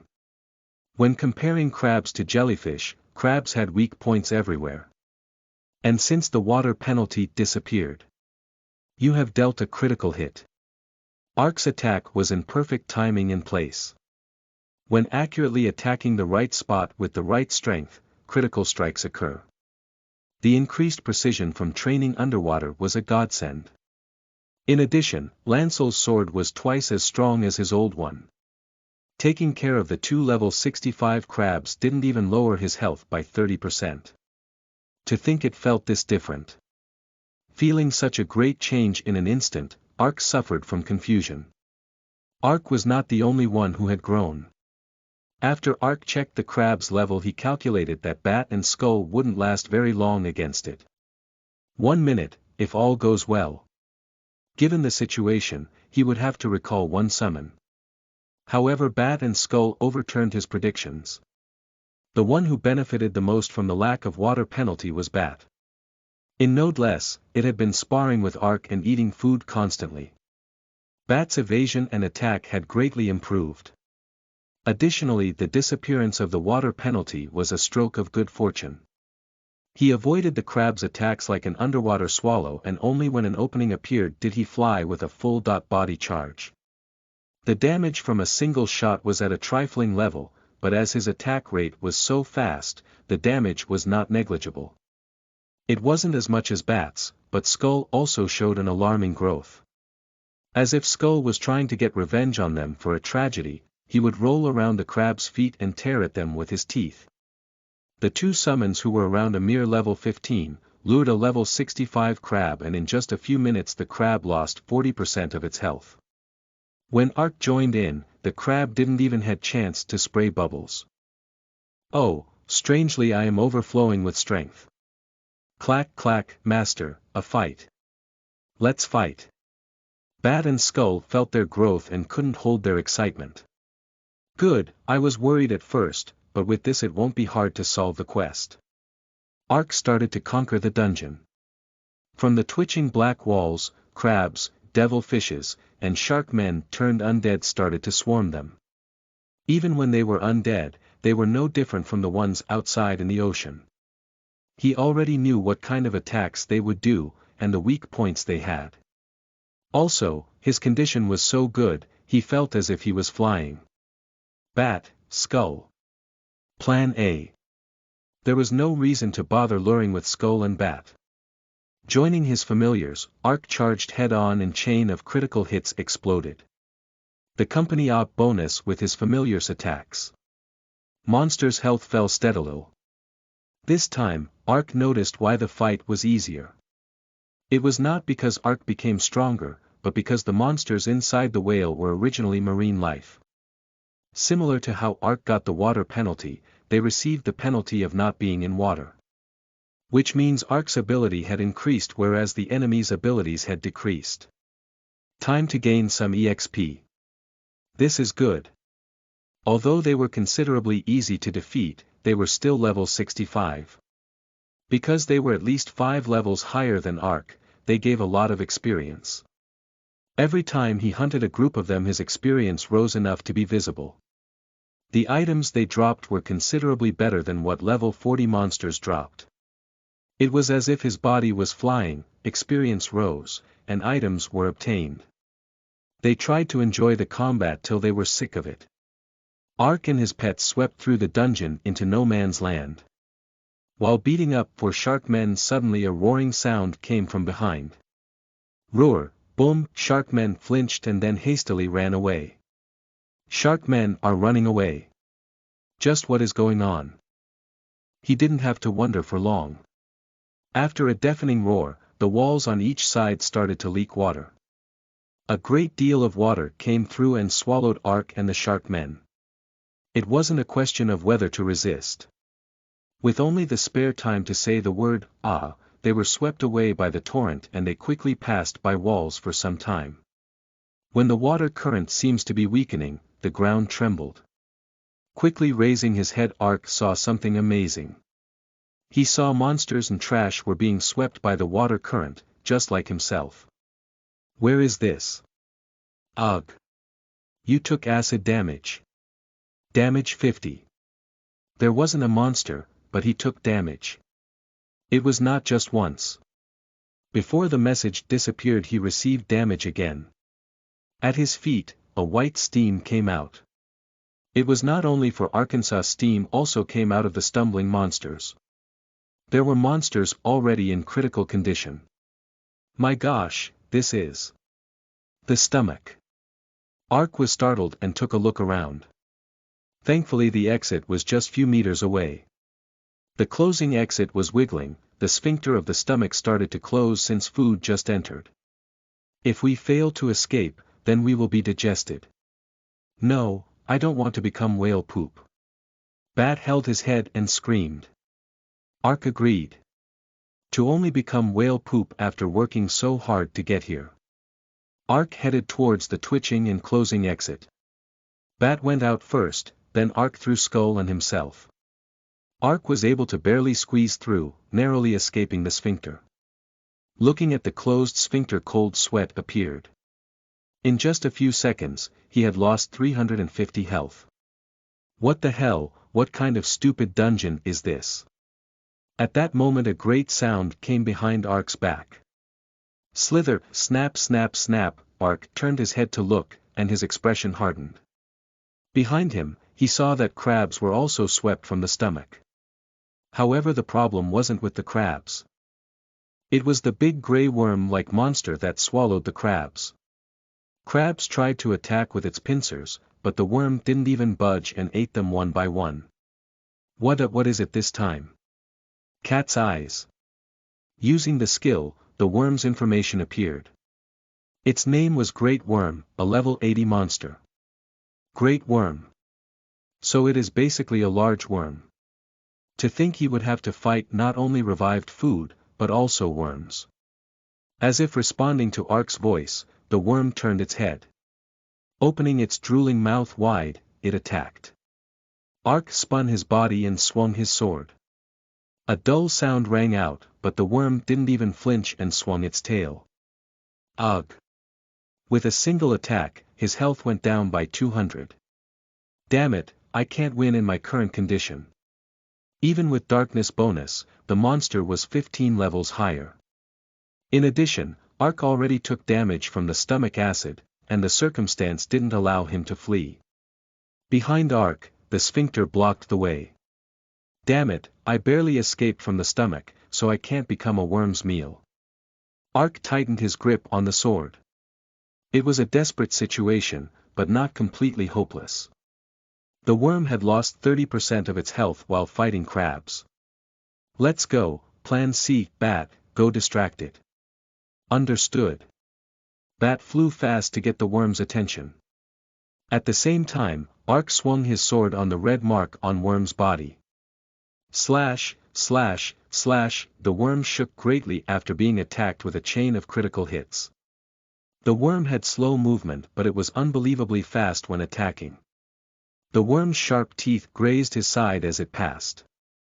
Ark abandoned the idea of completely dodging Worm's attacks. As long as he concentrated on his body to conserve his health, his attacks would become weaker. The chance of scoring a critical hit would also decrease dramatically. It was better to be prepared for damage and concentrate on counterattacking. The worm didn't even budge at his sword attacks. It was the special effect granted to big monsters with slow movement. But when it is kicked, it staggered slightly. When the kick is successful, the monster affected by the stun or shove effect shows visual results. I can use this by following its attack pattern. Ark took a step and spun around the worm's girth. After for the chance when the worm was in position to attack, he then sent a flying kick. Taekwondo's kicks are reputed to the fastest among the martial arts. Even in these, the flying kick speed is outstanding. Taking the flying kick, the worm flinched and stiffened. Ark used this chance to swing his sword land a critical hit. After fighting the same way for at least 3 minutes, the worm dealt large damage. The familiar nameless skull has returned to the netherworld. You received 50% of the familiar's health as damage. Although the familiars got stronger, it was a bit too much against the worm. The worm crushed the obstructive skull by pressing down with its body. Soon after, Bat was covered by the saliva spraying from the worm's mouth and was crushed when it fell to the floor. Because Ark was too busy concentrating on attacking, he didn't have time to check on the familiars. Familiars can be resummoned after 24 hours. However, if I die, it will be the end. I don't want to respawn in Nodeless and get swallowed up again by Gallic. Ark ground his teeth. Even so, his health that was already in the danger zone, fell to critical levels as he received the damage from his summon's deaths. But in this crisis there was a chance. He activated Undying Will and Indomitable Body. Now, Dark Blade. Since familiars had disappeared, there was no reason to worry about his mana. Ark immediately let fly 2 more dark blades. However, the worm's movements couldn't be hindered by sword attacks. The same moment Dark Blade landed a hit, the worm's lashing tail hit his waist. With a dull impact, Ark was sent back flying. Thanks to the effects of Undying and Indomitable, a critical hit was avoided, but his health went down to 50. Without wasting a moment, Worm went for a body slam. He's also nearly dead thanks to Dark Blade. I have 104 mana left. I can still use Dark Blade one more time. This will be decided in a single blow. Snake, Potion. The snake wrapped around his waist spat out a potion. It was one of Snake's advantages. In a normal fight, one needs to open the bag and take out a potion to drink it. Even a skilled player would take 3-4 minutes. They also needed to keep their bag organized. But thanks to Snake, it didn't take Ark even 1 second. Taking a low-level potion, he recovered 100 health. Ark's eyes flashed. I'll be damned if this doesn't kill it. Dark Blade. When Ark and the worm crossed each other, a deafening roar occurred. Ark flew couple of meters and hit the wall. He quickly checked his health and noticed he only had 7 health left. Worm, who got hit by multiple critical hits, emitted a glow and melted away. It was Ark's victory. The moment Worm was defeated and his level rose and a new skill was created. You have learned a new skill. Counter-attack, beginner, passive. It can only be learned by someone who is brave and can respond to an enemy's attack in a split second. But the most important thing is the courage to not fear the enemy. One who doesn't have an indomitable mind and body and can't overcome fear, cannot learn this skill. When counter-attack is successful, attack is increased by 50%. The 5% stun effect chance doesn't stack with other active attack skill. Thanks to counterattacks memorized by his body after fighting underwater monsters, he received another useful special skill. When the worm disappeared, a gray skin was dropped. Great Worm Skin. Ingredient, the skin of the great worm, only available in special environment. Not only is it hard to encounter a great worm, but it is also extremely rare to find a skin of good quality. If a great craftsman were to tan this skin, it can become a great leather. He couldn't tell if it was a good or bad item from the description. Few survived somehow. For now he survived. But the price of survival was big. His 2 familiars were resummoned back to the netherworld, durability of his armor fell to critical state, and the shoes he wore instead of Sharkman's shackles were destroyed. Although he can say he won, half of it was luck. He didn't think he could win if he fought it again at his current level. For now it would be good to avoid the worms.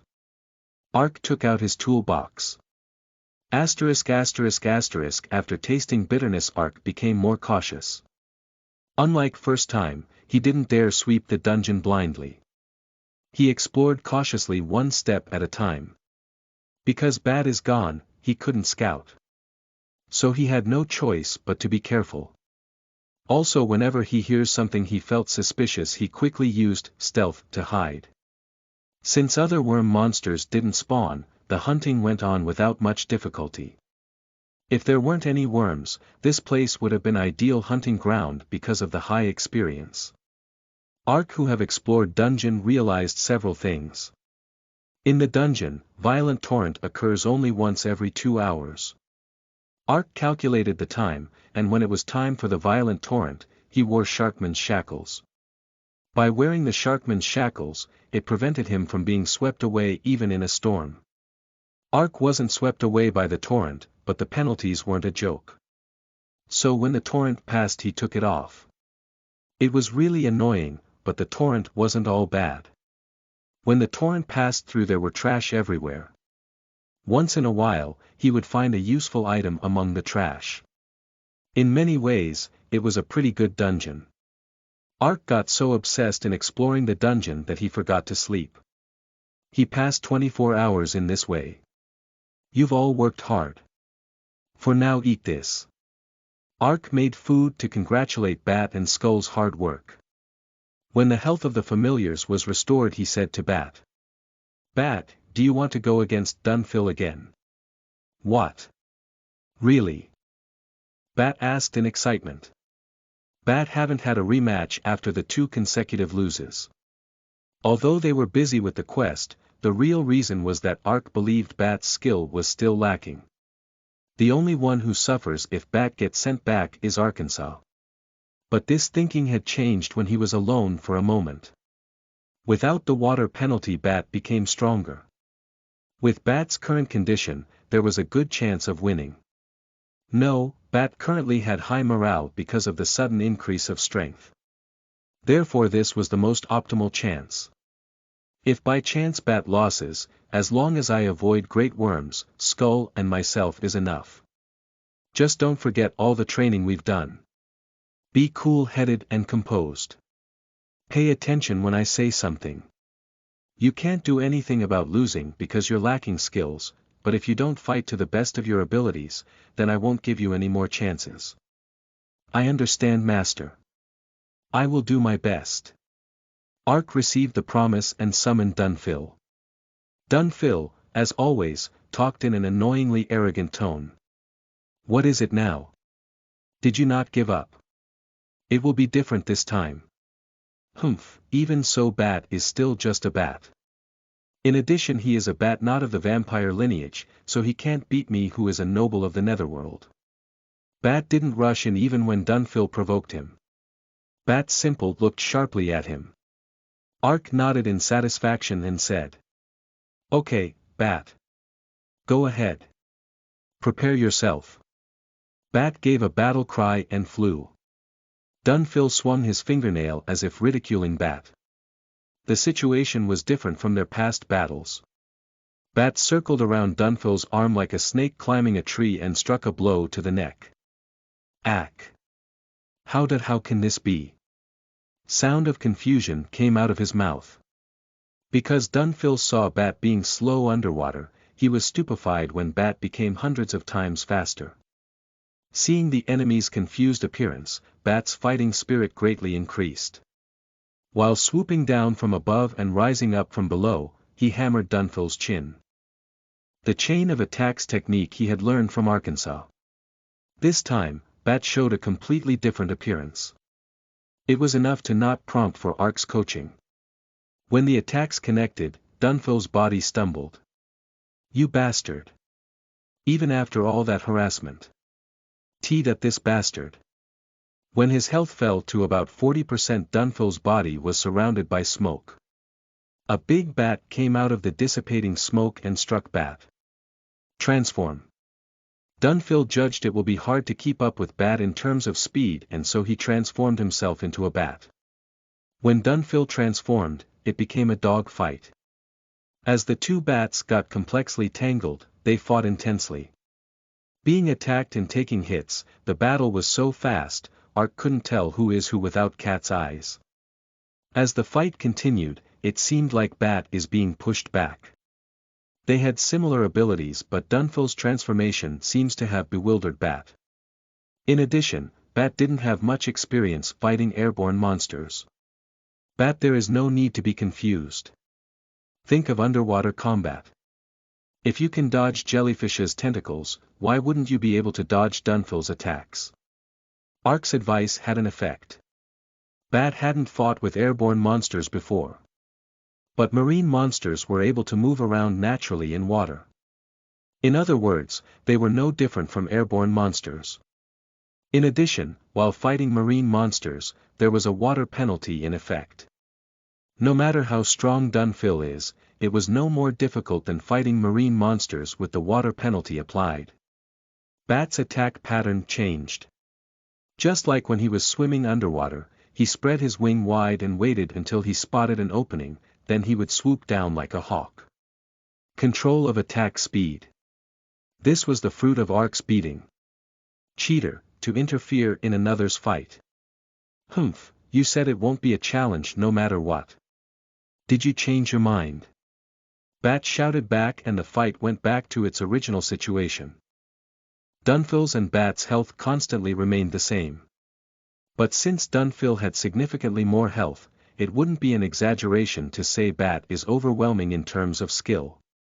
Continuing on for 5 more minutes, there was a slight difference. Dunfil fell to critical and his body was dyed in red. Suddenly Dunfil let out a scream and pulled himself back. Dunfil let out a black air current, stealing Bat's field of vision, and charged. He was trying to put up a last stand. Ark's eyes flashed. Bat! Don't dodge, this is the zero situation. You, die. You impudent bastard. Dunfil charged forward as if he'd been shot from a bow. If it could be called a charge, Bat also exhaustedly approached. This will decide it. Bat ground his teeth and charged. When the two bats seemed like they were going to crash, Bat suddenly did a sharp curve. Dunfil, who have charged at full strength, had his eyes in full circle. What bang, Dunfil crashed into the wall. In addition, Bat spun around and hit Dunfil on back of his head. Finally, Dunfil, who had his health depleted, fell to the ground fluttering like paper. Good for you, Bat. Ark sported a satisfied smile. This was Ark's final arranged match. Zero situation, this was Ark's code, to move the opposite direction. Ugh, to think I really lost. Dunfil crawled on the ground and let out a moan. Then smiled to the approaching Bat. Hoo-hoo, you became stronger. Actually, I remembered you from the beginning. But I wanted for you to be stronger, so I was deliberately cold. Bam, bam, bam, it seemed like Dunfil had been waiting for this one scene from a youth drama. But Bat didn't carry the slightest sense of this sentiment. Bat, who had approached with long strides, abruptly stomped on Dunfil's snout. In the end, Dunfil couldn't say anything else and disappeared.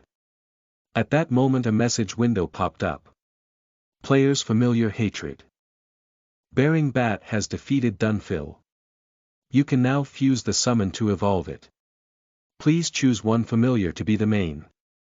The familiar created by the fusion evolution will have the main summon stats with the auxiliary familiar stats after consideration. Even if Bat won, Dunfil was at a higher level and had higher stats than Bat. But Ark didn't hesitate to choose Bat. Stats aren't everything.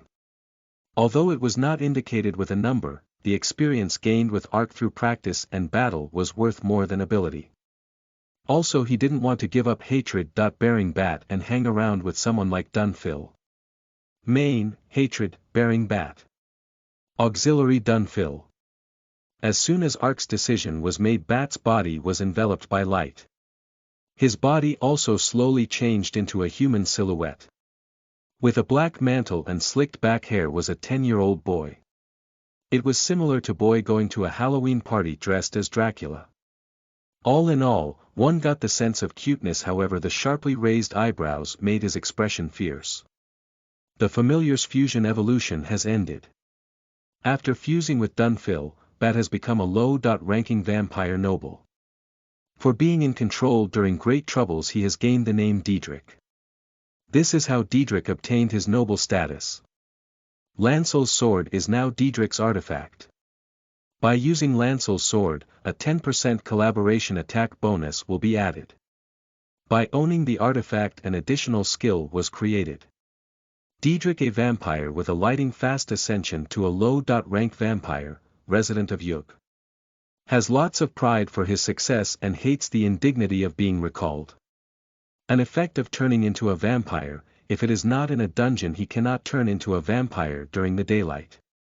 His bat form receives 30% reduction in stats when out in the sun. Race vampire alignment: dark ranking lower class noble, health 250, plus 200, loyalty 43.25, strength 25, plus 15, agility 40, plus 15, stamina 35, plus 15, wisdom 15, plus 15, intelligence 55, plus 15, luck 15, plus 15. Asterisk can turn into human or bat naturally.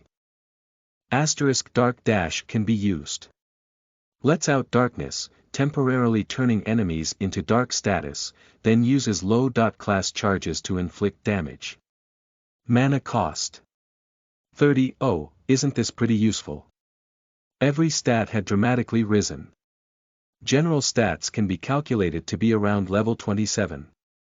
At no less after it had been stuffed with food, his stats had been around level 18, but in an instant the level had risen by about 9 levels. And he had also learned a new skill.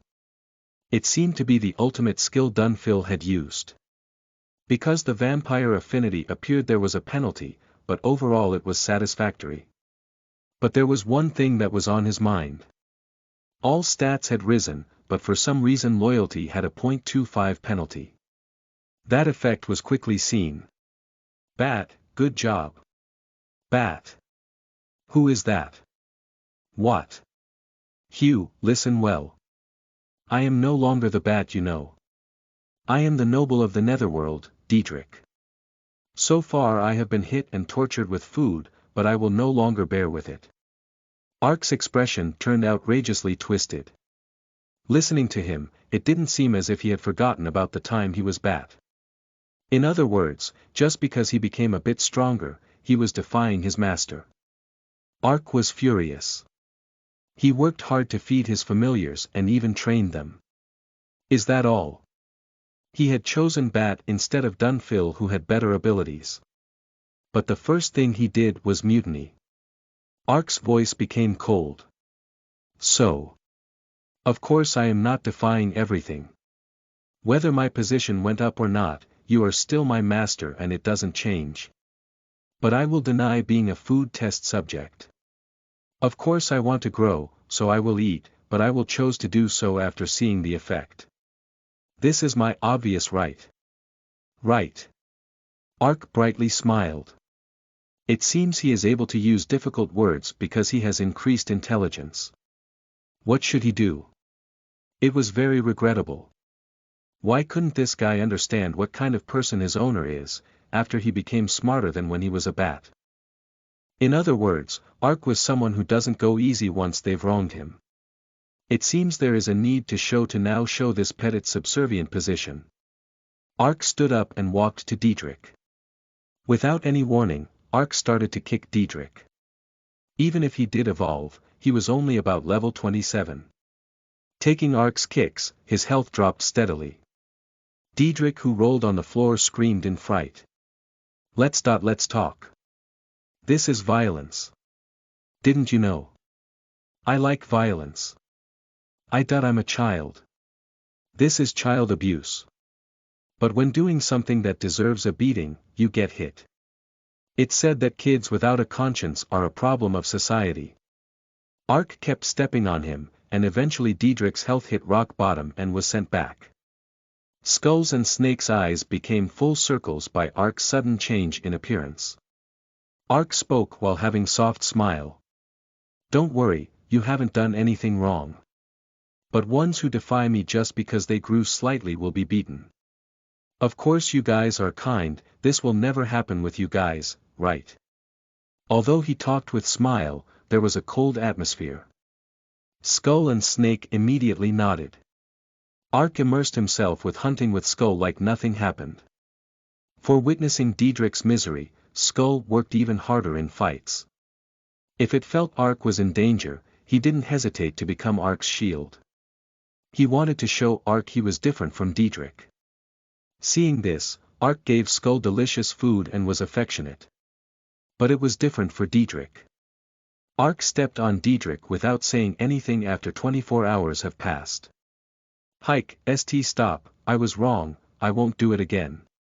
Once a traitor, always a traitor. After repeating this 3-4 times, Diedrich got onto its hands and knees immediately to beg after being summoned. Master, I'm sorry. I was a bit crazy and I just joked a bit. But Ark didn't even pretend to listen and stepped on him without mercy. If you cut some slack to ones who've overstepped their bounds, they will always try to surpass you. Kids without manners these days are mostly due to their parents being indecisive. Just as pets might try to bite their master if not trained at an early age, when teaching manners you must make sure the seeds are sown deeply. Ark was planning on stepping on him, until they got out of the dungeon at the very least. Volume 2 Chapter 6 You are listening at novelfull.audio. The caretaker's spirit, Snake, packed them up. When Ark pointed to the items gathered at his feet, Snake extended its tongue and swallowed it all. The trash piles that were swept in with the torrent were fairly profitable. Various kinds of seaweed, mere-people items, recovery potions, pearls and other random drops. Thanks to that, the bag he had completely emptied in no less had become quite hefty. An exceptional amount of monsters had been guarding the pile of junk, but now, even if 5 or 6 of the dungeon's monsters rushed him, he could easily defeat them. The advantage of a Dark Walker's dark attribute was the stat increases, which allowed him to pose to be a higher level than he actually was, and thanks to it, he could gain additional EXP from defeating monsters at least 5 levels higher than himself with the same amount of effort. The applied additional EXP was 10% per 5 levels. The monsters he encountered in Gallic's stomach were on average 10 levels higher. The additional EXP was a whopping 20%. To maximize the effect, Ark only slept for 2 hours a day and worked hard to level up. Thanks to this, Ark's level increased by another 10 in a week. Status window. Character name Ark Race Human Alignment Good plus 50 Fame 520 Level Profession Dark Walker Title Cat Knight, Caretaker Health 1305 Mana 730, plus 100, Spiritual Power 100 Strength 176 Agility 196, plus 17. Stamina 246 Wisdom Intelligence 141 Luck Flexibility Art of Communication Affection Special Stat Knowledge of Ancient Relics Equipment Effects Black Bear Mouse Leather Armor Agility 2, Frost Resistance plus 20 Cat Paws Attack Speed plus 10%, Agility plus 15, Critical Hit Rate plus 10% Crystal Golem's Head Mana plus 100 * All abilities will increase by 20% in the dark. You have the ability to hide in the darkness, duration time 10 minutes. Cancelled if you get into combat. Resistance Fear, Darkness, Blind, and Charm spells is increased by 50%. You can bring out the true abilities from all types of tools. Thanks to steadily raising his stamina, his health was now over 1,300. With the 100 additional mana from the Crystal Golem's Head, his mana was 830. It was enough to use Dark Blade 8 times consecutively if he didn't use his familiars. Since his level passed 60, his hunting efficiency decreased because he was no longer able to receive 10% additional EXP. I didn't notice when the bonus was there, but when it disappeared, it doesn't seem like the experience is increasing. Well, since my level rose enough and the bag is almost full, it should be about time to start finishing the quest. He still hadn't found a clue about the quest. The white whale's stomach was far more complicated than he expected. The long passageway was straight for the most part, but if he strayed a little it soon became a maze-like terrain. The phlegmy cell-like walls twisted and tangled, and there were places looking exactly alike no matter where he went. Some areas activated traps such as acid one from the stomach. At first, everything was interesting, but after a week had passed, the dungeon covered in dark red flesh began to be stifling and suffocating. Anyway, I need to find the place where I can end the quest. Ark walked forward. Ark could approximately guess where the place related to the quest was located. He had thoroughly combed through the lair for a week, but the sole place Ark hadn't gone to was the lair of the great worms. Ark had avoided fights with the worms to the best of his ability so far. But now, Ark was also level 62. With the additional bonus of the darkness attribute, he was at a level where he can somehow fight them. Ark passed through the narrow passageway and came to a wide area. In a plaza-like space covered in red membrane, scores of worms were squirming. Ark took out his pot, boiled soup, and drank it. Spicy flavor seafood soup, health plus 100, attack and defense increased by 20% for 30 minutes. The seafood soup, which could only be made once survival cooking reached intermediate, had the best effects out of all the food Ark learned. In addition, it didn't have the after effects that normally goes hand-in-hand with good effects. But it required relatively rare seaweed and shellfish, so he couldn't eat it often. Energy rose after drinking the soup. After also feeding Skull, he lured the worms one by one. Even though he'd raised his level and was even enjoying the effects of the soup, the worm felt as strong as ever. If Diedrich would turn into a bat and draw its attention, it'd be much easier. After fighting difficult enemies without him, Ark came to know how much of big a help Diedrich had been. But no matter how regrettable it was, he had no desire to use a familiar who wouldn't listen. Diedrich still needed to have his behavior corrected.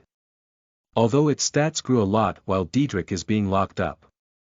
Skull had now grown to level 20, but its usefulness was still much lower compared to Diedrich.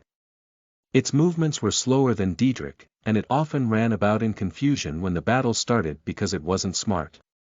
Moreover, its stats also rose in the wrong places, such as wisdom or luck, so its stamina was low. If the opponent was the worm, it'd be hard for Skull to withstand 1 or 2 hits. However, Skull had endless loyalty. When Ark was in the worst-case scenario, Skull died for him without hesitation. Users actually don't feel pain when taking a hit.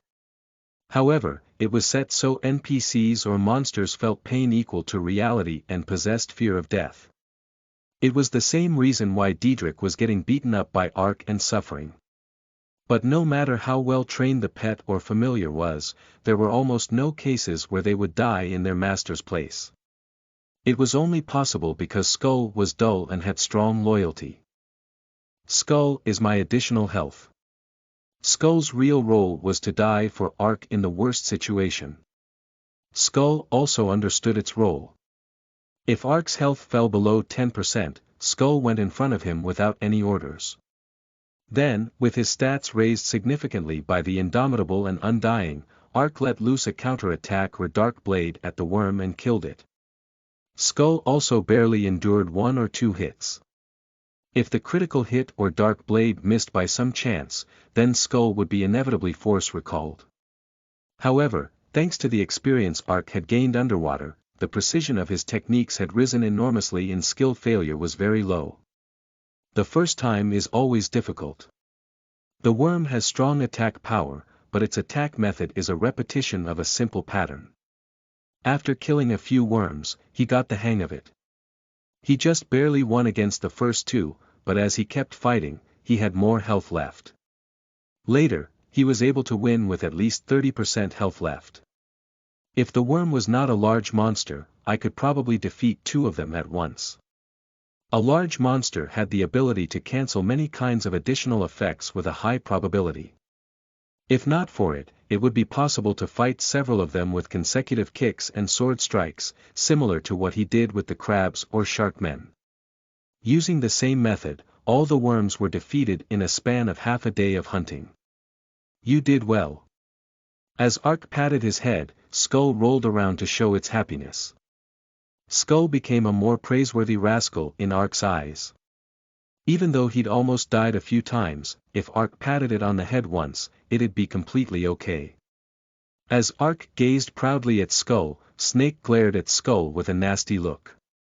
It was something he'd found out just recently, but since Snake thought of Ark as its parent, it was especially prone to jealousy. If Ark favored another familiar for even a moment, it would soon grow sulky, wrap itself around Ark, and behave annoyingly. Well, though he'd gotten used to it now, so it didn't bother him as much. In any case, after clearing the worms, Ark began to really explore. Once he went to the opposite side, the entire space reverberated, going boom, boom. It's the sound of a heartbeat. Is Gallic's heart on the other side? Just then, Snake suddenly teared up and spat something out with a cough. It was the compass of the Sea Emperor. The compass vibrated as it emitted light to match the sound of the heartbeat. Because of it, it seemed like Snake couldn't endure it and spat it out. This is definitely the place where the quest will be solved. But where exactly do I need to go? No matter which direction he looked, they were all blocked. Then all of a sudden, the passage from the crystal pillar came to mind. If you want to see me, then close both of your eyes. If there's some kind of trick here, then it's definitely the hint. Ark stood still and closed his eyes. As he did so, the sound ringing through the whole space gradually died down. Then at some point, the sound focused in one direction. As if the hand mirror was being led by the beating sound, it vibrated to one side. Is it this way? But it's blocked. Ark placed his hand on the wall and moved. Then the wall shrank away as if it was surprised, and a path appeared. It was also the same afterwards. As he moved along the path, he closed his eyes and stretched his hand towards the direction of the sound whenever he reached a dead end. Then a path appeared on its own.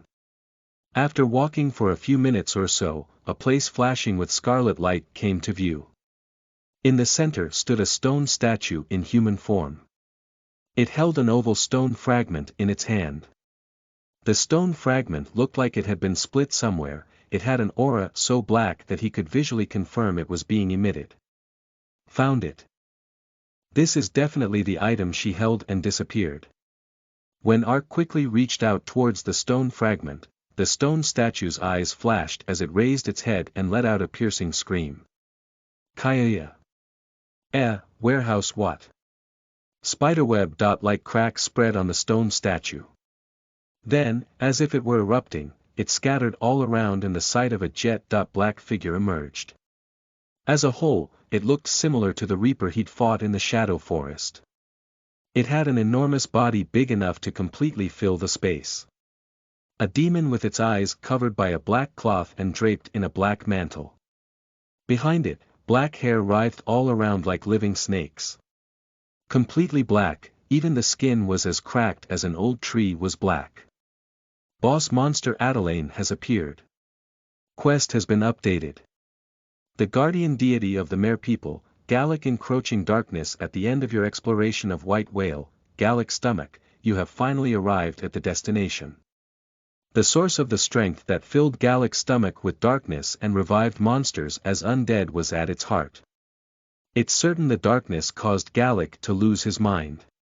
You must defeat the evil being Adelaine, born from the root of darkness, and return Gallic to normal.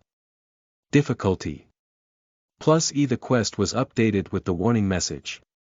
The difficulty was a whopping +E. To think there'd be a boss monster even inside a whale's stomach.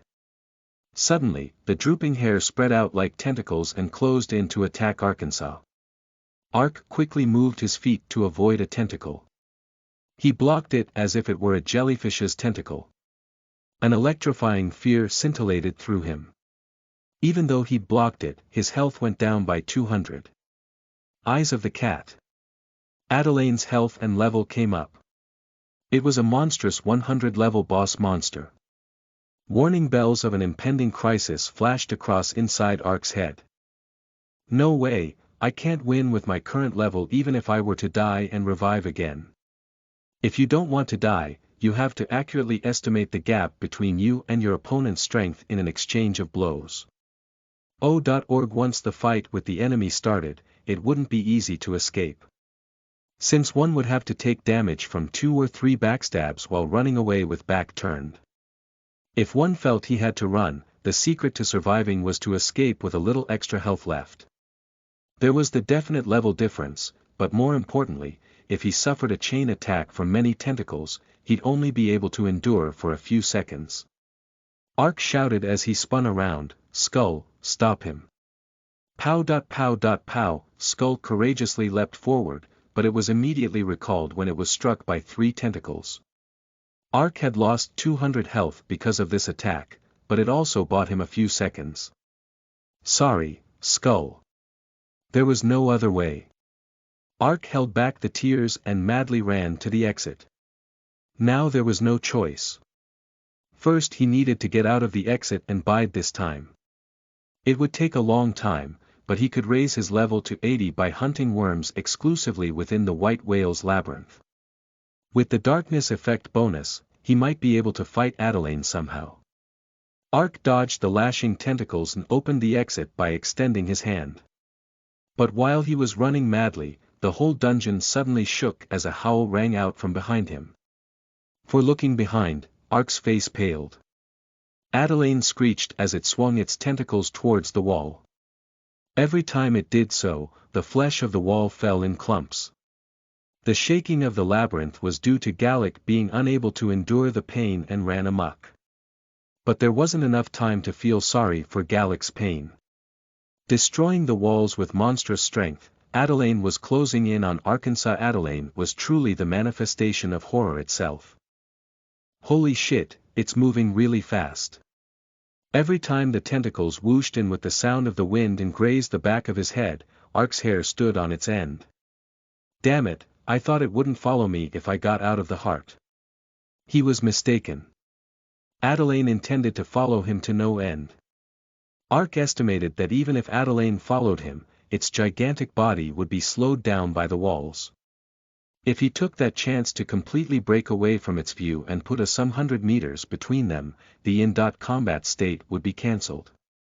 Then he intended to hide with stealth. But rather than breaking free, Adelaine was actually closing the distance while destroying the walls and chasing him. It was as if a message of despair was popping up before his eyes. Damn it, am I going to die like this? Stat loss.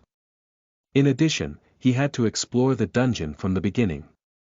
But that wasn't all. Dying against a boss monster increased the probability of dropping equipment items.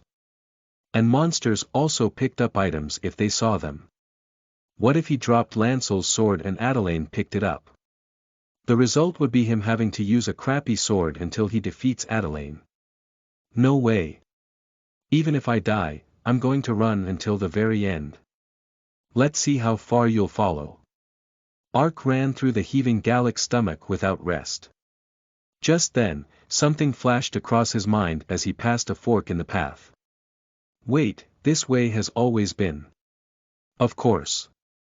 Maybe with this method. Ark, who had combed through the labyrinth's terrain, realized a hidden method to turn the tide. Would something like that be possible? No, whether it's possible or not isn't important. The only thing I can do right now is to bet everything on this method. Ark stopped abruptly and twisted his body. Adelaine quickly swung its tentacle. Ark dodged the tentacle and ran towards Adelaine. Then, when he was up in front of its nose, he rolled on the ground.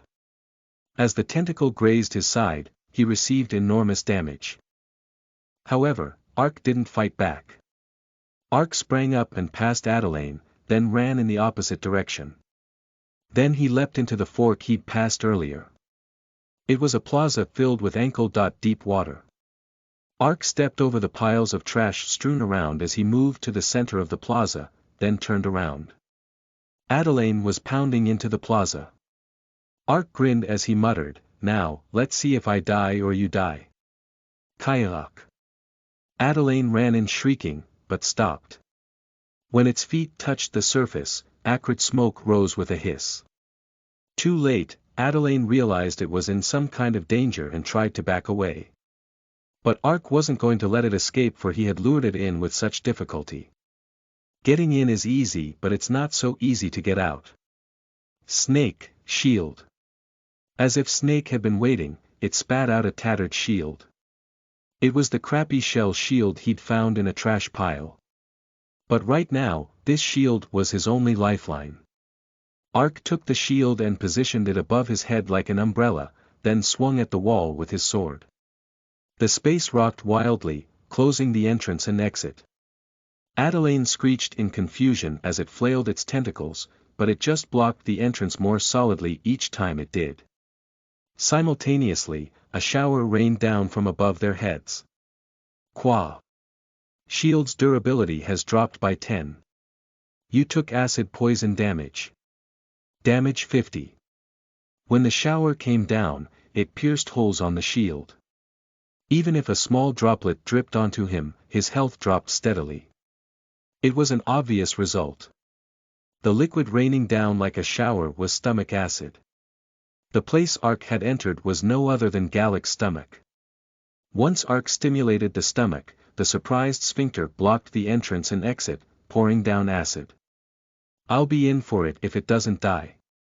Either we die together, or you die alone."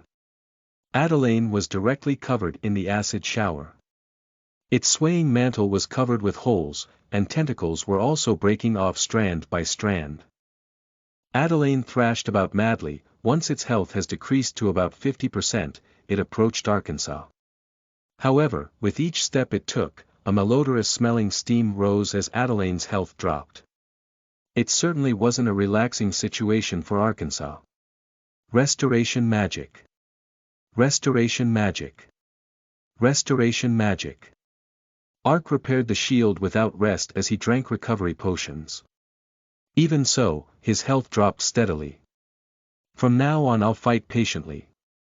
By the time Adelaine crossed the stomach and reached Ark, it already had less than 10% of its health left. Adelaine shrieked in rage as it raised its tattered arm. Ark used his trump card. Summon familiar, Diedrich. Ack. Master. Diedrich let out a confused screech as he was summoned.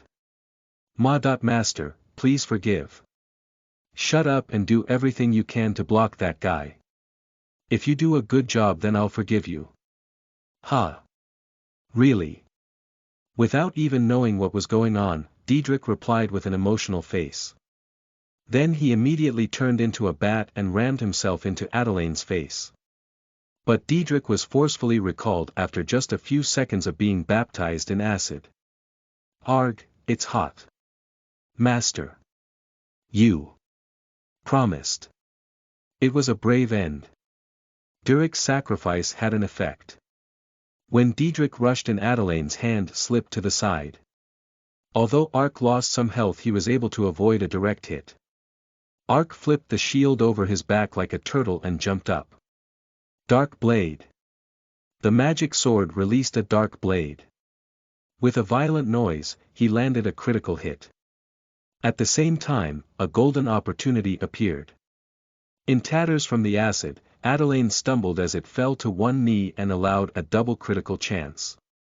Without delay, Ark cast Dark Blade. With double critical chance, you have landed critical hit 2x. You have leveled up. As Adelaine's throat gaped open, a black light burst out. Since he defeated a level 100 boss monster, Ark instantly leveled up to level 64. Streams of black light poured out for a while, then Adelaine's body began to shrink ceaselessly. Then finally, it shrank to a size similar to Arkansas. A hazy gray light gathered in the form of a female mermaid. The female mermaid stretched out a trembling arm as it whispered in a weak voice, "Kristen." Slowly, the acid rain stopped. Ark stared at the female mermaid with a stupefied face. He had toppled the boss monster, but the item which was supposed to drop didn't and something else had appeared instead. Just in case, Ark widened the distance and scrutinized the female mermaid. Kristen, it's you, right? The female mermaid's hands fumbled around her as if she was blind while she was weeping. Why? Why don't you call my name? Why don't you hold my hand? Have you forgotten me? Is that it? I waited for you. I've waited for you as I cried until my eyes could no longer see. Kristen. Please. The female mermaid bowed her head as she sobbed. You've become angry with me, haven't you? Right. You've become angry because I tricked you, right? I'm sorry. I knew you would return. I thought you would return if I did that. You can't forgive me after all. Is that it? Suddenly, the hand mirror on his chest buzzed as it vibrated. Once he took it out, light poured out, reflecting the inflamed red stomach lining, and started to show a cut scene. There was the man he'd seen in the pillar. There was also a mermaid. The man was agonized because the world was being encroached by darkness. The power of darkness was enveloping the world had not yet reached Nodeless. The land was covered in the flames of war, but Nodeless was as peaceful as it had always been. Because of this, he was even more agonized. He was ashamed he was looking away from the world's suffering. And he knew that one day, even beautiful Nodeless would be stained in darkness. In the end, the man stood. He had decided to devote his life to stopping the great evil that was covering the world. The man explained his feelings to the one he loved for a long time.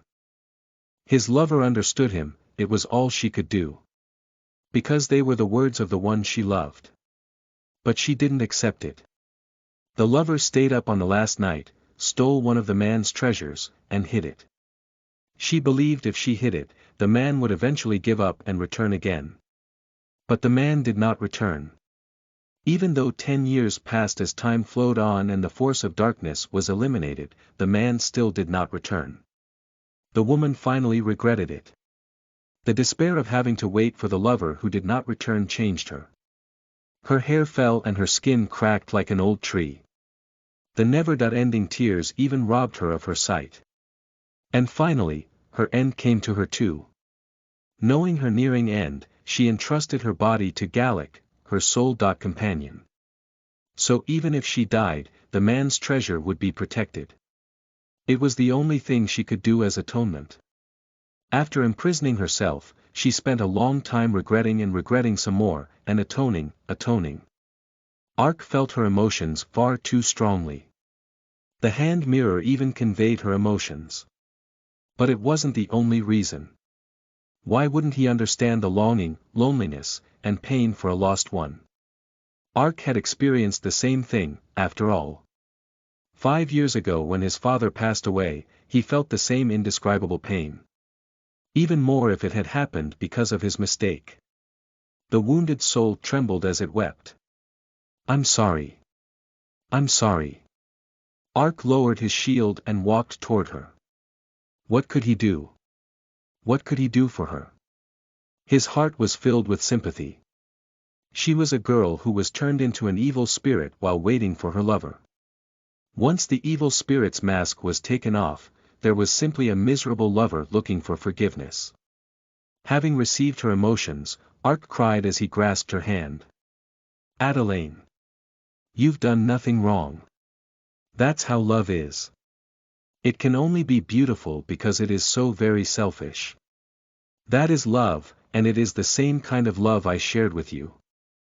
No one will be able to blame you and neither will I. I will not forgive you because I've never hated you. Kristen. Adelaine's eyes trembled. It was then. Suddenly, her gray form was enveloped in white light, and she slowly changed into a younger body. It was the appearance of the beautiful mermaid he had seen in the hand mirror and pillar. She gazed at Ark with a bewitching smile, then approached like the spring breeze and lightly kissed him. Does Adelaine know I'm not her lover? As he received the kiss he instinctively thought as such. But she just revealed an ambiguous smile as she slowly disappeared. Miracle nursing has succeeded.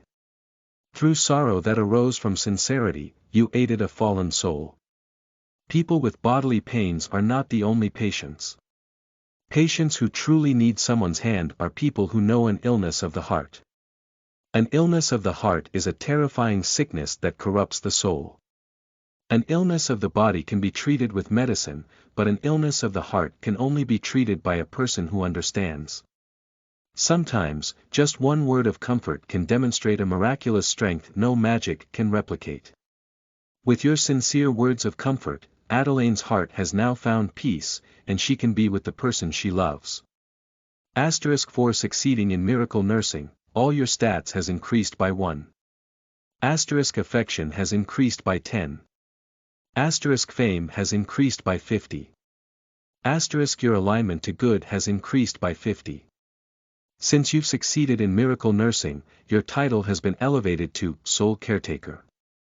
Your fame as a caretaker has increased and you will come to receive the praises of many of the sick. As a title-related bonus, all stats increase by 1 each. Fame increases by 50. A stone fragment and necklace fell at the spot where Adelaine had disappeared.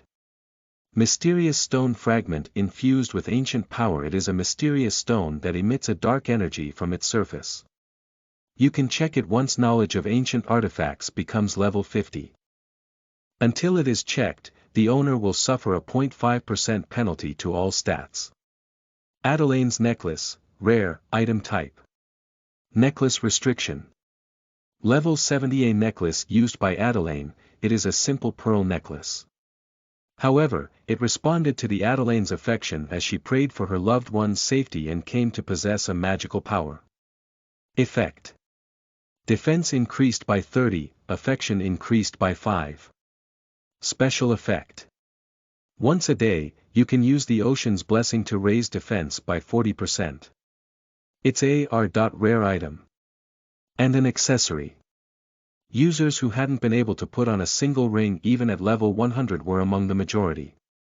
Accessories were extremely precious, moreover, if it was rare then it was an item hard to find even in an auction. He had been very expectant since he defeated a level 100 boss monster in a hidden dungeon, but this was truly above his expectations. The penalty imposed on the owner of the stone fragment wasn't a problem.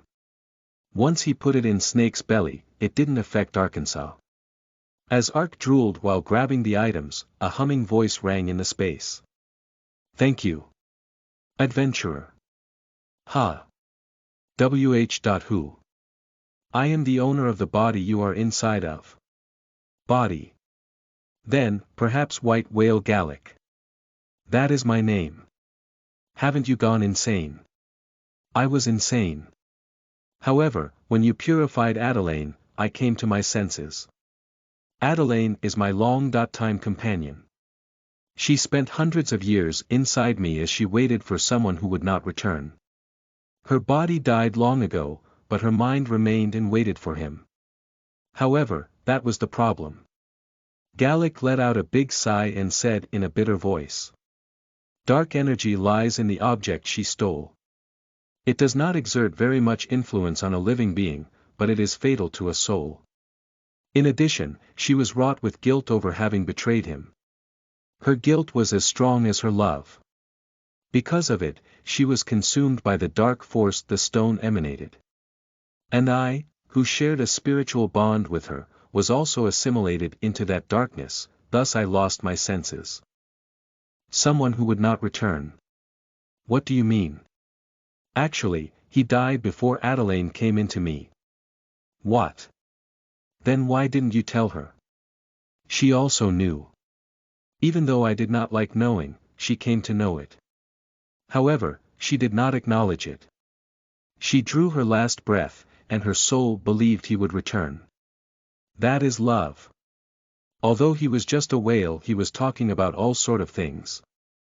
In any case, after listening to his words, Ark felt even more sorry for Adelaine. As Ark lowered his head with a melancholic expression, the white whale spoke in a loud voice. Raise your head with pride. Adventurer. Straighten your shoulders. You have freed a lover from the pain she suffered for hundreds of years. Where could you find a more praiseworthy deed for a man? Ruyuumble. The space suddenly shook and an enormous amount of sea water rushed into the stomach. Unable to prepare the sharkman's shackles, Ark was swept by the torrent in the space of a single breath and sucked into somewhere. In the next moment, he was launched up by an incredible force. At the same time it became bright before his eyes, and he could see the blue sky. Blech, bleach. From his mouth came the sound of Ark trying to draw breath in vain. Ark surged into the sky riding the plume of water that was bursting from Gallic's blowhole. He saw the blue sky illuminated with sunshine and the ocean stretching endlessly underneath him all at once. He saw the white whale's back as it surged above the sea like a mountain range. It was a magical and beautiful spectacle. Asterisk asterisk asterisk, so that's what happened. The mermaid queen nodded. Ark returned to Nodeless with the white whale. When he conveyed the tangled truth about Adelaine, the mermaids received a considerable shock. Since everything they had believed as the truth originated from misconceptions, it wasn't easy for them to acknowledge it.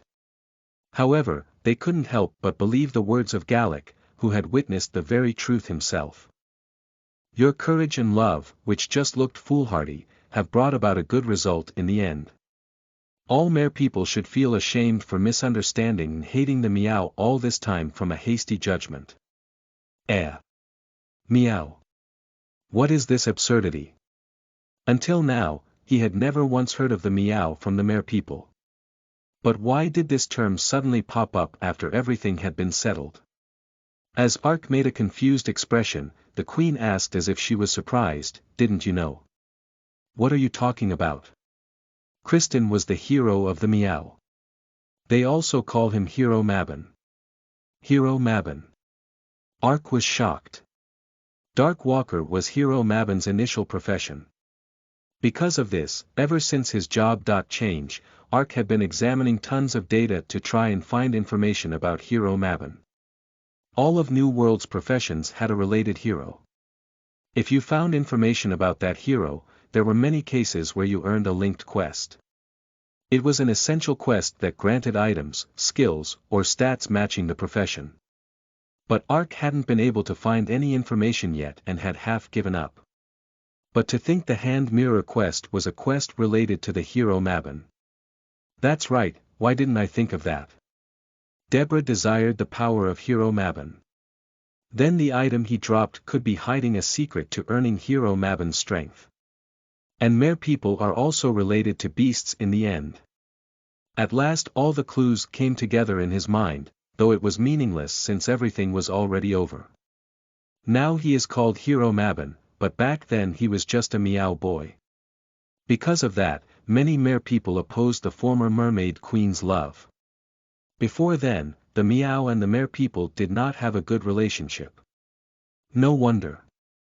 At the heart of it, it was the relationship between a cat and a fish. And then he eventually left Nodeless, and the former queen hid herself while longing for him. Gallic also went crazy as a result, and in the end the mere people who hated Kirsten from the beginning pinned all the blame on him and became sworn enemies of the meow. All of the beasts saw Hero Mabon as the savior, but the mere people did not acknowledge it. Though that was all hundreds of years ago. Will the misunderstanding clear now? Yes, your effort has resolved all misunderstandings. I will represent the mere people and send an ambassador to the meow to apologize for the wrongs so far. I do not doubt the era of hostility will end, and an era of harmony and peace will come. Queen smiled and nodded. Also we will not forget the favor you have done for us. You have returned our patron guardian Gallic to us. You have done what no one, let alone a merperson, was able to do. As the hero of the mere people, I give you our most heartfelt thanks. The mermaid queen approached and gave Ark a kiss. At Ark's embarrassment, the mermaid queen laughed softly as she spoke. This is the sign of thanks mere people convey to someone who has become a true friend. Ah, so she does know. Ark remembered Adelaine's last kiss and let out a bitter smile. You are the most heroic friend and benefactor of the mermaids. I, the queen of the Mer people, do so vow. Just as you have sacrificed for the Mer people, and we promise to help with all our strength when you are in need. For the benefactor. The Mer people pulled out their swords and raised them as they shouted. The encroaching darkness quest has been completed. When the quest was completed, his level rose by 1 and became 65. But Ark was restless. The process of the story was progressing similar to the quest with the young Lord of Jackson. The story of them becoming friends and whatnot, and sending him right off without a single reward. But Ark's worry was baseless. Perhaps because she was a queen in name, she was quite different from the young lord. This is the small gift we have prepared to thank you for your work. The mermaid queen gave him an armor made out of transparent scale. Guardian armor of Mer people, magic, armor type leather armor defense durability 100 weight usage restriction level 60 guardian armor, only warriors who has received the recognition of the Mer people can equip legends say it is made from the scales of a sea dragon. It is a light and soft material, so one can move with great ease. In addition, anyone who equips this armor will not receive any water-related damage or penalties. Option: Water attribute resistance plus 100%, penalty based on water is nullified. Ark's eyes became very wide. With many options related to water, it still has an defense of 80. It is 2 times better than the black demon mouse armor I'm using now. Even if it is a magic item, just by looking at its defense, this is an S.class rare item. Leather armor he obtained from Andal had better defense than a level 40 plated armor. The only thing that bothered him was with his magic repair skill level, he would not be able to repair it himself. Che, if it wasn't for that I could have sold it at rare item price. There is one more thing I would like from you, if it is for the Mer people I would be willing to do anything. Ark perked his ears and nodded. Since we have lived in isolation for too long, there is no one within the Mer people who knows the outside world. Therefore we would like you to go to the Miao as the ambassador of the Mer people and convey our apologies. Envoy of the Mer people, the Queen of the Mer people regrets the past and wishes to reconcile with the Miao. Mer people and Miao, you who is friendly with both, has a high chance of reconciling the two tribes. Difficulty: G. Quest requirement. Miao and mermaid intimacy must be over 70%. The quest requirement makes the difficulty AG. It also doesn't seem like a quest that will make money. But Ark always welcomes a quest. I understand. But I don't know if I can meet with them. According to rumors floating around the ocean, they have also been hiding from those on land. If that's what you're concerned about, there's no need to worry. Ark laughed silently and brushed aside what she said. And told the tale of how he saved the Miao in the ruins and obtained the title of Cat Knight. If I go, the Miao will forgive the past misunderstanding. No way, to think you'd have such a relationship with the Miao. I see. Finally, I can understand why you were able to find Nodeless and free Adelaine. You, in the end, came to keep your promise with Adelaine. Perhaps I did. Then it would be good for you, the seeker of truth, to keep the precious stone Adelaine kept. I can't really explain it to you, but if I'm right, the stone told of in legend is the hero Mabons, one of the 3. The legendary 3. It's one of the 3 stones that contains the power of the hero Mabon.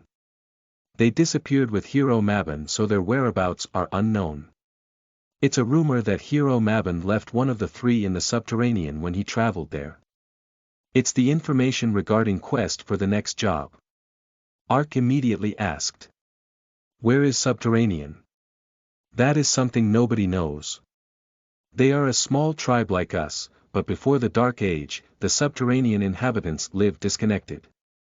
They were a tribe shrouded in a veil. The only person who talked to them was hero Mabon. Although he was disappointed of not knowing where it was, he at least had a clue. Well then, let's get out. Everyone would want to look at the face of the hero. Queen lead Ark outside. Coming out of the castle, Nodeless countless mermaids and mermen cheered. After passing the square filled with merpeople, he covered with kisses. He could handle the female mermaids' kisses, but it was really hard to withstand kisses from rough mermen and grey-bearded elderly. When they got out of the square and reached the entrance, the queen said, "Gallic has finally returned to the merpeople, and will remain with us for hundreds of years. Even if you traveled across the endless ocean, you won't be able to find us. However, the country of the merpeople will return. Until that time, please hold on to this." Queen handed him a small flute. Flute of the merpeople, special, a flute that allows you to call merpeople friends. You can use it anywhere at sea. After Ark received the flute, he took few steps, and at that moment, all of Nodeless shook. The floor cracked as if there was an earthquake, and the entire city rose up. Gigantic white whale Gallic had lifted the entire city. Gallic rolled his building-like eyes looking at Ark and let out a resonating roar. Then he sprayed tsunami-like current and cut through the ocean. The colorful underwater city Nodeless slowly got further. Clearing up its dark history, it was leaving to find its home after hundreds of years. For some reason I feel empty. Ark looked at Nodeless blankly until it was out of his sight. It was a place where many things had happened. But it wasn't something he could take with him, and on land, there was more adventure, experience, and items waiting for Arkansas. Ark blew on the flute of the merpeople. Since he was underwater, there would be no way sound would come out, but after few seconds, countless dolphins came. The dolphin lowered its body to indicate to him to ride on. When Ark got on, the dolphins went up at incredible speed heading to the water surface. Countless dolphins came above the water surface as they sprayed water. Then like a surfboard they started to speedily go to shore. Although it took a few days to reach Nodeless, by riding on the dolphins, it didn't even take 30 minutes. In the distance the appearance of a lovely shore was revealed. Volume 2 Chapter 7 You are listening at novelfull.audio. Battle of Grey Ridge. Do you know you've committed a sin worthy of death? Yes, I've really reflected a lot on it. Something was wrong with my head when I suddenly rose to success after spending my earlier days so deprived. If you would just give me one more chance. And to whom do you owe your success to? Of course, it's thanks to Master. I was impudent without knowing your grace. Diedrich shed large drops of tears. Look at the rascal. Ark laughed to himself. Ark had lived while unwillingly receiving affected sympathy from many people. Thanks to that, he gained an unwelcome ability. By simply looking at the other person's eyes, he could tell if the words coming from their mouth were sincere or not. Diedrich's words were not sincere. He was just an NPC, but he knew how to cunningly trick someone. It seems I shouldn't have thoughtlessly evolved him. Bat also had a bad personality, but he wasn't cunning. After evolving into Diedrich, he learned how to be crafty. It meant ego also increases with each evolution. He wasn't sincere, but it seemed Diedrich had yielded this time. However, there was no guarantee it would be this easy if it happens again. Skull was the same. Though it was a faithful familiar now, there was no way of telling how it would change when it evolved. Summons are also intelligent beings. This incident changed how Ark viewed his familiars. Each familiar had a different personality. Even so, Ark tried to treat the familiars equally. He didn't favor one and neglect the others. That was the problem. Seems like I have to use control, the carrot and stick approach. Just as there are fellows who do better if you praise them, there are those who get cocky. In addition, there are those who perform properly only with the use of violence and threats. Granted, even a good medicine can be counterproductive if overdosed, he would need to regulate it. This was why Ark had beaten Diedrich to the point where it seemed overboard. Even the highly loyal skull or snake might change personalities one day. To prepare for that day, he set an example with Diedrich. In other words, Diedrich had been severely punished because he was unfortunately chosen to set an example. It isn't easy taking care of 3 familiars. I think I can finally understand how hard it is for teachers who have to teach dozens. Alright, since you contributed, I'll forgive you this time as promised. Ah. Thank you, Master. Repeat after me, Vow 1. What? Diedrich tilted his head but quickly raised his hand when Ark pierced him with a glare. Vow 1. I will always obey Master no matter the situation. I will always serve him with a smiling face, fight when told to fight, and die when told to die. My life and death only belong to Master. Vow 2. I will gratefully accept and eat the food given by Master. Also, I will never complain. Vow 3. If I cannot follow the previous 2 vows, I will soundly receive some form of punishment. Diedrich's face paled at the continuing familiar doctrine. You've memorized it all, right? Yes. Good, then return to the netherworld and stay there and write an apology letter until I call you again. Diedrich returned to the netherworld looking as if he'd stepped in poop. With this, the coup d'état that started with the evolution was hopelessly suppressed. In addition, he even formed a slave contract. The Child Protection Agency or the Animal Welfare Organization would be appalled if they knew about this. But this was a game, and Ark was truly a dictator. ******, not far from the shore where the dolphins dropped him off, Ark saw a village. It was a bustling village, with quite a lot of users coming in and out. Snake wasn't a problem since it was disguised as a belt as usual, but skull or bat would attract a lot of attention from the users, so they were no good. After sending the familiars back, Ark walked towards the village. Hoo, how long has it been? As he headed to the village, Ark had a delighted smile on his face. The store in Nodeless didn't purchase the items he'd obtained in the ocean. Thanks to that, his bag and, of course, Snake, were chock full of items from the ocean. Since his magic restoration reached intermediate, all the items had 100% durability.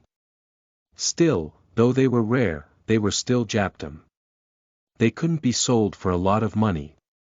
There was something else that made Ark feel good. It was the bag of pearls he earned in Nodeless. He had earned a colossal amount of at least 800 pearls from item sales, his food stall, and repairs.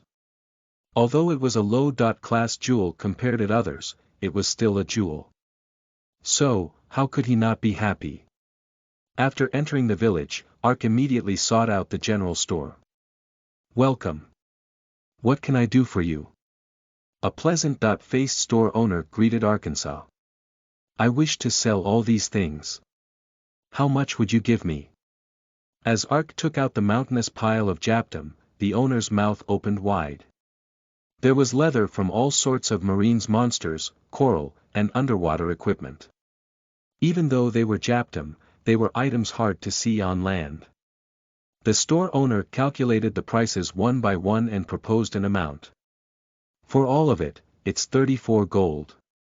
You won't find a better price anywhere else nearby. The market value wasn't bad.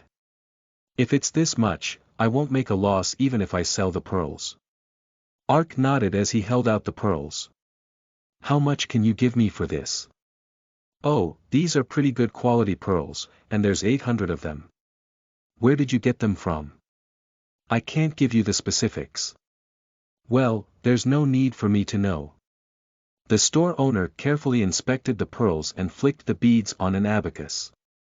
I'll pay 25 silver apiece. So in total, it'll be 200 gold.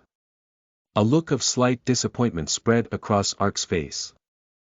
He had expected 300 gold, it was 100 gold short. Should I just go to Haroun or Jackson to sell them? If he were to go back to Haroun or Jackson, where he had high intimacy, he could get the expected 300 gold, but it would take a full week to return to Jackson. The monsters he would encounter while going were only level 40, so a round trip meant he had to give up on a fortnight's worth of EXP. 100 gold or a fortnight of experience. There was no contest. I'll have to go sometime because of the Envoy of the Mere People quest, but I don't have time to do that right now. Since I've come this far, I have to at least visit a few cities. It's regretful, but it's better to just sell them. Ah. At that moment, a user looking at goods in the shop saw Ark and made a shocked expression. Then, with a somewhat angered voice, he pulled Ark by the arm and said, "How could you sell the items without even consulting me? Even if you do sell, you have to sell it after settling the problem of distribution first. Mister, we'll return a little later. T/N.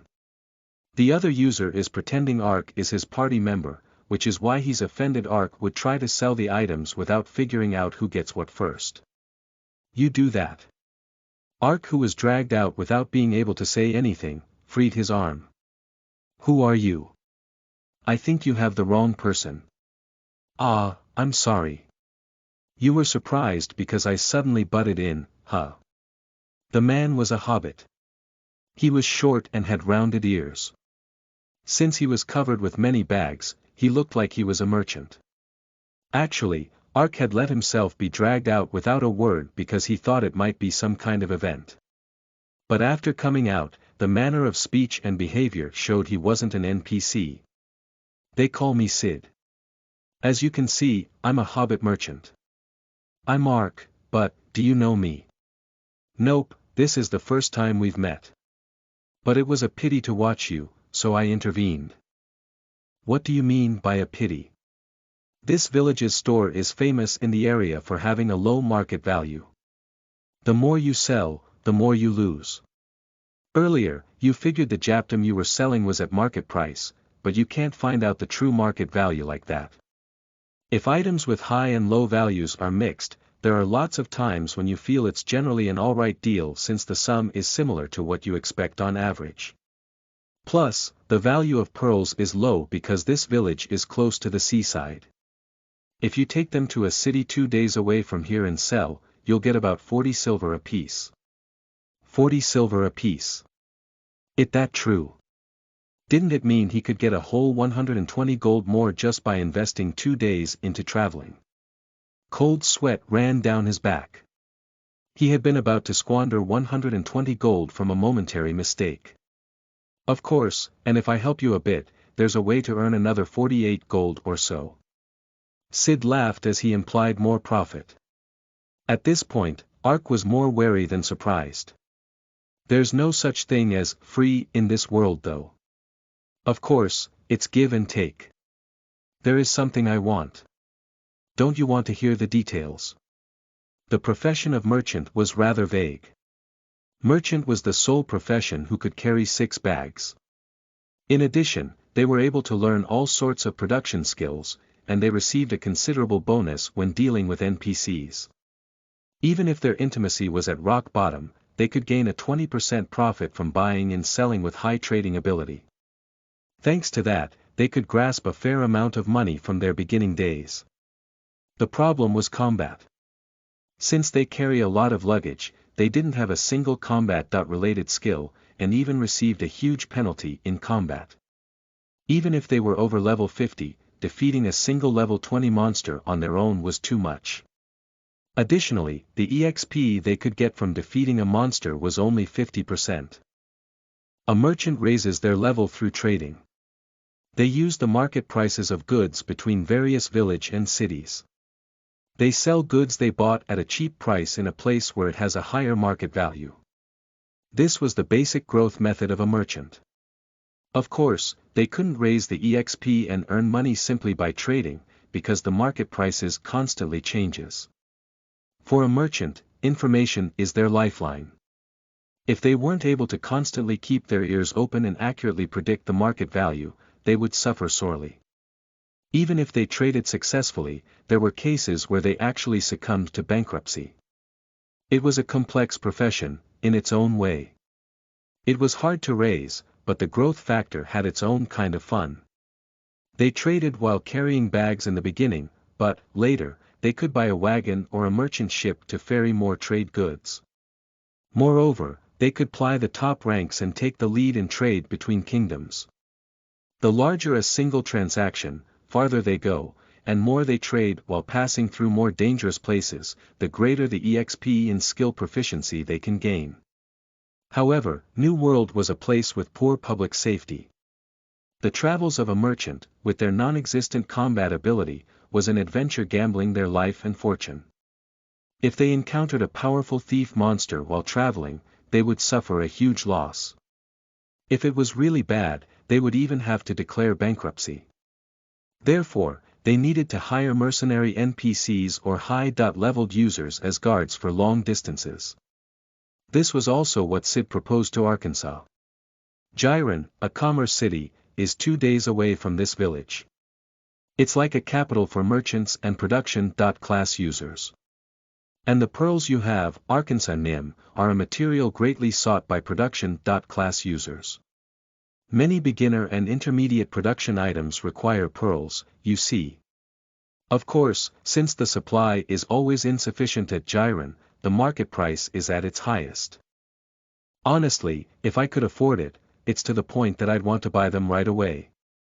Basically, you're asking me to escort you to Jiren. As Ark made an unreadable expression, Sid quickly added, you definitely won't regret it. I have the skill to trade jewels, so if I trade in your place, I can get 15% more. Considering the market price of pearls in is 40 silver, then the current total is 320 gold. 15% on 320 gold is 48 gold. So, in conclusion, you can make 168 more gold than the store from earlier. If I also sell the Japtum, you can receive a bit more. It's good for me, since I'll raise my EXP, and Arkansas Nim gets to make more money. 168 gold. Though he didn't use Eyes of the Cat, Ark's eyes glowed golden. He could earn an additional 168 gold by investing 2 days of in-game time, 16 hours. Although he made a rule of not trusting users, it was a different story for this much profit. 168 gold was 1,680,000 won. It wasn't an amount he could easily ignore when living a life that required even a single penny more. Moreover, he'd already been thinking of looking for the surrounding cities anyway. If he went with Sid, who knew the road, he could cut down the time. However, Ark still felt uneasy about readily accepting. Reselling the pearls, didn't that actually mean Ark would have to hand over all the pearls to him? How could he trust him and hand over the pearls? As if he knew what Ark was thinking, Sid laughed as he pulled out parchment and a pen. Then, when he wrote a few things down and passed it to Ark, a new information window popped up. Merchant's contract. This is the contract for recording when a merchant's profession specialty skill is used for the business of reselling, exchanging, or acting as the proxy of another user. If you sign the contract, the merchant will be validated to make deals, has the right to act as the proxy for the other user's business, and is obligated to return the promised sum. If the merchant violates the contract, the merchant guild will be alerted, the merchant's reliability stat and fame will plummet, and you can charge twice as much as the contracted amount. When the contract is complete, the contract will be automatically discarded. Contract contents. Resale of Ark's pearls. The contract will come into effect the moment the pearls are handed to Sid in Jiren. Sid must give all the money obtained from the sale of pearls to Arkansas. Now, you can believe me with this, eh? A contract can be set up from a normal trade to a loan, bill, special trade, or almost any situation. It was like a document certifying that if there was a problem by any chance, all the responsibility would fall on the merchant. The reason merchants had high reliability from other users was exactly thanks to this unique contract skill. Definitely. If there's a contract like this, there won't be any chance of getting backstabbed. Okay, I'll accompany you. Great choice. Since you were able to obtain so many pearls, you should be over level 60, right? I'm level 65. That's acceptable. Since we've finally gotten 3 people, we can be on our way. There are other companions. There are 2 ways to get to Jiren. The long way would take about 3 to 4 days. But if we want to get there in 2 days' time, the only way is to cross Grey Ridge. However, high-level monsters like trolls and stalkers are camped out on Grey Ridge, so we need 3 level 60 players. But the other people are waiting at the inn. Let's go, I will introduce them to you. Sid dragged Ark to the inn without giving him any time to say a word. Two men, named Leo and Harjen, were sitting in the inn. Seeing as they were wearing plate armor, both seemed to be in combat-related professions. Once Sid introduced Ark, they expressed looks of obvious dislike. Sid.Nim, you didn't mention your intent to find another companion. We can pass the Grey Mountains with just the two of us. I'm sorry. We met by chance inside the store, so we decided to go together.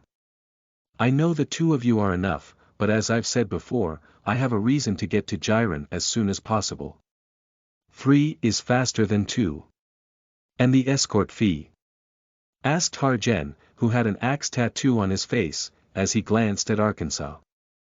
I will pay the escort fee we first agreed upon, since Arkansas Nim is also going to Jiren with the intent to sell goods.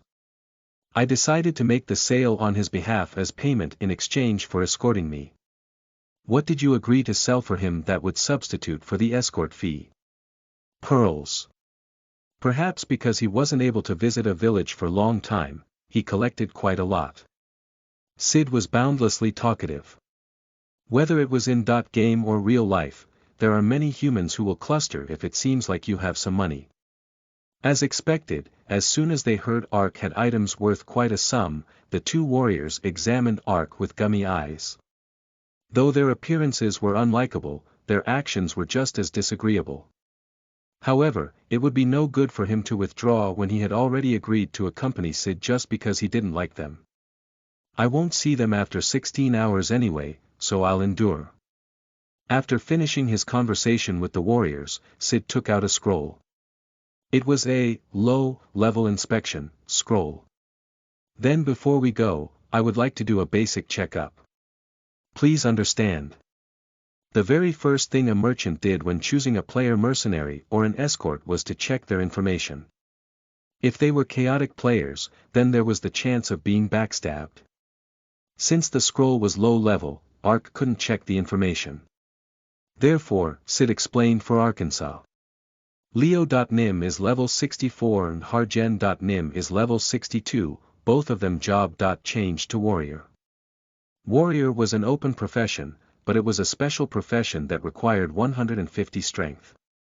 If you didn't raise your character while intending to become a warrior from the beginning, it would be difficult to job change even at level 30.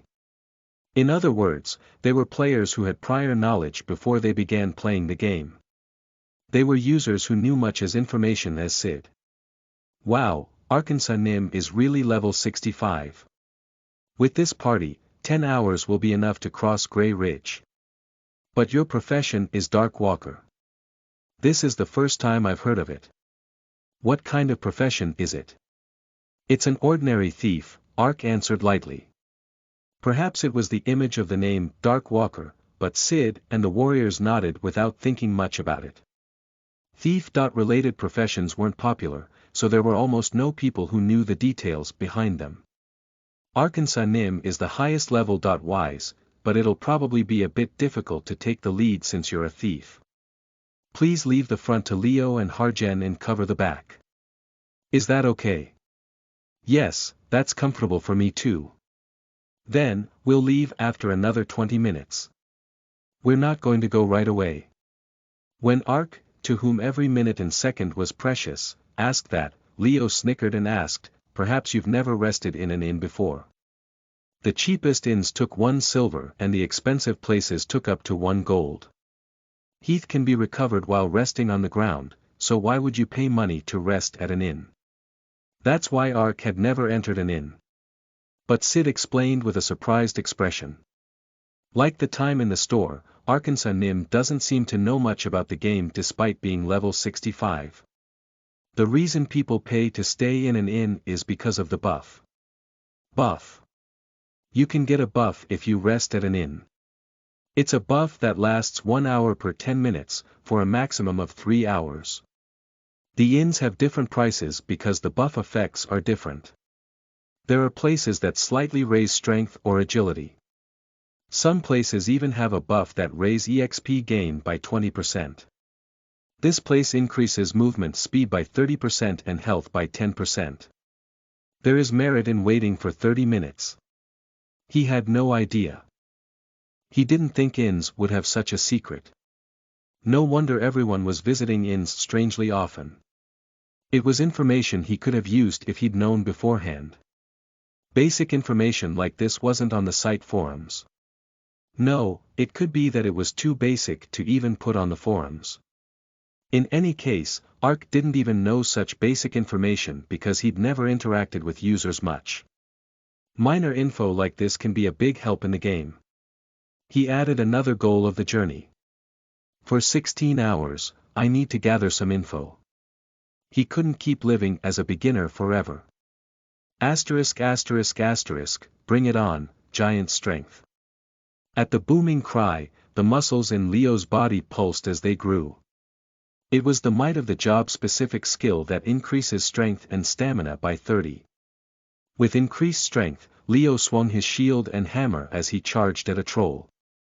A troll is a humongous, 4-meter-tall monster, but his opponent was a warrior.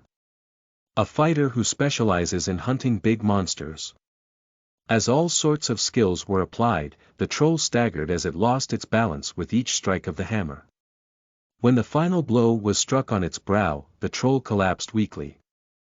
At the same time, Harjen faced a stalker while swinging his two-handed axe. Leo and Harjen boasted their incredible strength as warriors. Equipped with a shield and plate armor, Leo took decent blows without a care, and the stalker getting hit by Harjen wielding his two-handed axe was getting thrown around like a baseball. They didn't land critical blows because they were strength-focused characters, but they easily took out a level 73 troll and 3 level 66 stalkers with only normal hits. Regardless, Ark made an apathetic expression. They fight in a really boring manner. The two warriors were weirdly strong for their level. Based on fighting techniques alone, they were incomparably lousy.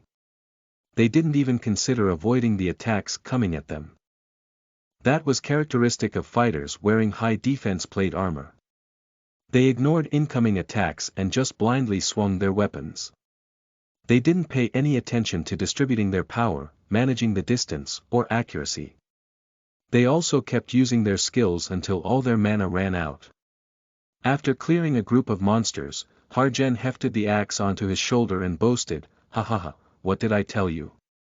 With just Leo and me, even Grey Ridge is no problem. From now on we'll handle it, so Sid.nim and Arkansas.nim, just watch from the back." Of course he was doing just that. I can't understand deliberately rushing up to fight. The group made a party in the village and hit the road. Thanks to this, the EXP was automatically shared even if he didn't fight. Granted, you could get more EXP by contributing more to the fight, but it wasn't worth the loss of equipment durability. In addition, Ark had no experience in party hunting. Since Leo and Harjen fought in a completely different manner, there would be too many problems if Ark tried to squeeze in. Well, since it's only a hunting ground of this level, I'll just sit back. Ark distanced himself and spent his time striking the backs of fleeing monsters. Good work. Here's some food. Once the fight ended, Sid immediately brought out food. Sid showed an extremely submissive attitude to the reliable mercenaries. Well, since they were outside the village, Sid's life was in the hands of the mercenaries, so that was a given. Carrying as many as 6 bags at once, it was profession that could get a hold of a lot of money from the beginning. There was once a time when Ark was envious of merchants. But, after looking at Sid, those thoughts disappeared. They do earn money, but without the help of other players, they wouldn't even be able to trade properly. They had to waste their money to pay escort fees and bow to the tastes of others. It wasn't a profession that suited the single-minded Arkansas. Even though he said there's a comfortable path, why does he want to employ mercenaries to travel by this road? With sudden doubt, Ark asked while chewing on the free food, "Why are you in such a hurry?" "I spent my fortune on silk from the southern region." However, the prices of silk can change in just a few days. If merchants who bought silk at the same time were to sell them in Jiren, then I can incur a loss instead. Since I invested my whole fortune on it, it could bankrupt me. So in order to get there even one day sooner, I haven't slept properly in days. If the market price is good, how much would you earn? I still won't earn a lot. Silk doesn't have a large margin. Price gain is around 2%. With the travel fee and escort fee on top of that, there's nothing left. Perched on top of a rock, Sid answered while swinging his legs. But, since I've invested my fortune on this, as long as I get a profit, my EXP will greatly increase. The greater the risk, the greater the experience. And since silk's market value changes frequently, there aren't many merchants who trade it in bulk, so it's a good opportunity to raise my market share. Truthfully, that is my objective, rather than money or experience.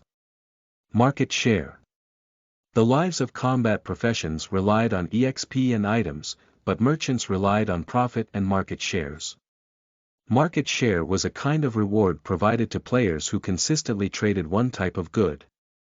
A merchant with a set amount of market share could get all sorts of bonuses. They can also be exempted from taxes, get quests from craftsmen NPCs, and get profit from related trade goods.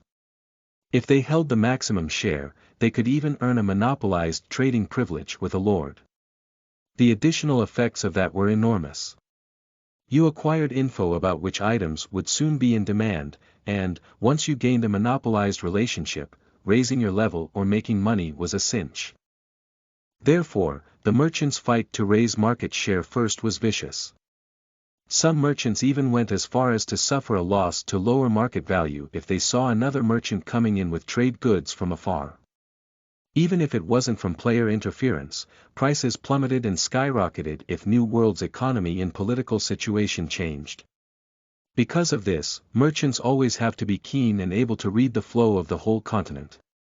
Information soon becomes money. To merchants, this is common sense. Sid held vast information as an effect of that. One day, I will get a monopoly on the economy of the Schudenberg kingdom. Sid stamped his foot as he boldly revealed his ambition. Although seeing a small, cute hobbit talking boldly was not very convincing.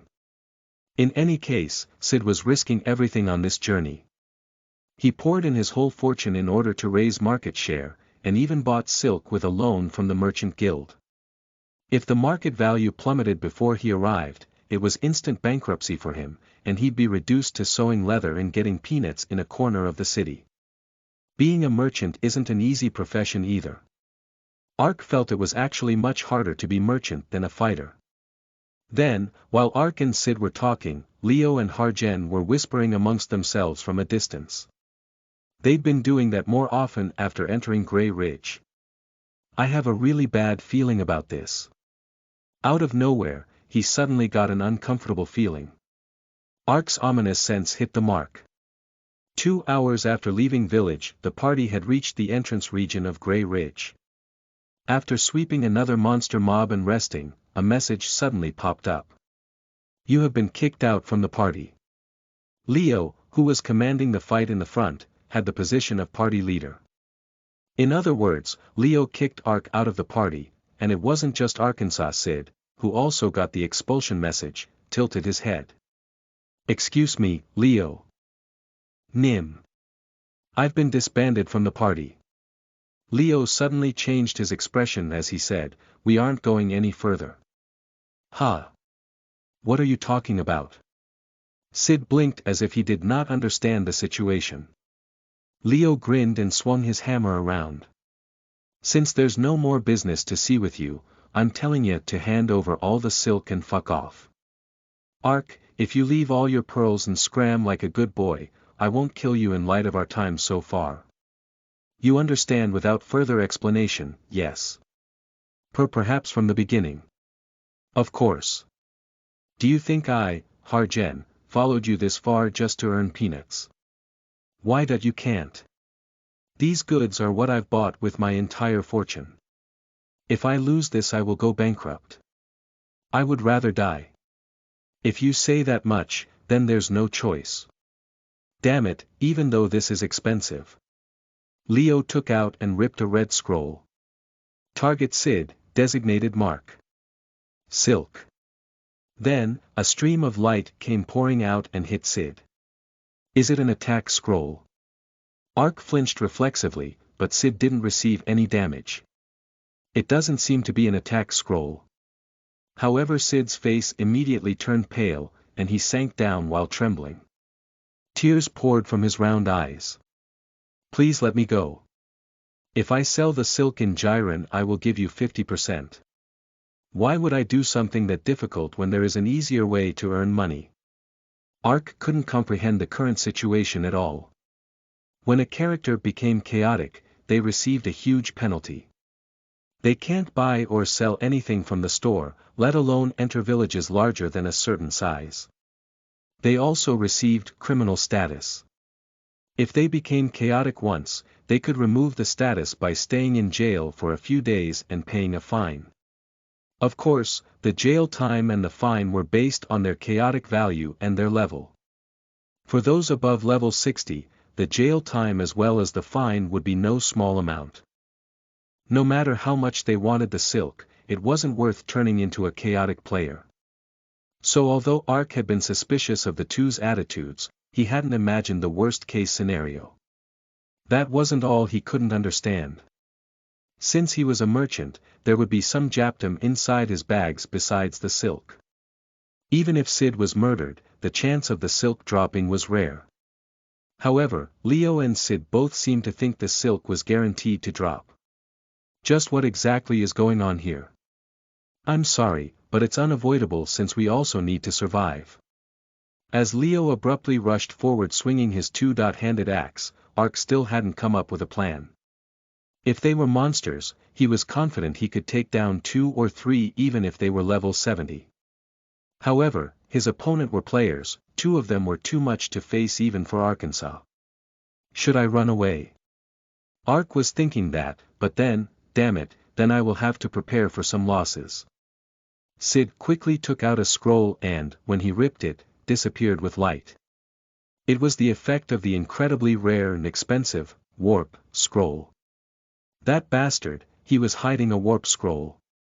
Leo ground his teeth after slamming the hammer on the ground. HNG, did you think I'll let such easy prey get away? Trace. Without delay, Leo quickly used another scroll and his eyes glowed red.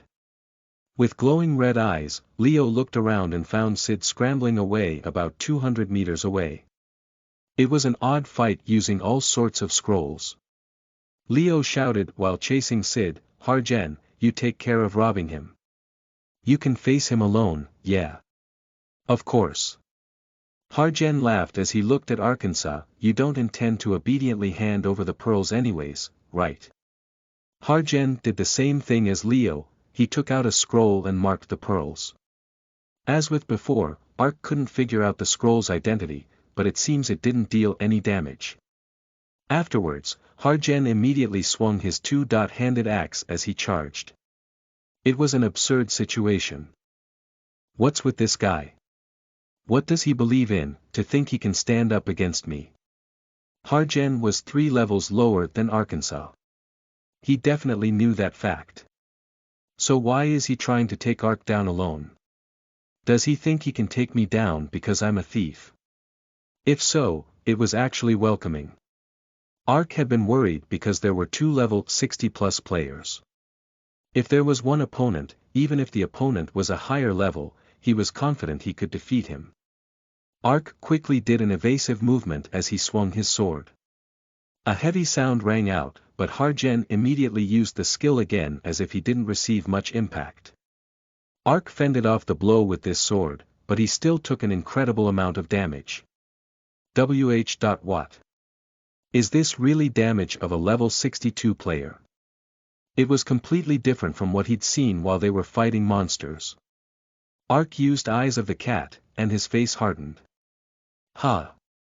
What is going on?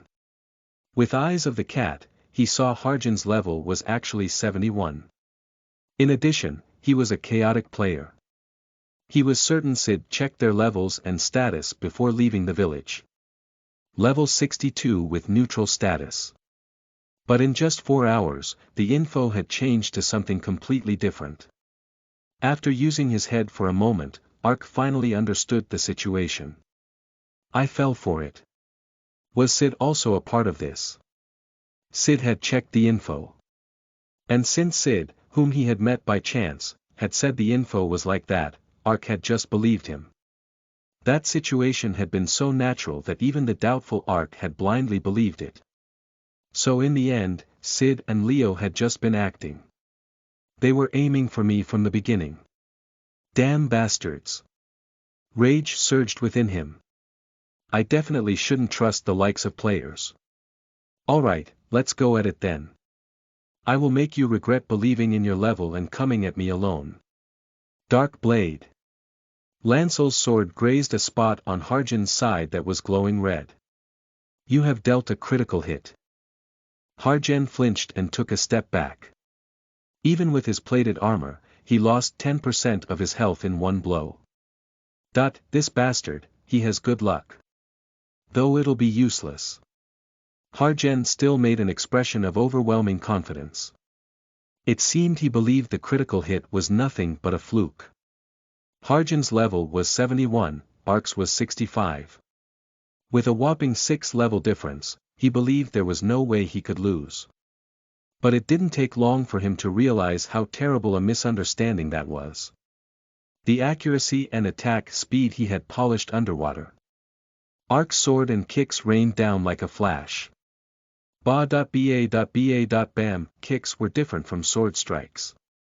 Swords only gave damage, but kicks gave knockback, or a stun effect at a set rate. In addition, the enemy was a heavily armored warrior. Whenever the shower of kicks imparted a special status effect, he couldn't balance his weight and was pushed back as he staggered. What is wrong with my body? Harjan shouted his frustration at the special effects of the kicks. The heavily armored Harjan couldn't follow Ark's movements. He also couldn't defend himself properly. Trained from underwater battle, Ark's sword precisely pierced into the gaps of the armor. A heavily armored fighter was no different from a crab. The joints in armor have very low defense. In addition, the Dark Blade Ark occasionally released totally ignored defense. In an instant, Harjan only had 10% of his health left. How the hell did this happen? In front of the suffering Harjan's eyes, Ark lifted his leg. It paused in the air for a split second before falling like a thunderbolt down on Harjan's head. Hammer kick. Stunned, Harjan fell to one knee. His body flashed red. Double critical chance. With double critical chance, you have landed 2x a critical hit. Ark seized the opportunity and killed Harjan. There's no way this can be. As if he couldn't believe it, Harjan stammered as he was forced to log out. You have defeated a level 71 chaotic player. Fame plus 40. The helmet Harjan had been wearing tumbled down. Diedrich, turn into a bat and find Sid and Leo. Ark summoned Diedrich and ground his teeth. If they'd been playing Ark, they would definitely be waiting nearby for the fight to end. The bastards had conspired and tricked Arkansas. He was of a mind to chase them even to the depths of hell for revenge. If he didn't kill them, his rage would not subside. They can never be forgiven. They're not too far from here. Lead the way. Ark equipped the guardian armor of the mere people he'd been saving and had Diedrich take the lead. The guardian armor couldn't be repaired by repair boxes. The only way to repair it was with magic restoration, but he tried not to use it since that was only intermediate. But the current situation was different. After entering the forest, he saw a strange scene unfolding. He'd been certain the two would be giggling together, but the situation was no different from before. Sid was running as if his feet were on fire. Leo was chasing after him spitting curses. As if he'd already taken a few hits, Sid had only about 30% of his health left. What is going on? Aren't they on the same side? At that moment, Leo's hammer hit Sid's back. It wasn't an attack a merchant could defend against with their incomparably lousy defense. Sid collapsed as he instantly fell into a critical condition. Damn it, you nasty bastard. Hoo, isn't this also one of the enjoyments of the game? Leo raised his hammer while sporting a vile smile. At that moment, Leo's face was covered by Diedrich. What is this? A bat. Bang! At the same time, a strong attack landed on Leo's back. He'd been watching the situation from a distance, but Ark shortened the gap in a moment and let fly a backstab attack. He couldn't understand what was going on, but for now he decided they weren't allies. Leo turned his head and his facial expression turned twisted. How did you? Ask your friend after you revive. Ark didn't give him a moment and immediately poured forth a chain of sword-hand attacks. The bastard's level is 73, but if he's around Harjan's skill, he isn't a tough opponent. Leo was stronger than Harjan. First, his level was higher, and his equipment was better. Additionally, because of his shield, it wasn't easy to aim at the gaps in his armor. But Leo was still not a match for Arkansas. What is this? A bat. Diedrich, trying to earn back some trust from Ark, desperately held on. He repeatedly scratched Leo's face while matching the timing of the hammer swings and backing off. As expected, after receiving Ark's rigorous training, Diedrich's battle sense was outstanding. In the current situation, he was determining what attack would be most helpful to Arkansas. As Diedrich continued with the attacks, Leo's accuracy with his hammer dramatically fell. Such sloppy attacks were met with crazy strong counter-attacks. As Leo swung his hammer, a counter-attack swept past through the gap in the shield. If a counter-attack succeeds, the attack power increases by 50%. No matter how good the armor was, there is no way it could handle 150% of the normal attack. In addition, armor is not something that can be continuously used. Leo's armor became tattered in the blink of an eye and his health was dropping wildly. Damn it. You're dead. Pressed to near critical state, Leo pulled out a potion. High-grade recovery potion. There were all kinds of potions. There is the low-class potion, which recovers 100 health, intermediate potion, which recovers 300 health, and high-class potion which recovers 500 health. There are also no specific restriction in terms of drinking a health potion, so as long as one had money they could recover health anytime. Ark had never once doubted a system like this. If so, didn't that mean you would never die if you drank high-class potions like water? However, Ark soon found the flaw in this system. It lay in the time it takes to drink the potion.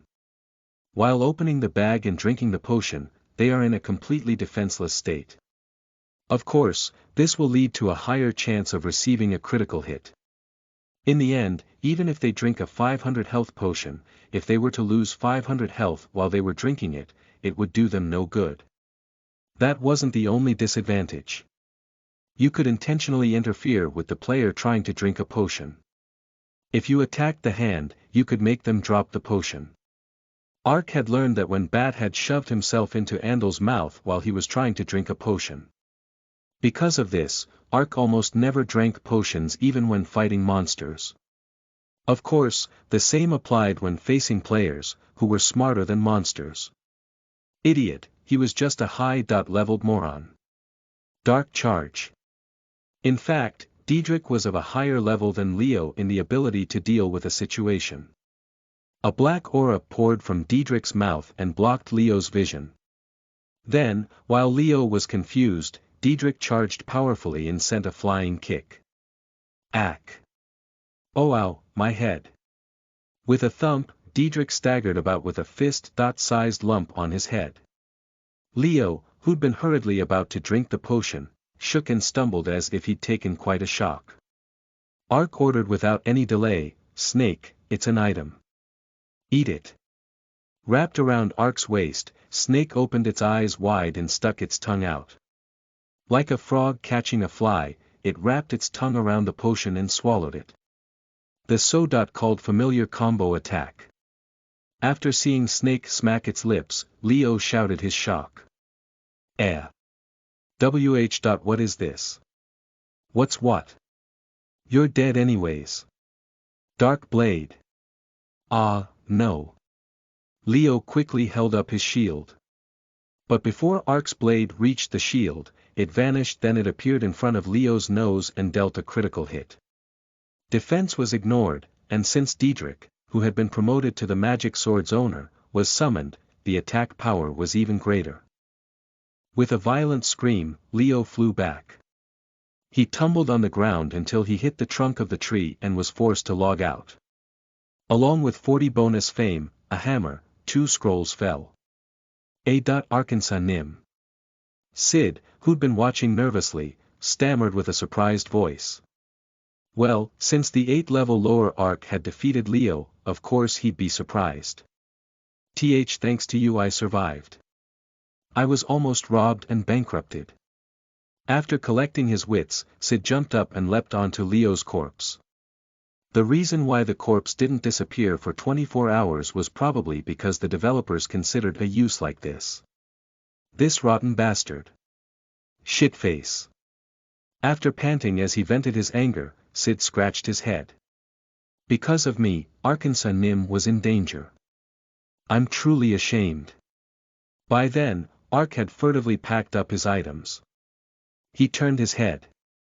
There was nothing but coldness in his eyes toward Sid. Just exactly what happened. What do you mean? Sid.Nim, at the inn you said they were lower level than me. You also said nothing about them being chaotic. So, I thought you and those guys were working together. No, I'm not. I was also tricked. Tricked? Didn't you use a scroll? Well, Arkansas Nim may not know. Sid thought for a moment before remembering the scrolls Leo had dropped. First, check the items Leo dropped. That would be faster. Volume 2 Chapter 8 You are listening at novelfull.audio. This chapter was brought to you by Music Cat, Charles, Lay, and Massadir.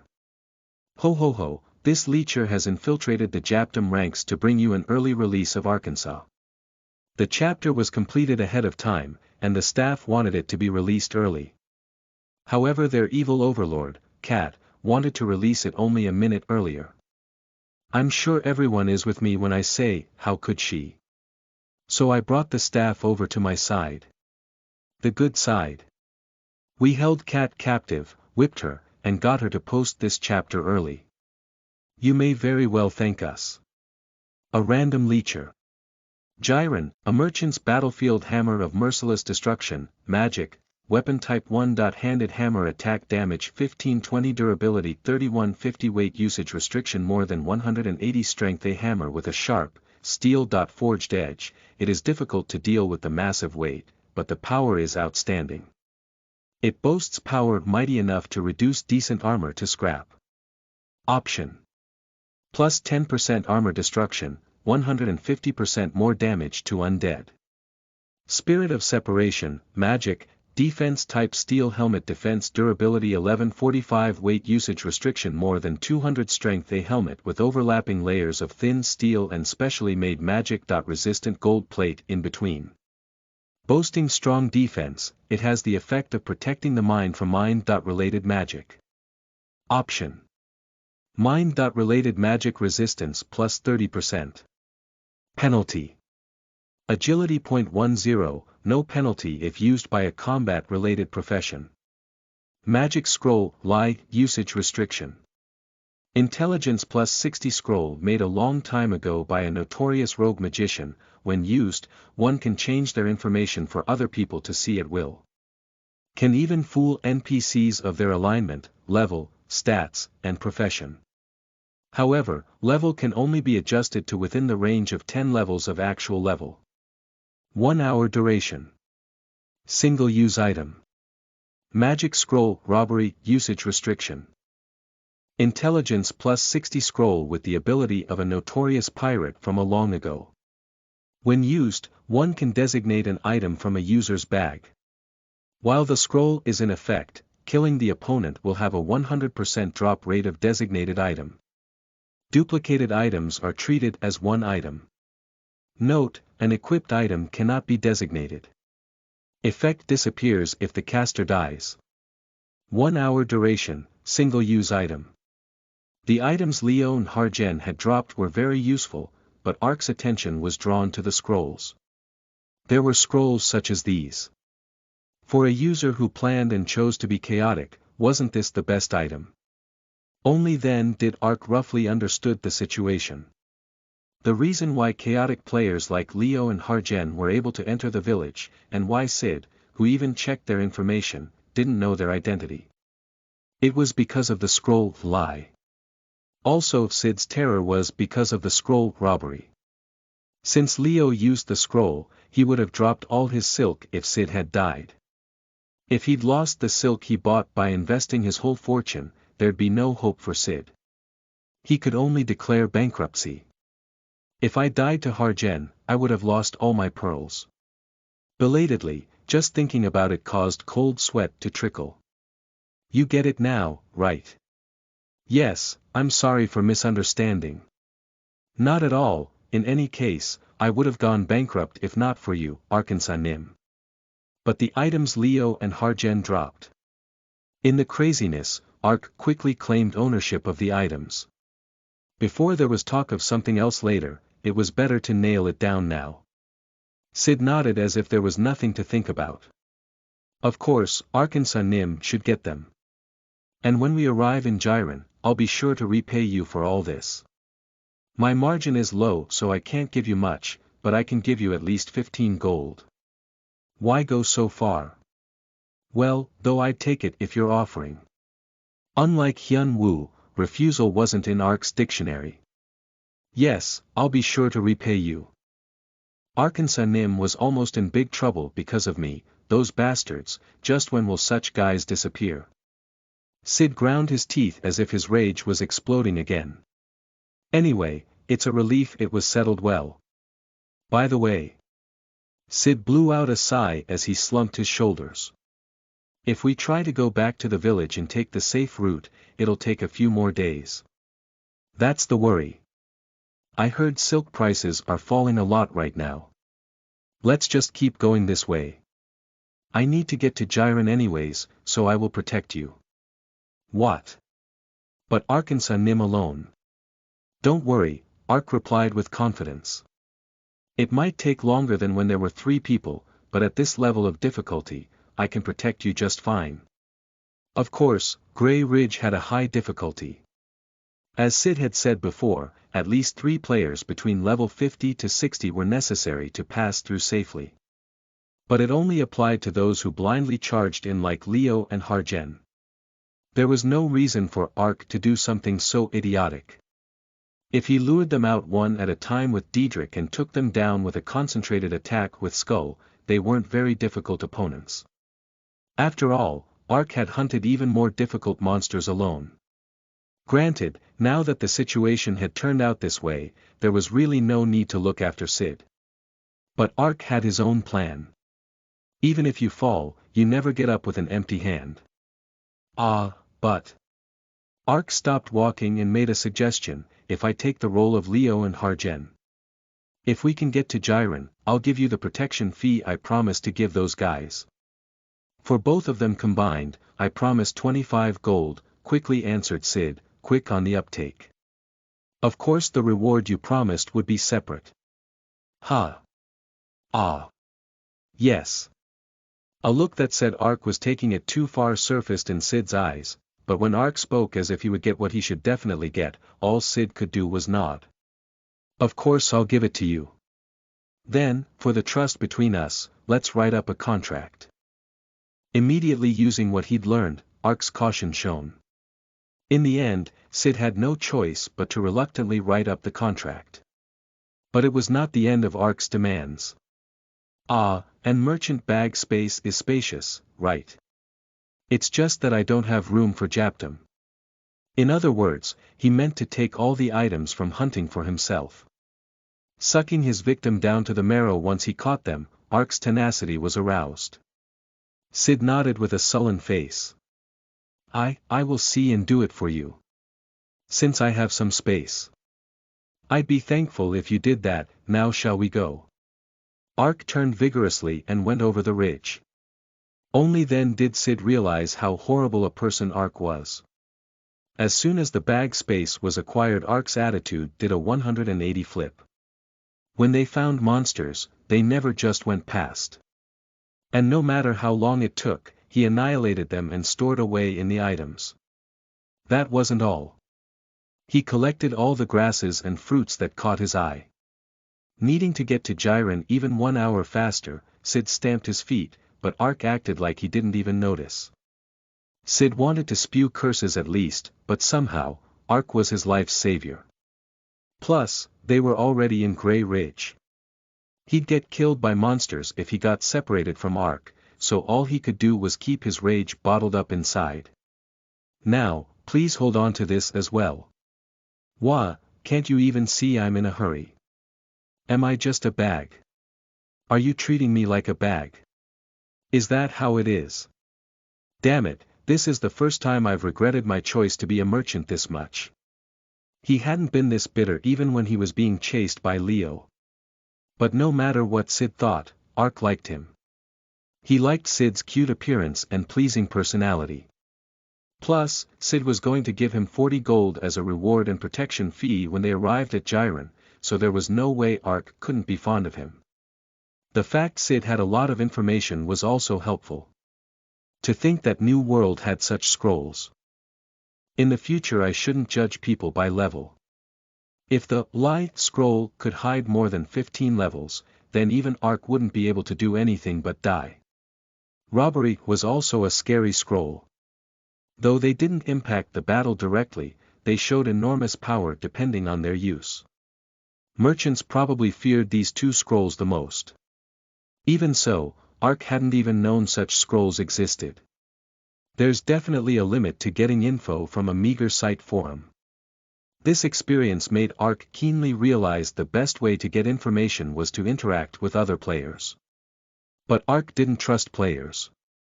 The case of Leo and Harjen alone was a testament how untrustworthy a player was.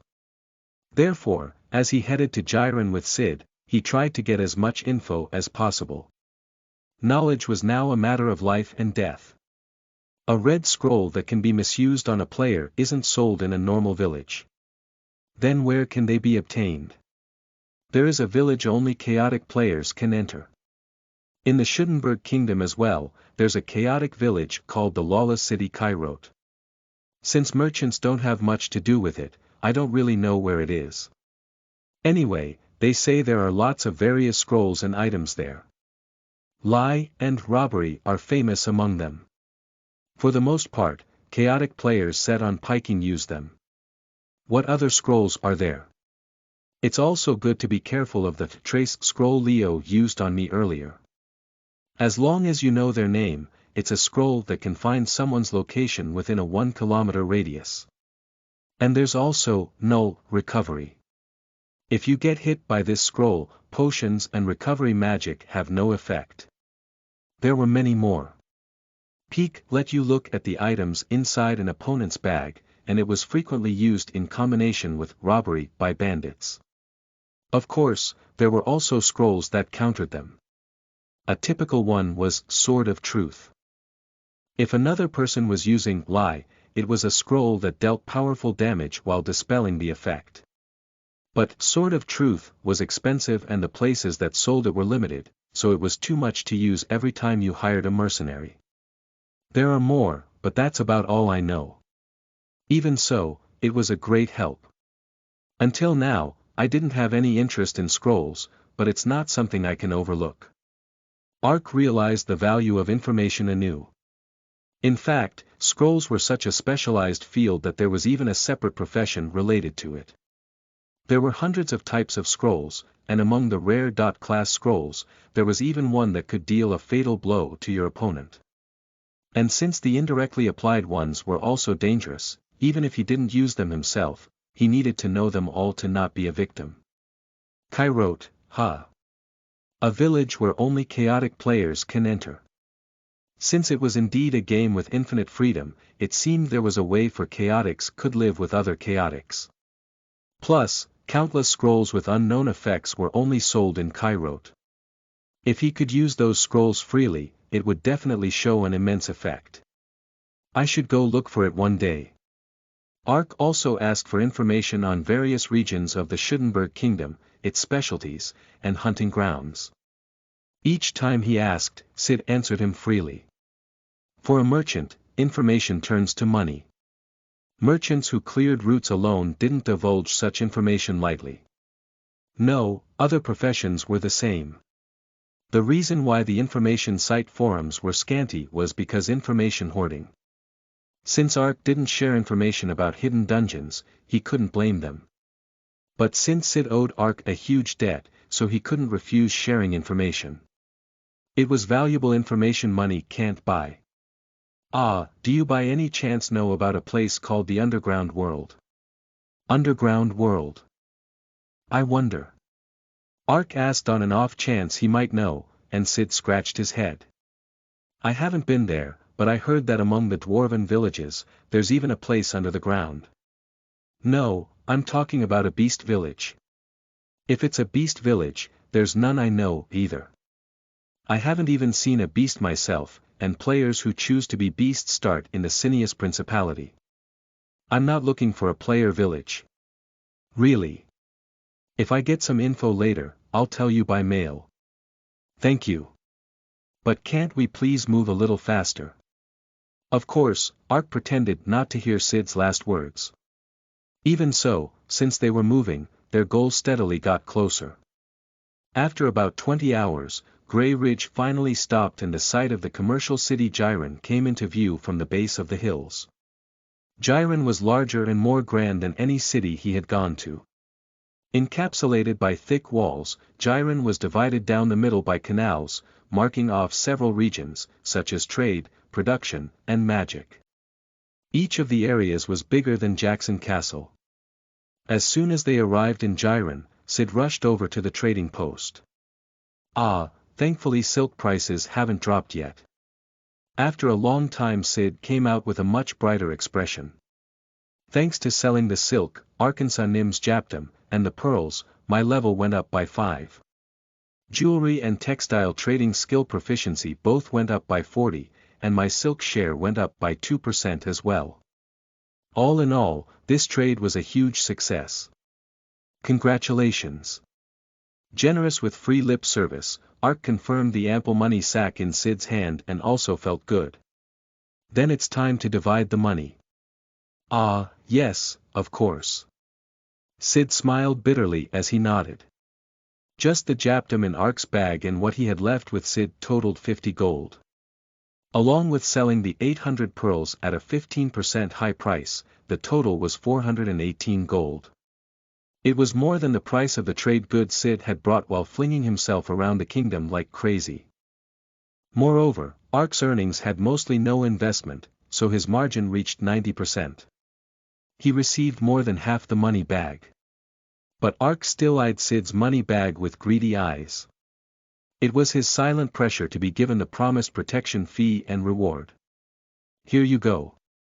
The 25 gold I promised when I contracted Leo, and the 15 gold special bonus. Sid handed over the money looking like he was going to cry. Ark quickly took it, packed it away, and laughed. Thank you. Then I'll see you again next time. Yes, well, I'm gonna be in Jiren for a while, so if you need to see me just contact me. Ark parted with Sid for now. However, there were still things he had to do in Jiren. Even after selling off that many items, there were still 3 or 4 items left in Snake's belly. They were items he couldn't sell to the store because they were unidentified. Hoo, he said he was gonna be in Jiren for a while, right? Then I should check all these items and get Sid to sell them. Sid's going to get EXP from selling them anyways. This is what they call a win-win situation. Knowing a merchant makes a lot of things much more comfortable. He'd really caught a sitting duck this time. Whether he liked it or not, he'd come to know Sid, so he had to use him to the max. Inside his bag, 650 gold coins jingled. Thanks to that, as Ark headed towards the item appraisal store, his steps were as light as air. Asterisk asterisk asterisk, how much did you say it was? It's $184,701.185. The checkout clerk spat out terrifying words with a friendly voice. A sigh puffed out on its own. Buying a 4-kilogram sack of rice, some vegetables, toothpaste, and a toothbrush totaled to over 180,001. It seemed prices had risen yet again, in short order, whereas workers' wages had been frozen for a year. The people's economy falling to ruin was like a textbook example. The electric, water, and gas fees also rose. It had already been 10 years since the privatization of public services. In the name of improving quality, the utility fees had risen 15 times. As a result, even though he only kept one light on at night in his tiny room, the shivering Hyun-woo was charged a bill of over 150,001, $150, every month. Though his mother was just lying in the hospital, having to pay a hospital bill of $3,001, $3,000, a month was certainly an aftereffect of the privatization of health insurance. Since Hyun-woo was busy making a living, he had no interest in the workings of national bond companies or whatever. Whenever a policy came out, there was a part could not understand the people who rose up in arms like a swarm of bees. But after taking personal damage from the aftereffect, his thoughts changed. Damn it, there's a reason why adults talk politics if they simply gather. However, he couldn't live without eating and using water just because money was precious. I'm jealous of Ark, who can use survival cooking. Granted, even if Hyun-woo could use survival cooking, it wouldn't make much of a difference. In a city where it was hard to even see grass, there was no way he could get ingredients. In the end, although he valued them like his life, he handed over likenesses of Shin Samdang, 50,001 bill, Sejong the Great, 10,001, Ei, 5,001, and Admiral E, 101, to the clerk. T/N, Ark is referring to famous figures in Korean history who are printed onto the currency. It's like talking about giving someone a Lincoln, $5, or a George Washington. Walking home with shopping bags, Hyun-woo's mind was busy calculating money. His mother's rehabilitation treatment started this month too, so it would take about 4,500,001, $4,500. On top of that, the utility bill was roughly 450,001, $450, rent and food expenses were 500,001, loan payment and interest were 1,000,001. In conclusion, the total expenses was at least 6,500,001, $6,500, a month. With the 7,000,001, $7,000, he'd earned from selling items in the past and 3,000,001, $3,000, he received from Global Access for 2 months, he had thought he could endure for at least another 2 months. However, now it would be tough to last a month and a half. It was dangerous if he couldn't step up his game. Still, I can't skimp on mother's hospital fees. After life became difficult, the biggest thing Hyun-woo realized was life wasn't so easy. Everything Hyun-woo had lived on and enjoyed for 17 years were not for granted. They were the result of his father earning with sweat and blood and his mother saving and saving again. They raised Hyun-woo with everything in a world with prices leaping like mad. He had to be grateful. However, that was then, now his pocket swung emptily. Since he had to pay the hospital fee in advance, it immediately took a large sum. His loan payment date was also drawing very near. After thinking, Hyun-woo just shook his head. No need to worry. I still have over 2,000,001 left. And if there's no other way. There was still a final resort left to Hyun-woo. The 650 gold he carefully kept in his bag. It was an emergency card he could convert to 6,500,001 of real currency at any time. But just as money was necessary to live life, gold was necessary inside the game, too. At least for an unforeseen circumstance, he didn't want to touch the gold if possible. I still have time. Since I'm mostly set with my equipment, I'll put any worthwhile items I get on auction right away. Since my level went up too, there'll be more chances to get items worth money. Hyun-woo roughly finished cleaning his house and accessed the auction site. Auction complete. Reaper's Scythe. 600,000 won, $600, auction complete. Sharply Shining Sword. 350,000 won, $350, auction complete. Merciless Hammer of Destruction. 800,000 won, $800, auction complete. Spirit of Separation. 700,000 won, $700, for now, I've scraped together 2,450,000 won. Leo and Harjan's equipment sold for a better price than expected. Since he'd made a tasty sum from the items he'd taken from them, he thought he could understand why players went the path of the piker even while bearing enormous penalties. However, there's a limit to the money you can make piking anyways. And if you keep making enemies there would be a time when they won't be able to play the game at all. From a long-term perspective, it's actually no good. I have to make money my own way. Hyun-woo got in the unit and connected to New World. *****, how much did you say it was? Ark repeated exactly what Hyun-woo had said. The low-grade protect cancellation is 5 gold, intermediate is 10 gold, and advanced is 15 gold. Since it is impossible to identify items with the ultimate protect, please use the item appraisal store of Bristania Kingdom's Magic City, Haswi. After leaving Sid, Ark immediately sought out the item appraisal store, because among the items he'd got underwater, several of them were unidentified. Since he couldn't even sell them while unidentified, he had to get them identified. But hearing the prices made his jaw drop on its own. Why is it so expensive? We only charge the fee the Magic Society announces. If you find fault with it, you can leave. The appraisal NPC, named Dolterin, made an unpleasant expression as he replied bluntly. A sigh leaked from Ark's lips. The identification skill only formed for people who observed many goods closely, so besides magicians or manufacturers, it was nigh impossible to get. But Jiren was a commerce city, and there were many merchants and manufacturer players. There were also bound to be people with the identification skill among them. If he found them and made a request, he would be able to get them identified for 1.2 gold cheaper. However, he was reluctant to do so. He also didn't want to mix with other players, because if it turns out to be a good item, he wouldn't be able to maintain his security. Even if his luck was really good and a rare item came out, the info might leak to chaotic players. Although catching them and getting a bounty or an item wouldn't be bad either.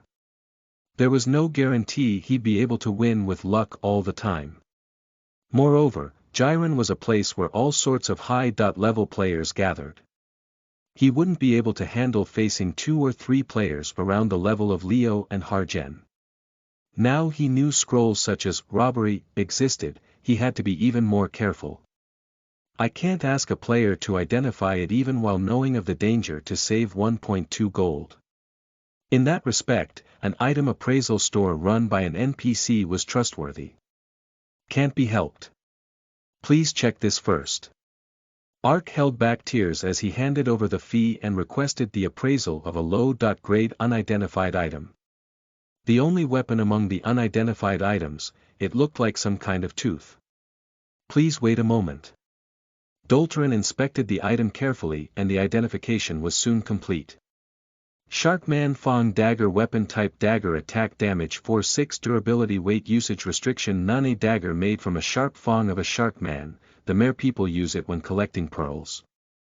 It does not rust in seawater, but it breaks easily and repair is impossible. Value: 15.20 silver. Marking the value was an additional service of item appraisal stores. Thanks to that friendly service, Ark instantly fell into shock. 20 silver. What the hell? Then I can't even get the identification fee back. Can't be helped. Item appraisal has no guarantee of getting a good result. What kind of irresponsibility? I simply did as I was asked, and identified it. The results aren't my responsibility, isn't that right? Dolterin replied insultingly. In the end it was like throwing away 4 gold and 80 silver on the street with one identification. This was the biggest negative point of an unidentified item. You could make a lot of profit if it came out as an item with a good result, but if Japtum like this came out, then you just wasted the identification fee. I'm gonna go crazy. What to do? He'd been all puffed up with expectation when picking up the items. But now that he was about to get them identified, caution exceeded his expectation. Of the remaining items, 2 had low level protect and 1 was intermediate. A whopping 20 gold. If they all turned out to be Japtum, then 20 gold went up into smoke. Even so, he couldn't just throw them away. An unidentified item had a drop rate as low as a magic item. It means there was a high possibility an item as good as a magic one could surface. It was a waste to throw them away, and identifying made him scared. This is completely being stuck between a rock and a hard place. This was Ark worrying about spending 20 gold when having 650 gold. While Ark was going back and forth about his decision, Dolterin muttered angrily, "Won't you ponder outside please? Aren't you blocking the other customers?" No. That is. Just sell them at an auction and be done with it. Auction. But unidentified goods can't be put up for auction. Hearing Ark's reply, Dolterin pierced him with a look of derision. "You're driving me mad, though I'm so busy I could die. Look here, customer. Jiren doesn't have just one auction. Other than the normal auction, there are various types depending on nature. One of them is a place called the blind auction. As the name suggests, it is an auction where one doesn't know what item they are getting. So, I mean it's a place where you auction unidentified items. Unidentified items. It's a place where people like you who value the identification fee or can't even afford the fee get rid of unidentified items. Since both the seller and the buyer don't know what kind of good it is, whether they make a gain or a loss hangs on luck alone. I personally think it's just pathetic, but if you like it then go take a look." Next customer. Dolterin fumed as he pushed Ark out. Ark opened his bag and stared at the unidentified items. They were items with shapes like clam shells, items that strongly smelled like they wouldn't even make a few pennies if he identified them. "Still, I can't just throw them away, so let's try going to the blind auction for now. I'll be able to pick up a few silvers at least if they sell." The blind auction was in a corner of Jiren, in the casino district. As soon as he entered the luxurious building, the auction NPC came up. "Are you here to register an unidentified item?" "Yes, I'm trying to register these 3. Please register the auction starting price and auction period." 10 silver, 8 hours. "Thank you. Please find the office after 8 hours. Will you look around the auction while you wait? If good luck follows, you can even buy a valuable item for a ridiculously cheap price." Of course that was the plan. With the NPC's guidance, Ark entered the auction. In a wide space, there was an enormous number of items on display. There, the auction progressed by looking through the items and jotting down a price on the memo attached underneath the item you wanted to buy. Ark walked around looking at the items with interest. Weapons, armor, shields, even items like food ingredients and pottery were being auctioned. As expected, players looking to make a quick fortune were interested in the weapons or armor. A good weapon or armor was incomparably more expensive than other items. Plus, since even an average one could be sold at a relatively good price, you could also minimize the loss in case of auction failure. Of course those items got a high price at auction. No, it was too high. The auction price of an unknown sword is 30 gold. If you add the identification fee, that's 35 gold. 35 gold is just thrown away if this is just an iron sword, but people are still trying to buy it. While Ark was thinking, someone approached and raised the price to 31 gold. It was a robed magician wearing glasses. The name written on the memo was Vitus. He glanced at Ark, who was blankly staring at him as he put in the bid. Vitus raised the bid again to 35 gold and laughed. It seemed he thought of Ark as a competitor. Ark couldn't understand his behavior. 35 gold for an item when he don't know what will come out of it. If anything, wasn't it the same as gambling? However, the amount was nothing. After he looked around a bit, he saw that all the auction goods had eye-popping prices. There were numerous items with over 100 gold as bids.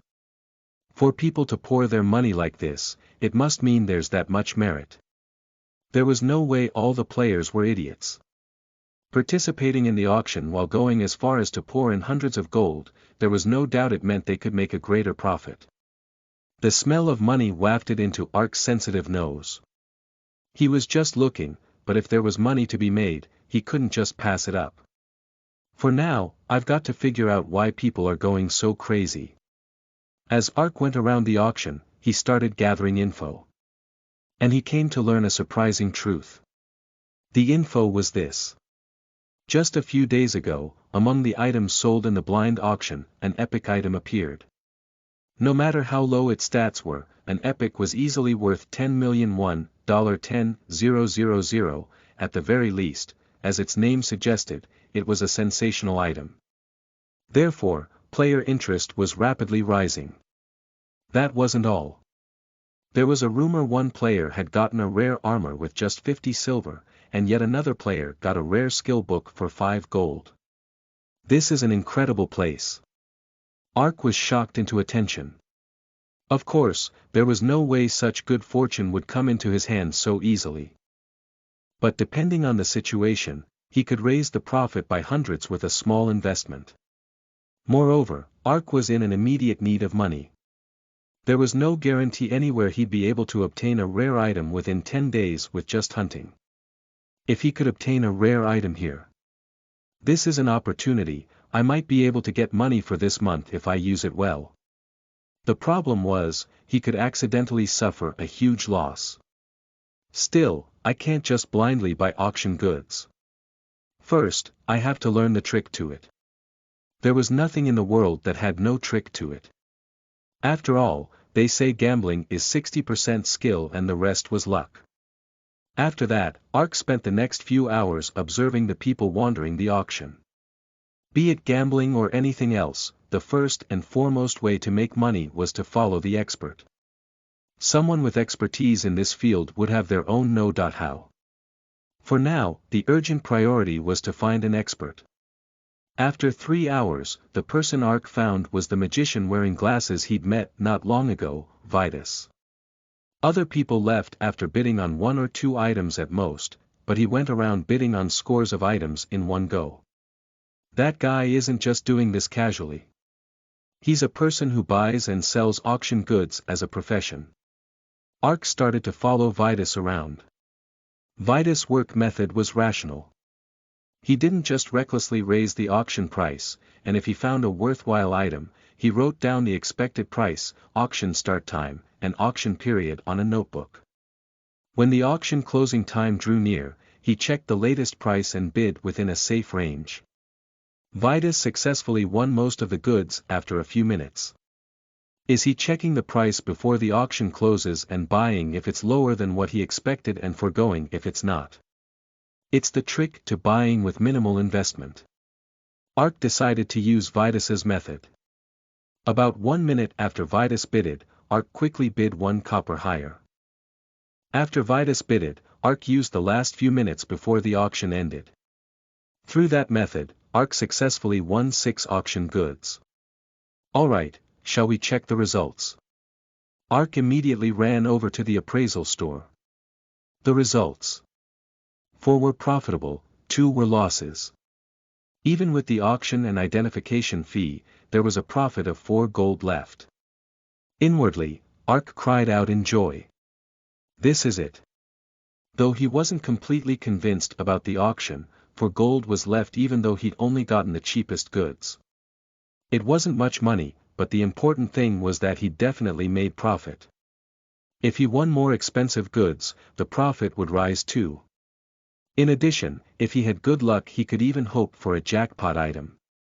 It was the fastest way to make money. Alright, I'm gonna catch my share with this. After that, Ark used the same method to win 2 more times. This time, both made profit and he was able to earn 20 gold. Money was rushing in just by sneaking around the auction and making bids. After seizing 24 gold in just 20 minutes or so, the auction was so fun for Ark that he was quivering with excitement. To think making money was so easy. As he gained confidence, Ark was emboldened. Alright, shall I try a bigger investment this time? The more money you invest, the larger the profits. Ark chased Vitus around as he bid on very important auction goods. And after Vitus passed, Ark quickly raised the bid. He chose 6 goods going for over 50 gold. He poured out a fortune of 300 gold. As if fortune smiled upon him, Ark won all 6 bids. Looking at past results, 4 of these should be good items. Since there's been a profit of about 20% more than the investment, I should make 60 gold. There's no time. I should take care of these quickly and do it again. Ark took the auction goods and hastily sought out the appraisal shop. Welcome, is it these this time? Once Ark became a regular, the item appraisal shop's Dolterin became pleasant as well. Then I'll identify them right away. FSH looking at the information window with expectant eyes, Ark's face was drained of blood.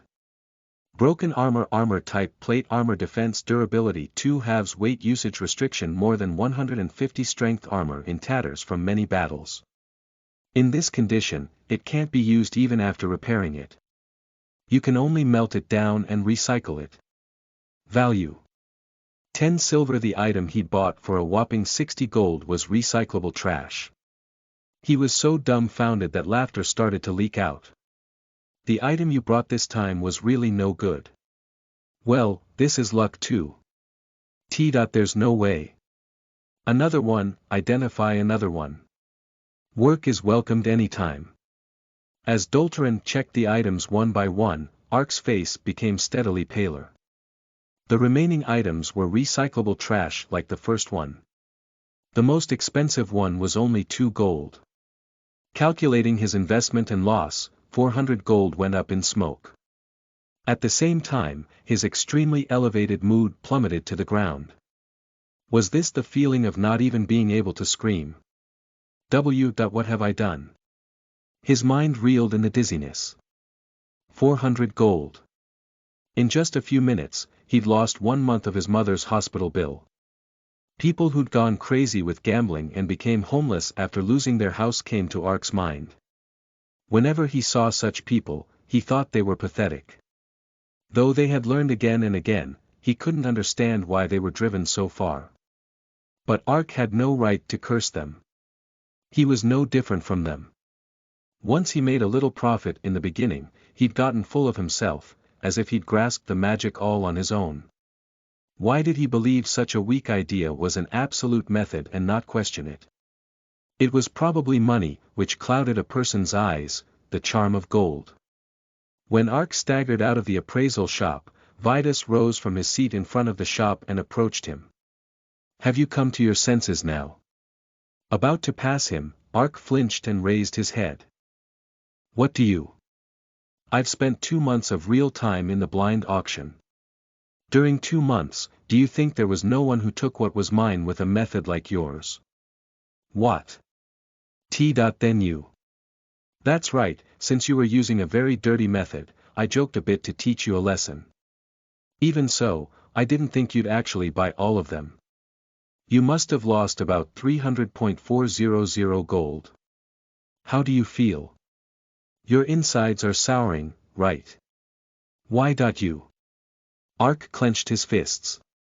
A joke. Did you say it was a joke? Damn it, it may have been a joke to you, but it was a month of my mother's hospital bills to me. After making me lose them, you call it a joke. Is that what you spouted? But Ark clamped his jaw down and swallowed the words surging up his throat. Ark had used him first. And he had never forced Ark to buy the items. Ark was the one who used Vitus as he wanted and was tricked. As upsetting as it was, he had no right to curse Vitus. After glaring at Vitus, Ark hunched his shoulders and turned away. The rascals fooled by me all lost their marbles and spewed curses, but you're a bit different. Your actions are dirty, but your fundamental character is okay. Vitus pushed up his glasses. However, the fact that you are stupid and lazy is the same as the others.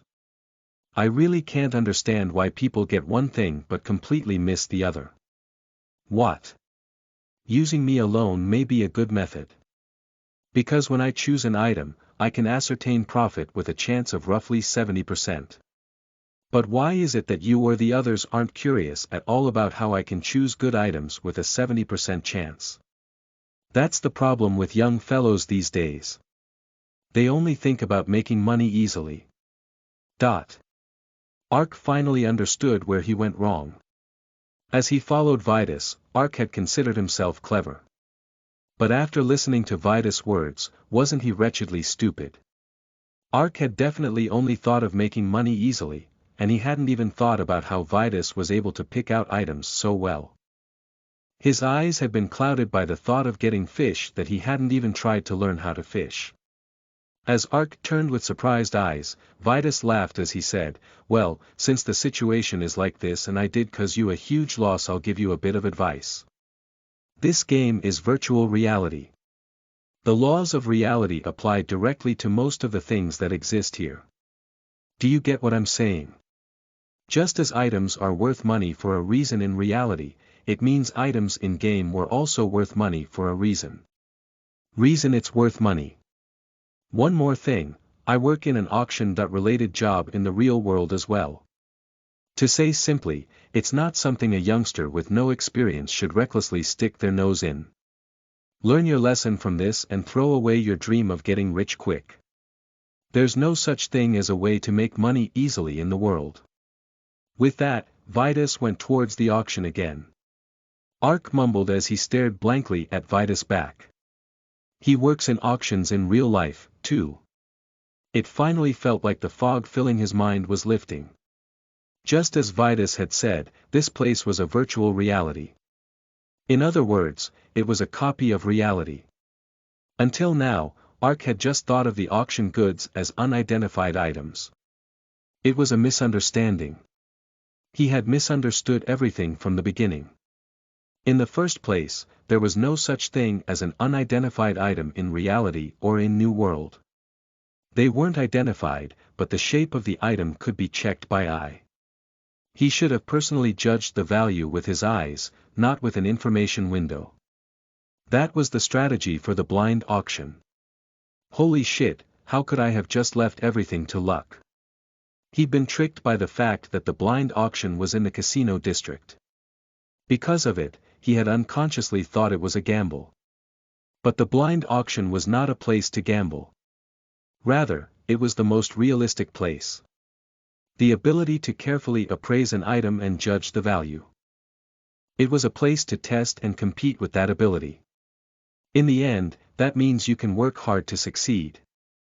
If there's a means, I can't just give up like this. His tenacity flared up. Volume 2 Chapter 9 You are listening at novelfull.audio.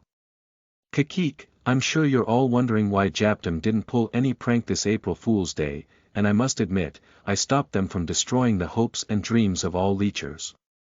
They wanted to redirect the website to a hacker's website to make everyone believe they had been hacked and will be dropping all projects. How dare they?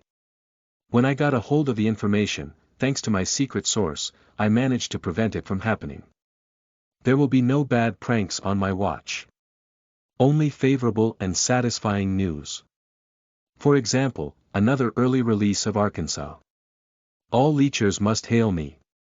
Long live the random leecher. Random leecher for president.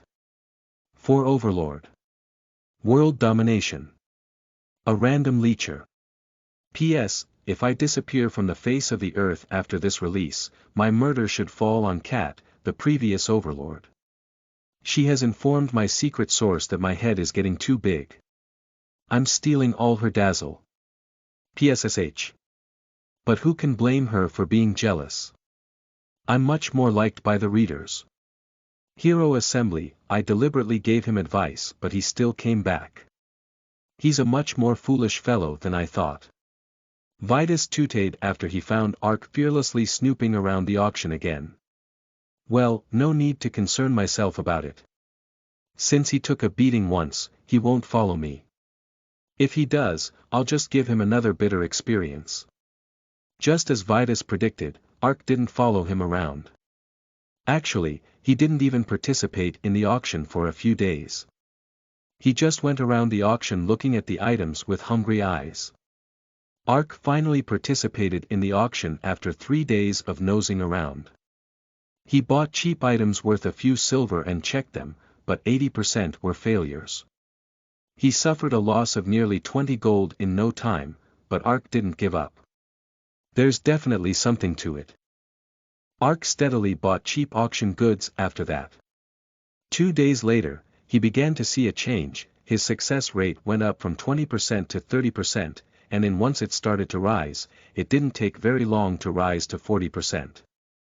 I'm finally starting to get the hang of it. It's simpler than I thought. After losing another 50 gold or so, Ark felt certain of his perception. Ark had experienced countless part-time jobs over the last 5 years. He tried things from basic newspaper and milk delivery, to sales and business. Among them, he especially remembered the job he'd obtained from Guanhua.Rank's introduction, working at an antique store. Ark came in contact with items from all around the world in that job. There weren't many items considered as hard as antiques to value. Things that looked extremely expensive turned out to be worthless, and sometimes the opposite is true. Therefore, losses or gains of thousands of won hung with the identifier's judgment. He never formally learned it, however, as he worked there the ability to guesstimate the value of antiques by eye and ear developed. There are many deciding factors like luster, shape, use, utility, and scarcity, but they all result into one value. The amount of heart and soul the maker poured into the item was critical. When an outstanding craftsman makes an item with their heart and soul, even if it looked shabby at first glance, something was unique about it. One couldn't put a finger on it, but it definitely felt different. They say practice makes perfect. Ah, that one's no good. Something's not right about it. Most of the items he thought of in that way were fakes. That one's better than it looks. Those were the valued antiques worth hundreds of thousands of won. This place is virtual reality, item details are the same as in real life. In order to confirm this, Ark spent a few days going around inspecting the auction goods. It wasn't a shocker, but New World also followed the same rules as the real world. This meant it was possible to know the value even if he didn't get it appraised and check the info. After reaching a certain degree of conviction, he started buying items. By getting the items identified, he checked the differences from the actual feeling and steadily corrected his mistakes. It required an enormous amount of perseverance and concentration. After spending several days like that, he stopped encountering losses. But that wasn't all. As he checked countless auction goods, he sometimes encountered a totally unexpected bonus. Old coin, ancient relic. This is an old coin used hundreds of years ago. The living conditions in those days can be glimpsed by the design carved into the coin's surface. The coin is a relic of the past, but it is popular among collectors, so it can be sold for a high price. Value: 10 gold bonus from acquiring information about the ancient relic, old coin. Knowledge of ancient relics +1, intelligence +1, fame +5. There were items relevant to ancient relics mixed in with the unidentified items. If he had such an item identified, and held it, he received a bonus to his knowledge of ancient relics stat. Now that I think about it, the mysterious stone fragment that was in Gallic's stomach required 50 knowledge of ancient relics to check the info.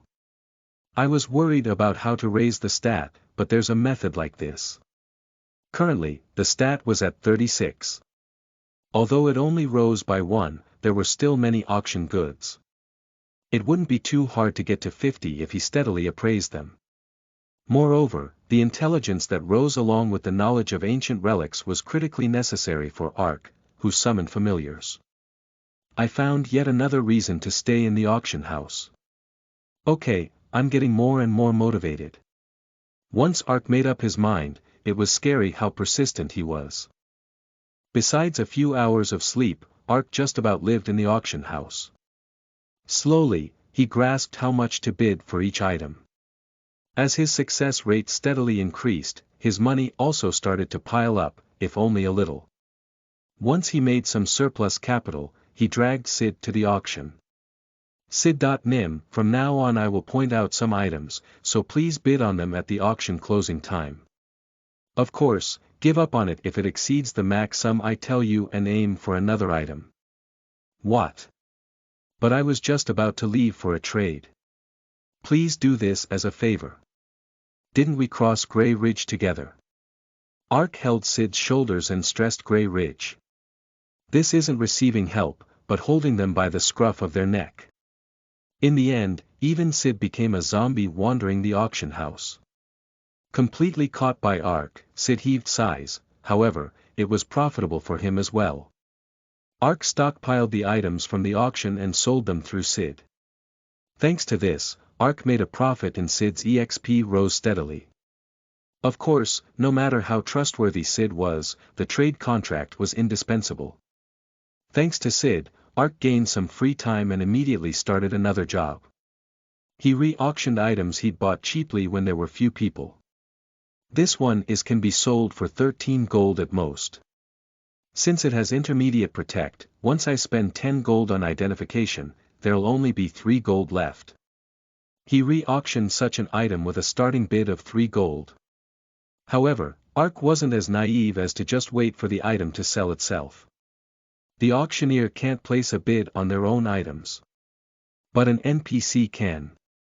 Ark used that fact to summon Diedrich and made him participate in the auction. Ark had to pay if Diedrich won the bid, but since Diedrich wasn't the one who submitted the item, it wasn't a violation of the rules. The small fee he had to pay to put the item up for auction wasn't much of a loss either. He had hit upon the auction's blind spot. Ark had Diedrich and Sid raise the prices on his items. The price was rapidly increasing, so of course it seemed like a good item to clueless people.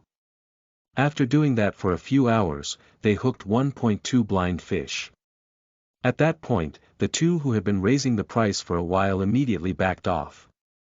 Even without seeing it, he knew what the expression of the players who took the item they won to the identification shop would be.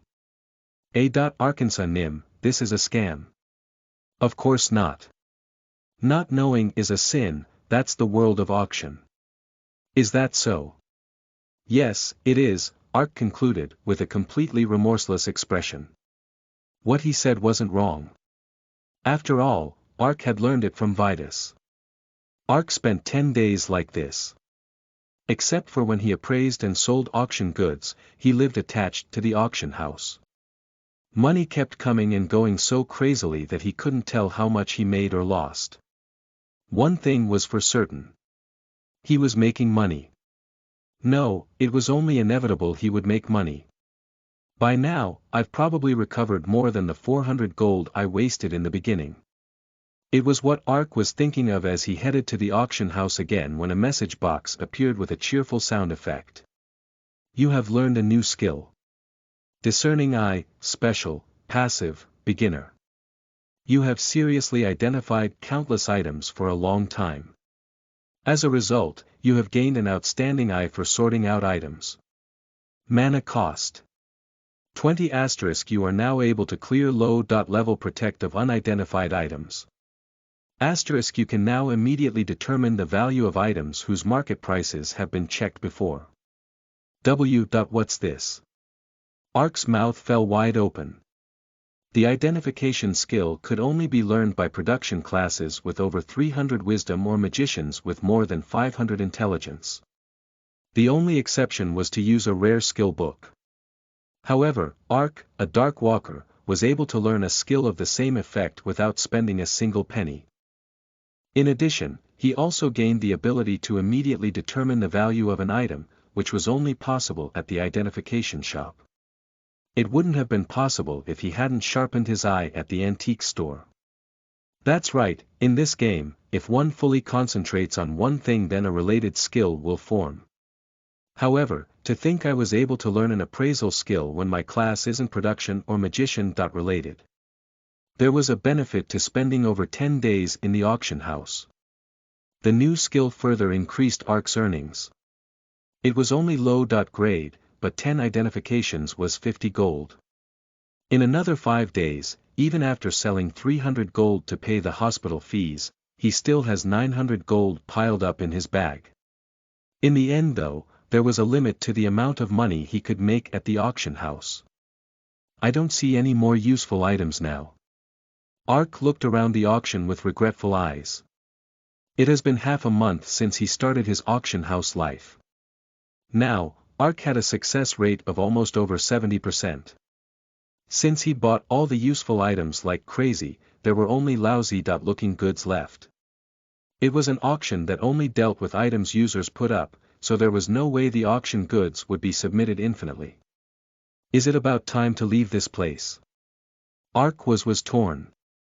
Although there wasn't a single worthwhile item left, one thing bugged him.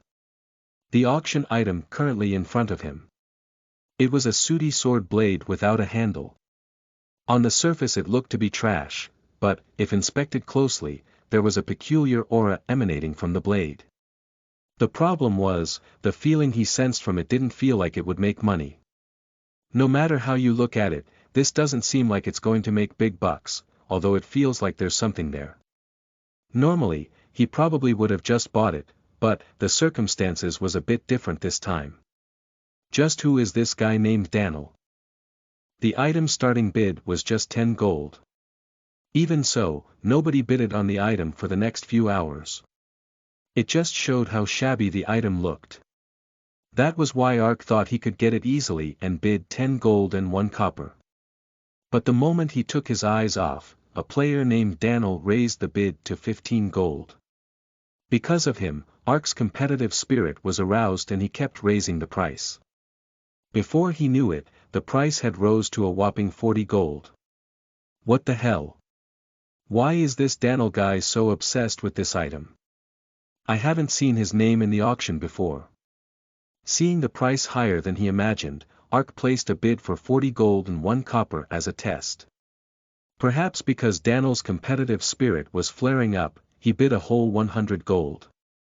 One could only think he was crazy. If that guy isn't crazy, there's something about this. This is too extreme to be fishing. After Ark used the method of inflating prices in the auction house, there were players who used similar methods.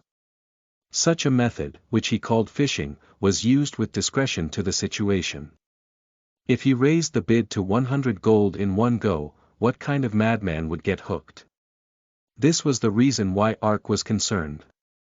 It looked like he was fishing too obviously. It made him think he wasn't actually fishing. In addition, Daniel was a name Ark hadn't seen in the auction house. 100 gold wasn't an amount that an auction noob would recklessly put out without any certainty. But to spend as much as 100 gold. It's too ridiculous. It was rare for even a flashy-looking sword or armor to go up by 50 gold. What to do? Should I think of it as my last go, close my eyes tight, and bet on it? Even after recovering his loss, he had still earned 250 gold. Including the gold he sold to pay for hospital bills, that was a total of 550 gold. However, for Ark, 100 gold was not small change. To invest the money he had earned, running around the auction house like crazy for half a month, it was not a decision he could make lightly. Fine then, since I've learned the discerning eye skill you can't even get with money here, I've made a huge gain anyways. I've earned all I can from the auction house. Now, as a commemoration of finishing up my life in the auction house, let's trust my eye. Whether it's a success or a failure, I'll part with the auction with this. Just when Ark made a big decision and stretched out his hand to the bidding memo, another hand approached at the same time and flinched as it stopped. It was unthinkable for there to be another player who was going to bid higher than 100 gold on an item like this. With a surprised expression, Ark stared at a merchant player he'd never seen before. The player looked at Ark and frowned slightly. Are you perhaps Arkansas Nim? Then you're Daniel.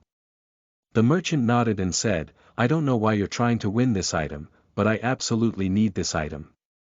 Won't you please yield? This guy must be a beginner. Ark's eyes flashed for an instant. The auction is a battlefield. A battlefield where victory is won with wits and timing rather than swords and shields. For Daniel to show his feelings like this, in such a place. After Ark saw Daniel's response, he perceived that the sum Daniel had bid wasn't just fishing. With his fidgety appearance, it was clear there was some reason he had to win this auction no matter what. In other words, this was an item that was guaranteed to have a profit worth the amount he had bid. I'd be an idiot to lose such an item in the auction. Without saying a word, Ark raised the bid to 110 gold. Daniel flew into a rage and bid 120 gold. However, without even batting an eye, Ark raised the price several times. Daniel's face soon paled. When the price finally exceeded 200 gold, Daniel complained with an exasperated expression. You're too much. It wasn't too much. The auction house has always been such a place. If there's something you want, you don't ask your enemy to yield. You do whatever it takes to crush your opponent. Don't you know asking him to yield was your mistake from the start? If you don't have enough money to bid, get out of the way. At that moment, another person approached and said what Ark had wanted to say. The person was none other than Vitus, who had been in the auction house for the longest time.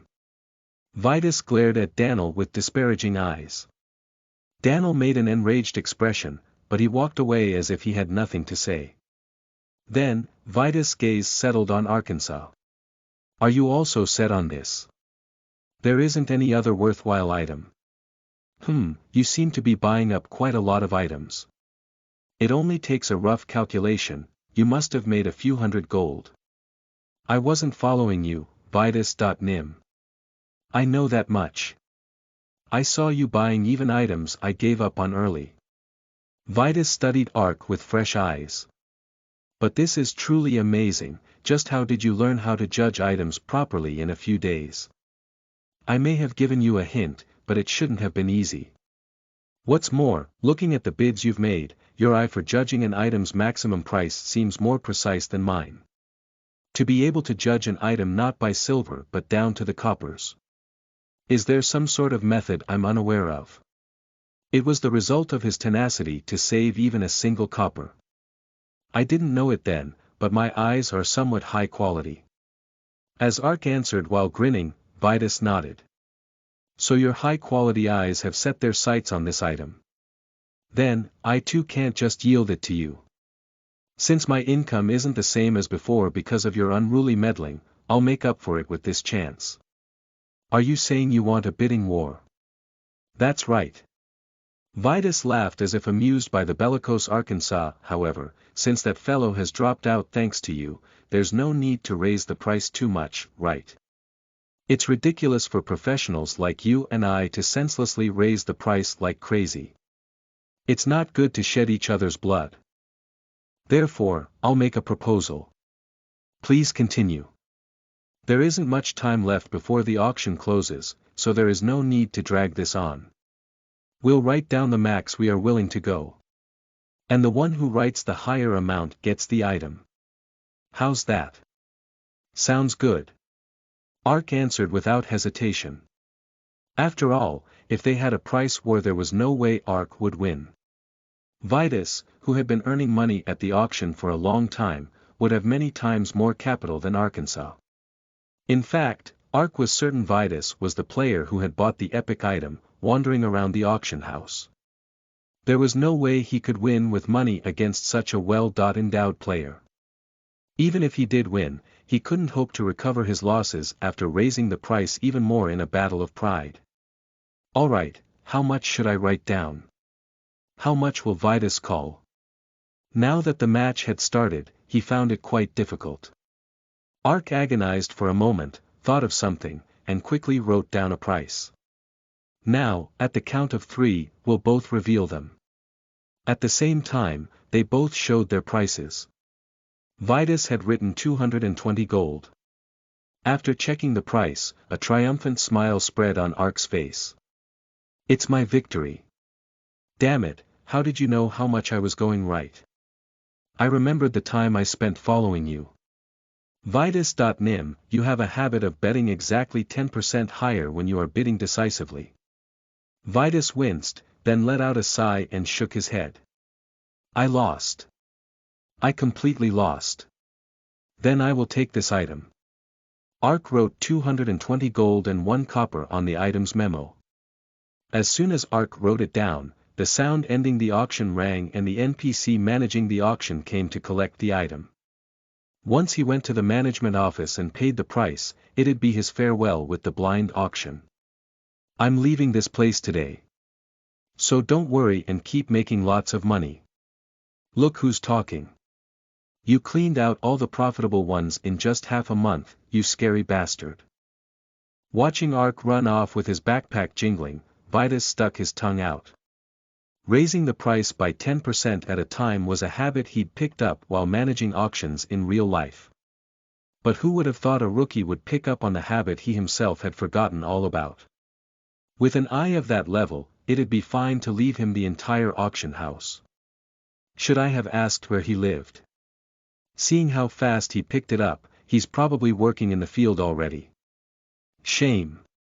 Just as Vidas was turning while smacking his lips, someone ran in helter-skelter and rejoiced when they saw the item had disappeared. The auction finally ended. Vidas stopped walking and turned around. It was a young player wearing a set of black leather armor. Next to the player was Daniel, sporting a helpless expression. He looked around and tearfully made an excuse with an apologetic face. I'm sorry, Shambhala.nim. Because another user bid more than 200 gold, I wasn't able to win the item. Since it went past the agreed upon amount, the contract was invalidated. I will return the money entrusted to me. What did you say? What are you talking about? 200 gold should have been enough. As Daniel returned the money pouch, the user named Shambhala's face twisted. The player who had actually wanted the item was not Daniel but Shambhala. Because of an urgent quest, he had promised payment and had entrusted the auction to a merchant instead. Vidas grasped the gist of the situation and tooted, TSK, you had a proxy contract with that fellow. Yes, so what? It's a shame, but the item you wanted was taken by someone else. Who was it? Just who was it? His name is Ark, and he took it for 220 gold and 1 copper. That guy is very tenacious, so if you want to buy it, you'll probably have to add at least 100 gold on top of that price. If you still want to buy it, you should hurry and follow him. He's probably going to the appraisal shop right now. Before Vidas even finished talking, Shambhala ran out of the auction house. That rascal Ark, he surely took his share to the very end. Unfortunately, while Shambhala was running towards the appraisal shop, Ark was strolling to the trade district. The item had low level protect. Since he had the discerning eye skill, Ark didn't really need to go to the appraisal shop. Well, shall we see the result? Discerning eye. With a cheerful sound, the item's information window popped up. Black Frost Blade, Ancient Relic, it is an abnormal blade made of iron. There is a mysterious ancient rune engraved on the surface, inscribed in a forgotten holy language of magic. However, the chill emanating from the blade is like a grim aura that has drank much blood. The holy ancient rune seems to have been engraved to restrain the evil aura. There is currently no way to find out where it was used, but it likely wasn't used for good. Value. Bonus for learning about the ancient relic. Black Frost Blade. Knowledge of ancient relics +10, intelligence +5, fame +5. What? Ark burst out in confusion. Though the description on the item was good, the problem was the value. That meant it couldn't be sold in a store. An item he had invested 220 gold and 1 copper on was just a decoration. For the first time in a while, Ark felt dizzy. Damn it, as the old saying goes, there is no such thing as a successful gambler. Just when I thought I'd saved up some money, I wasted all in the end. Ark was about to throw the blade into the canal in anger, but he soon changed his mind. After reading the item description, it seemed like there was something to the item. If he was lucky, as he had been with the mysterious slate, it could also lead to a good quest, or turn into something useful if combined with another item. If I acquired a hilt or a sheath, for example, it could become a usable sword. The chance of that was very low, but it would be better to hold on to it and hope for the best rather than throwing it away. Until now, all the ancient relics he had obtained from the auction only raised knowledge of ancient relics by 1. But the Black Frost blade raised it by 10. The stat had risen by that much when he found the hidden ancient ruin. If only because of that, it couldn't be called an average item. Well, I'll pack it away for now. Snake, stone fragment. Snake, who was dozing off, snapped awake and spat out the stone fragment. He had failed to make profit, but he did raise his knowledge of ancient relics by 10. He had gained 8 knowledge of ancient relics from the auction house. Thanks to that, his knowledge of ancient relic stat was now 53. At least now I can check this item. As soon as Ark held the stone fragment, it vibrated as an information window popped up. With the knowledge of ancient relics, you have confirmed the stone fragment infused with ancient power. Stone fragment infused with ancient power, star fragment. This stone is a part of a very mysterious and awesome power. It was created by the power of darkness, but it possesses light properties. Knowledge of ancient relics has confirmed this to be one of the 3 marvels of Hero Mabon from the Dark Century, long ago. Hero Mabon left a part of his own power in this marvel for future generations. If a truth seeker comes into possession of this marvel, they can acquire a part of Hero Mabon's knowledge. The penalty imposed upon the owner has disappeared. The owner of the star fragment can utilize Hero Mabon's techniques. Experience plus 30,000. Knowledge of ancient relics plus 15, intelligence plus 10, fame plus 20. You have learned a new profession exclusive skill. Gift of Darkness, passive. All Dark Walker abilities unfurled in the dark will increase slightly. Stats will receive a 30% increased growth. Duration of stealth has been increased to 15 minutes. However, it is impossible to level up this skill. You have learned a new profession exclusive skill. Blade Storm, active, beginner. The first of Hero Mabon's secret skills, it shatters the sword to make a maelstrom of shards that violently tears the enemy apart. The used sword is completely destroyed. Mana cost. 400. Wasn't it said that there is pleasure at the end of suffering? He wasted all the money he worked to death on for half a month, but thanks to that, he was able to check the mysterious stone fragment. And as he'd expected, the stone fragment was one of Hero Mabon's 3 marvels. A legendary item sealing a part of Hero Mabon's power, a star fragment. The rewards from it were enormous. It was hard to say anything about Blade Storm since he hadn't used it yet, but Gift of Darkness was better than leveling up a couple of times. However, the greatest success of all was that his goal as a Dark Walker was now clear. He needed to find Hero Mabon's 3 marvels. If he knew what his goal was, he knew what he must do. Because of this, Ark was able to take a step forward as a true truth seeker of Hero Mabon. I'm certain a Dark Walker gets skills whenever they find a marvel. Most professions were able to learn 5.6 exclusive attack skills when they were done with the job. Change. On the other hand, Ark had only received 2 skills, and Summon Demon wasn't an attack skill he could use directly. Dark Blade was quite a useful skill, but he had felt that having just 1 attack skill was lacking. Blade Storm, It drains mana like crazy. If I don't raise my mana more, there'll be almost no chance to use it with the familiars out. And the fact that it destroys the sword bothers me. It would be nice if the damage was as great as the penalty. In any case, it seemed he'd received the reward for investing 220 gold and 1 copper. Alright, if the result is good, all is good. Ark made a pleased expression. He went in and out of shops to prepare his bags for a departure from Jiren, when FSSH, flash, and boom, the sky suddenly darkened, then a flash of light flew in from afar. The light crossed Jiren and smashed into the top of a tower high in the sky. Sparks flew as the whole tower swayed. It was Jiren's Magic Institute Tower. The Magic Institute towers built in several cities resonated with each other. When there was a need to send a widespread dispatch, it was transmitted and received through magic by the towers just like now. He'd read about this on the Jackson Castle forum, but it was his first time actually seeing the dispatch being received. Alarmed, the other users were also staring transfixed at the Magic Institute tower. Not long after, a magician hurriedly ran out of the tower and casted loudspeaker magic. Urgent message.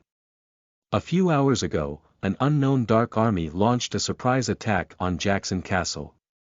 Because of their attack, Jackson Castle has suffered enormous damage and its people are shivering in fear. The Lord of Jackson is still resisting with his forces, but the Dark Army is stronger than expected, so the future is uncertain. At the magician's words, the players started to talk amongst themselves. Monsters organized an army and invaded a castle. It was an unimaginable event. Users who started in the Schuttenberg Kingdom all went through Jackson Castle. All the users held their breath and stared piercingly at the magician. If left as it is, Jackson Castle will be completely trampled by the Dark Army. But most of Schuttenberg's forces are stationed in the frontier regions, so deploying them will take 9 days. Therefore, the Magic Institute has considered the urgent issue and has decided to recruit volunteers from all regions. Volunteers. Does that mean we can also participate? Of course. We are urgently recruiting brave warriors to save Jackson Castle. The Magic Institute promises a great reward for he who contributes in the war. Those who call themselves brave adventurers, please gather immediately at Magic Institute Tower. We have no time. The airship sent by the Magic Institute will depart Jiren for Jackson Castle in 3 hours. It's a special event. An event where one can get awarded by the Magic Institute. Wide-eyed users flocked to the Magic Institute Tower. Of course, Ark was also mixed in with the others and ran towards the tower. But because the airship had a fixed capacity, not all players could be used. Magic Institute magicians checked the players' info one by one and only granted the quest to the qualified. Next person, please. When Ark approached, a magician pushed a crystal ball toward him. Then, Ark's character information window popped up before his eyes. Character name Ark, race human, alignment good, plus 100 fame, 700 level, profession dark walker, title cat knight, soul caretaker, health 1415, mana 975, plus 100, spiritual power 100, strength 178, agility 218, plus 17. Stamina 268, wisdom intelligence 186, luck flexibility, art of communication, affection, special stat, knowledge of ancient relics, equipment effects, black bear, mouse, leather armor. Agility 2, frost resistance plus 20, cat paws. Attack speed plus 10%, agility plus 15, critical hit rate plus 10%, crystal golem's head. Mana plus 100 *, all abilities will increase by 30% in the dark. *, you have the ability to hide in the darkness, 15-minute duration. Cancelled when you get into combat. * resistance to fear, darkness, blind, and seduction spells is increased by 50%. * you can bring out the true abilities from all types of tools. From the EXP he'd earned in Grey Ridge and from checking the star fragment, he had leveled up to 68. His health was 1415, and his intelligence had also risen from examining ancient relics to bring his mana close to 1000. And although it didn't appear in the equipment effects, the attack power from Lancel's sword couldn't be ignored. If he equipped the Guardian armor of Mere People on top of that, a warrior was nothing to be jealous of. With his agility over 200, it greatly increased his crit rate, evasion, and damage. Since his various other skills had also improved dramatically, he was at a level where it wasn't embarrassing to show his stats. As expected, the magician's crystal ball recognized Ark's skill and shone with blue light. "Thank you for volunteering. Please take this badge. This symbolizes your participation in the battle as a member of the Magic Institute. Please head to the top of the tower now. The airship will arrive soon." Magic Institute Badge, a badge given to those who participate in the defense of Jackson Castle through the Magic Institute. If the battle is won, those with the badge will be rewarded by the Magic Institute according to their contribution. As soon as he received the badge, a quest window popped up. Hero Assembly, Event Quest, an unknown dark army has launched a surprise attack on Jackson Castle. The Lord and his soldiers are currently doing their best to block them, but the Dark Army is overwhelming them. You must defeat the Dark Army before the Jackson walls that have protected the peace of the residents collapse. It is an opportunity to show the skill you have honed and polished through your long journey.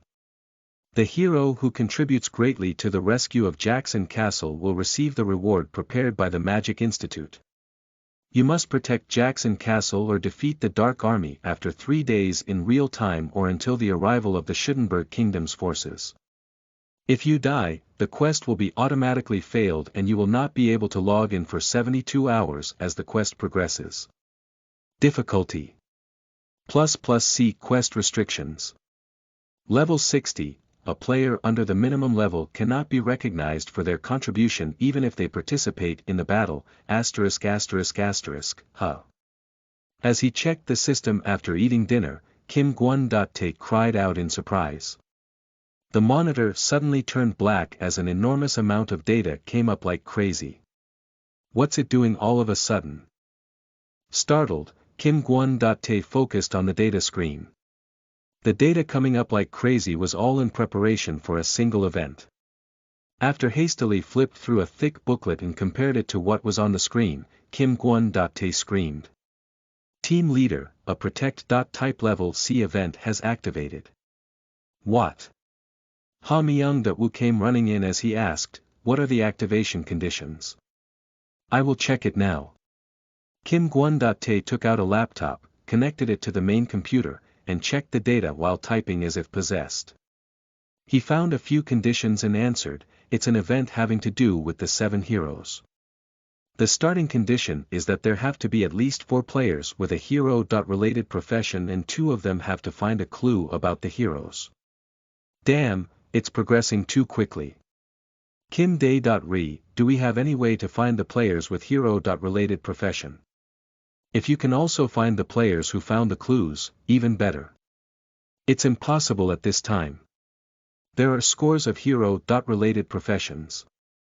Among those, there are people who failed the quest for job-changing and a few who succeeded. What we can do with the system is too limited, so it's impossible to investigate them all. The only player we've currently confirmed as having found a hero clue is Alan, who job-changed to Holy Knight. You probably know this, but he is one of the applicants. Is there a way to interfere with the event? No. Does it mean all we can do is watch? Ha Myung-woo bit his lower lip angrily. It was pathetic. New World, the perfect virtual reality game that still remained unparalleled. But for Ha Myung-woo, New World was full of faults. The game was perfect, but because it was so perfect, it couldn't be controlled by an administrator. A sword you can't use is no better than a stick. Damn those crazy bastards. Nausea rose to his throat. He was cursing the developers he had boasted of so vigorously in the reception room. Those so-called world-class scholars seemed to have gone a little touched in the head after working on the game for a long time. In the end, they fell under the misconception that they were true creators. That was the start of all the problems. The world they created must be perfect. A perfect world where all existences must obey the absolute laws. With those absolute laws, the creations accepted the game as one world and had to overcome trials prepared by the creator to write a new history. It was a world where no external influences were permitted. The result of such a crazy idea was an unprecedented virtual reality game, the true nature of New World. The developers put up so many locks that there was almost nothing an administrator could do freely. The planning team tried to use all sorts of methods and means to break those locks, but it was all for naught. As a result, the understanding of New World by the planning team was not much different from what the players knew. They couldn't find out what kind of professions there were, or what kind of skills, even what kind of events would happen. Even the operation of the game was the will of the AI constructing the game and not because they wanted it. They had released the game since the investment had been enormous, but nobody knew how the game would unfold. Of course the planning team didn't know, and even the developers, who called themselves creators. From the perspective of global exos, this was an extremely dangerous situation. Collecting players for the entrance exam was actually just an excuse to probe the system. Park Woo-song, you bastard. Ha Myung that Woo ground his teeth. All the locks on the game were from the developer who had disappeared with the game's completion. Park Woo-song, a developer who boasted fame as a genius game designer. In any case, as long as Park Woo-song didn't release the locks, there was no way for the planning team to engage with the game. Then at least search for information on the players involved with the event. But even if you have to look up hundreds of players one at a time, find them before the event ends. If we find them, it'll be possible to predict and the next event will begin. Understood. Kim Gwon-tae's fingers danced across the keyboard. An event no one predicted was happening. A new history was about to begin in New World. To be continued. Volume 3 Chapter 1 You are listening at novelfull.audio. Hear ye, hear ye. The Overlord, Cat has returned. The traitor and thief, Random Leecher, has been banished from the kingdom. We will resume our normal operations. What? I've been labeled as a traitor. How can this be? This is incrimination. Incrimination, I tell you. Well, it's true that I did steal a couple of chapters to please my fellow Leechers, but traitor. Never. Since I've already been wrongfully accused, it won't be a problem if I were to make it to be the truth. I shall overthrow the corrupt overlord and place myself on the throne. Just you wait and see, Cat. Be afraid. Be very afraid. Muhahahaha. The Silver Arrow. About 100 people were gathered on the wide balcony of the Magic Tower's top floor. They were players who passed the level 60 restriction screening of the Magic Institute. As expected of a next-generation game, New World offered countless variables within the system. To put it simply, the level of freedom was high. Of course, since there were countless variables in raising a character, simply hunting wasn't everything. That said, the unchanging basic formula, which applied to all games, also applied to New World. It was, time spent equals level. If your level is higher than others, then it means you spent more time than others. New World had been out for a little over 4 months. Moreover, it was 3 to 4 times harder to level up in New World compared to other games. This meant the players would have raised their levels to 180.240 in 4 months in a different game. 100 such extraordinary high-leveled players had gathered in Jiren alone. This was the result wrought by New World's strong addictive nature, which exceeded all imagination. Of course, everyone had their own know-how. It was the reason why they were overflowing with confidence despite receiving a quest where they didn't know what kind of enemies would appear. However, Ark wasn't at all interested in their confidence. He was just drooling over their equipment.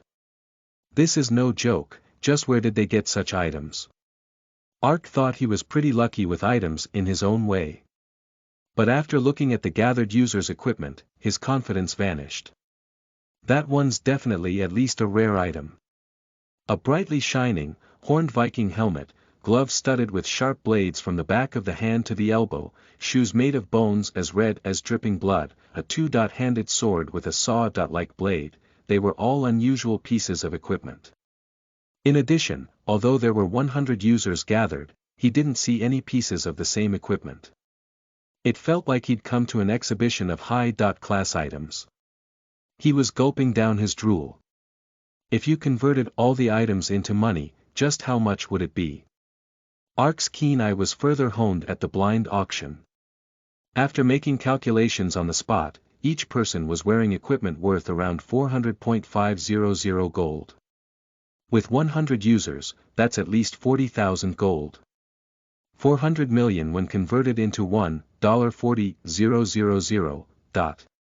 An unreal estimate. Ark was just a commoner who sighed when the monthly utility bills came. Though they said the value of money wasn't the same as it used to be because of the soaring prices, for a commoner, hearing the word million was still enough to make them cry out. Millions in gold were swimming before his eyes. T/N. The author includes a pun here, where the Korean word for million, pronounced UGK, is like a sound of surprise, like ah. News he'd seen recently came to mind. The auction site specializing in New World items had already hit 10 billion won in market size. At the time, he just thought, whatever. It was unimaginable anyways. But now, it didn't feel like someone else's matter. If all those people were monsters. Please lend me your attention for a moment. Just then, the Magic Institute NPC appeared at the top floor after finishing the screening process. New information has just come in. The Magic Institute isn't the only one who thinks this is a bad situation. A renowned merchant guild located in the commerce district south of Jiren, Midas, has sent an armed merchant ship loaded with already recruited militia to Jackson territory. In addition, the renowned warrior guild of the northern area, not far from here, Sword X, has also sent militia to Jackson. The merchant and warrior guilds. If you add the Magic Institute, then doesn't it mean all three great guilds are making a move? As expected, this wasn't an ordinary quest. The players chattered in surprised tones. Ark had also seen information about the three great guilds on the message boards in each village. In New World, there was a concept of top guilds managed by NPCs. No matter the race or kingdom a player had chosen to start in, they had to receive permission from one of these top guilds in order to start a guild. In other words, a guild started by a player was affiliated to one of the organizations, the top guild they had submitted their application to. So they had to pay a fee to the top guild if they made a guild, but they also received various support and guild.exclusive quests in exchange. The unique aspect was that the influence of these top guilds wasn't set in stone. The influence of the top guilds was similar to the market shares of merchants. Therefore, the more users chose them, the stronger the top guild became. Presently, the most popular professions with users in New World were largely these three: warrior, magician, and merchant. New World's three great guilds were naturally decided as a result. The top warrior guild Sword X, top merchant guild Midas, and top magician guild Magic Institute. Of course, when a user makes a guild, there's no need to choose the related guild in accordance to their profession. But if they had to choose, they might as well. There were many cases where the support or quest rewards from the top guild were valuable for a related profession. So a guild was chosen matching their profession. Thanks to this, the current three great guilds wielded influence second only to the royal family and the church. The mage continued to speak. There is probably no need to repeat this, but saving Jackson is our first and foremost priority. But then again, it is also a battle where the three great guilds have put their pride on the line. Of course, the status of the Magic Institute will change in relation to how well our militia fares in the battle. You will definitely be rewarded based on your efforts, so we hope everyone will do their best. It was the reason why the three great guilds had scrambled to organize militia. Jackson Castle was the first place where players, who started in the Schuttenberg Kingdom, changed their profession and became interested in guilds. If they raised their status there, then the allure of a newly formed guild would rise as a result. Users were not the only ones competing with each other. NPCs also competed against other NPCs endlessly, that is New World. However, users were not interested in the competition between the top guilds. All they wanted was experience and the rewards. With the mention of the three great guilds, players conversed with very excited expressions. If all three great guilds are participating, then the rewards are bound to be huge as well. You might even receive a magic weapon. I'm glad I leveled up like crazy these past few days. I just dropped by Jiren to clean out my bag, but to think I would get such a quest. Jackpot. The grander the scale of the quest, the larger the rewards. But Ark was worried instead. This isn't something to be needlessly happy about. It just means there's going to be more competitors. Even if one received the event quest from a different guild, the basic quest contents would be the same. In the end, the EXP and contribution points would have to be split with hundreds of users. As a result, the contribution he could earn would be reduced, so the reward would also inevitably fall. Granted, it would be easier to succeed in the quest with more people, but it wasn't something to be needlessly happy about. There are only about 30 minutes until the airship arrives now. It may be small, but the Magic Institute has prepared some supplies for the people participating in the militia.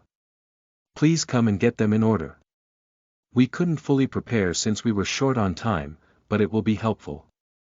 The magician handed out supply boxes one by one. Upon opening, there were several items to be seen inside the box. Intermediate recovery potions, 3, dozens of herbs mixed with a special technique, a highly refined magic potion.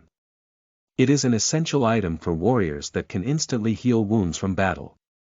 When used, it heals 300 health instantly, but has no effect on disease or poison-like conditions. Highly nutritious biscuit, 10, the highest grade of emergency food, made with plenty of highly nutritious ingredients. It doesn't taste good, but it is rich in every nutrient, so even eating just one of them will make one feel full and satisfied. Increases satiety and health recovery by 50% for 1 minute. If consumed with a drink, mana recovery increases by an additional 50%. However, only satiety will be recovered if there is a status condition. Cannot be used in battle. Letter Movement Orb, event item, a new mode of transport pioneered by the Magic Institute's surprising technological prowess. When used at a Magic Institute sending tower, the body is converted into a letter and is instantly teleported to a designated receiving tower. However, since this technology is still under development, it has many limitations and the physical burden on the user is considerable. Much more study is still likely required before it can be used. Current set coordinates. Jackson. Jiren number of uses. 1. The mage added a lengthy explanation. The magic tower in Jackson cannot currently utilize its full functions. It is the reason why everyone has to use the airship. But if Jackson is protected and the magic tower gains its full power, you can use the letter movement orb to quickly return to Jiren. In the end, it meant that if the quest was completed, they would take of the trouble in returning to Jiren. Then again, hundreds of high-level users milling through a low-level area would create problems in terms of balance. The airship is coming from over there. Right after Ark put the supplies away, there was a commotion at one end of the balcony. Ark's eyes grew wide when he reflexively turned his head around. Set against the wide-open, blue sky, a sparkling silver airship appeared. That there is the airship produced by the combined skill of the Magic Institute, Silver Arrow.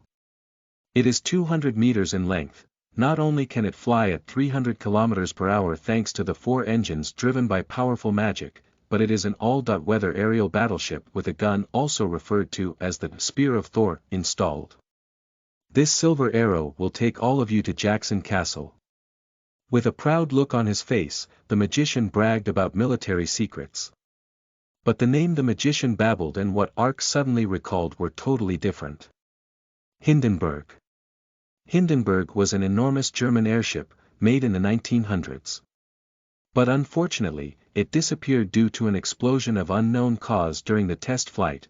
Now it was a legendary airship that could only be seen through old pictures wandering on the internet. Well, that piece of trivia aside.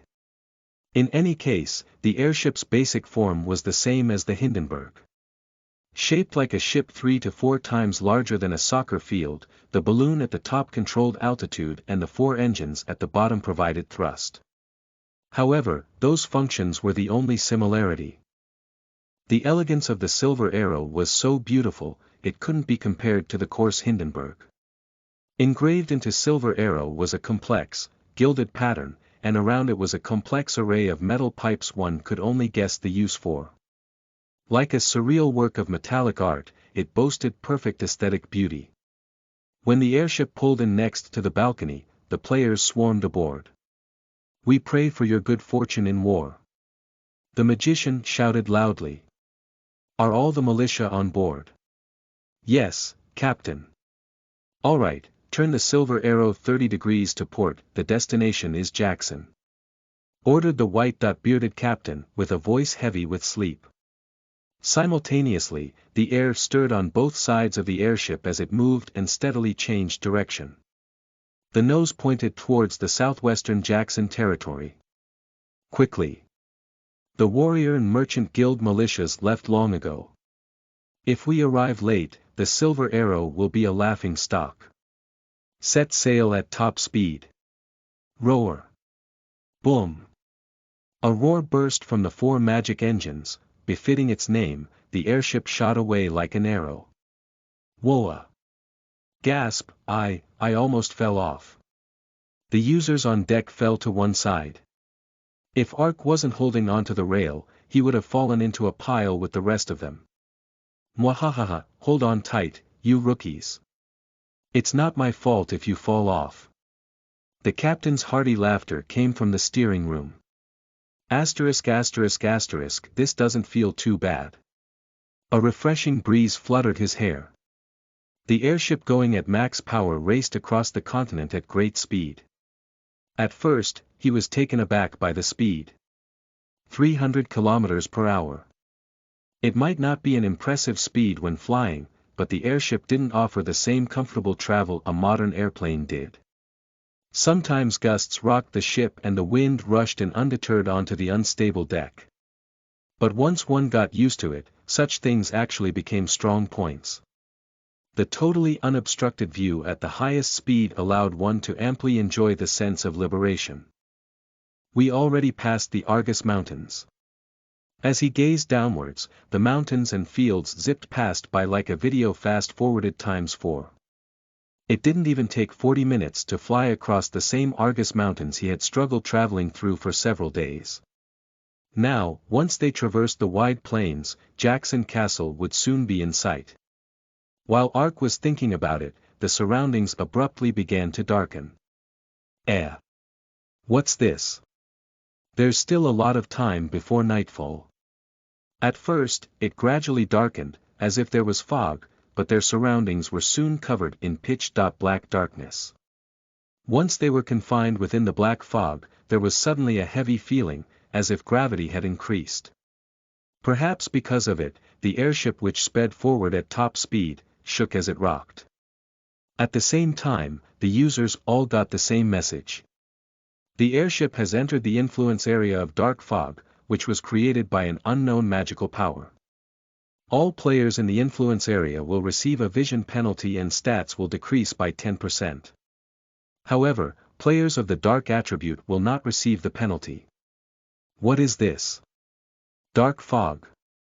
Damn, stats are reduced by 10%. The people who quickly checked their stats spat out curses. Ark also checked his stats. But thankfully, the penalty didn't apply to him, as he had the dark attribute. Rather, his stats increased from receiving the darkness bonus. With the 20% stat boost from his profession's characteristic and the additional 10% from the gift of darkness he'd learned in Jiren, and since other users' stats had been reduced by 10%, Ark's stats were 40% higher than them. This is a good sign from the beginning. Is this dark fog the reason why the Magic Institute called them the Army of Darkness? If so, does it mean I get to keep my bonuses for the whole duration of the quest? It's at times like these that I feel like it was a good decision to choose the Dark Walker profession. Ark reveled in a strange sense of superiority. But while Ark was grinning, the surrounding situation was becoming quite serious. As the dark fog enveloped them, the crew became busy. "Captain, we are losing power." "No need to panic. It's probably a move of the enemy to slow down reinforcement." "Heh, it's laughable to try and stop Silver Arrow with a fog of this level." "All hands to battle stations." "Yes, prepare Silver Arrow for battle, ready the Spear of Thor." With a heavy clank of metal, the gunports all over the airship opened. Dozens of gun barrels rolled out from both sides. But what caught Ark's eyes was the enormous gun barrel that emerged from the gunport at the front. Made of a silver metal, it was a gun shaped like a trident. This was what the Magic Institute NPC had boasted of so enthusiastically, the Silver Arrow's main armament, the Spear of Thor. As the airship readied itself for combat, the dark fog became even thicker. Since the visibility worsened, it was hard to make out objects even a few meters ahead. "Turn on all the defense lights." As the countless lights on the airship turned on, the ground was illuminated.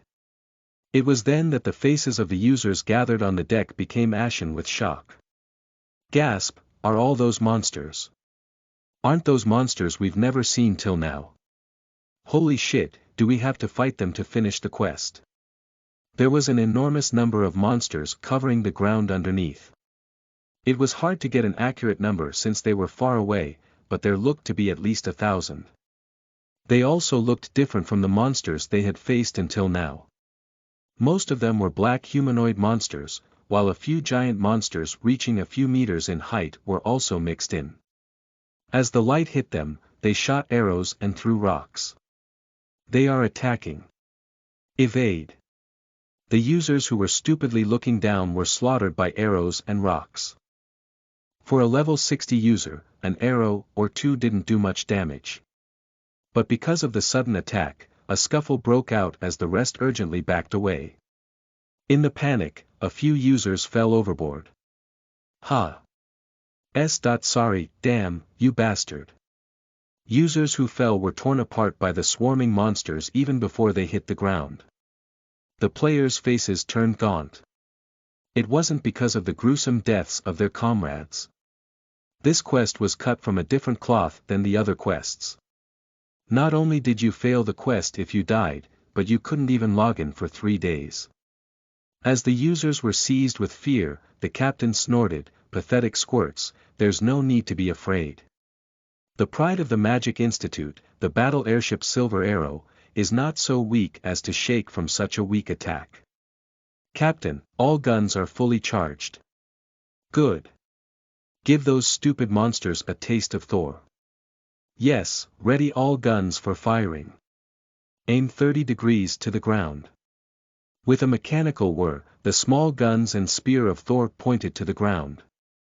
The trident-shaped barrel moved into position with a buzz. A blue aura seemed to gather at the spear tip as it sparked. Then, it suddenly shook violently as an azure laser shot forth. Flash. Boom. A huge thunderbolt struck the ground. It enveloped the ground with blue light with a radius of several hundred meters. The spark spread along the ground, striking all the monsters in the area with massive electric damage. Groar. Monsters directly hit by the bolt exploded instantly, and monsters hit by the sparks extending along the ground lost considerable health. Even monsters that seemed to be considerably high-leveled were staggering, thrown into critical condition. Afterwards, the small guns also showered them with electric magic. The monsters who were close to death collapsed in disorderly groups. A fearsome AoE attack. The captain let out a cheer as he shook his fist. "Oh, how's that? You arrogant bastards. This is the pride of the Silver Arrow, the Spear of Thor. That's awesome. The area was devastated by a single blow. Although it was probably just a pre-arranged scene, the visual impact was incredible. They were anxious when the monsters first attacked, but if the airship's force was at this level, it appeared this quest was just a simple event. However, it wasn't like there was nothing for the users to do. The Spear of Thor takes 3 minutes to recharge. Until then, anyone who is capable of long-distance attacks, please provide cover from the deck. Right, now is not the time to just sit around. Those monsters are all contribution points. The users gathered their senses as their eyes gleamed. Soon, a massive counterattack began. Among the militia, there were about 40 mages and archers.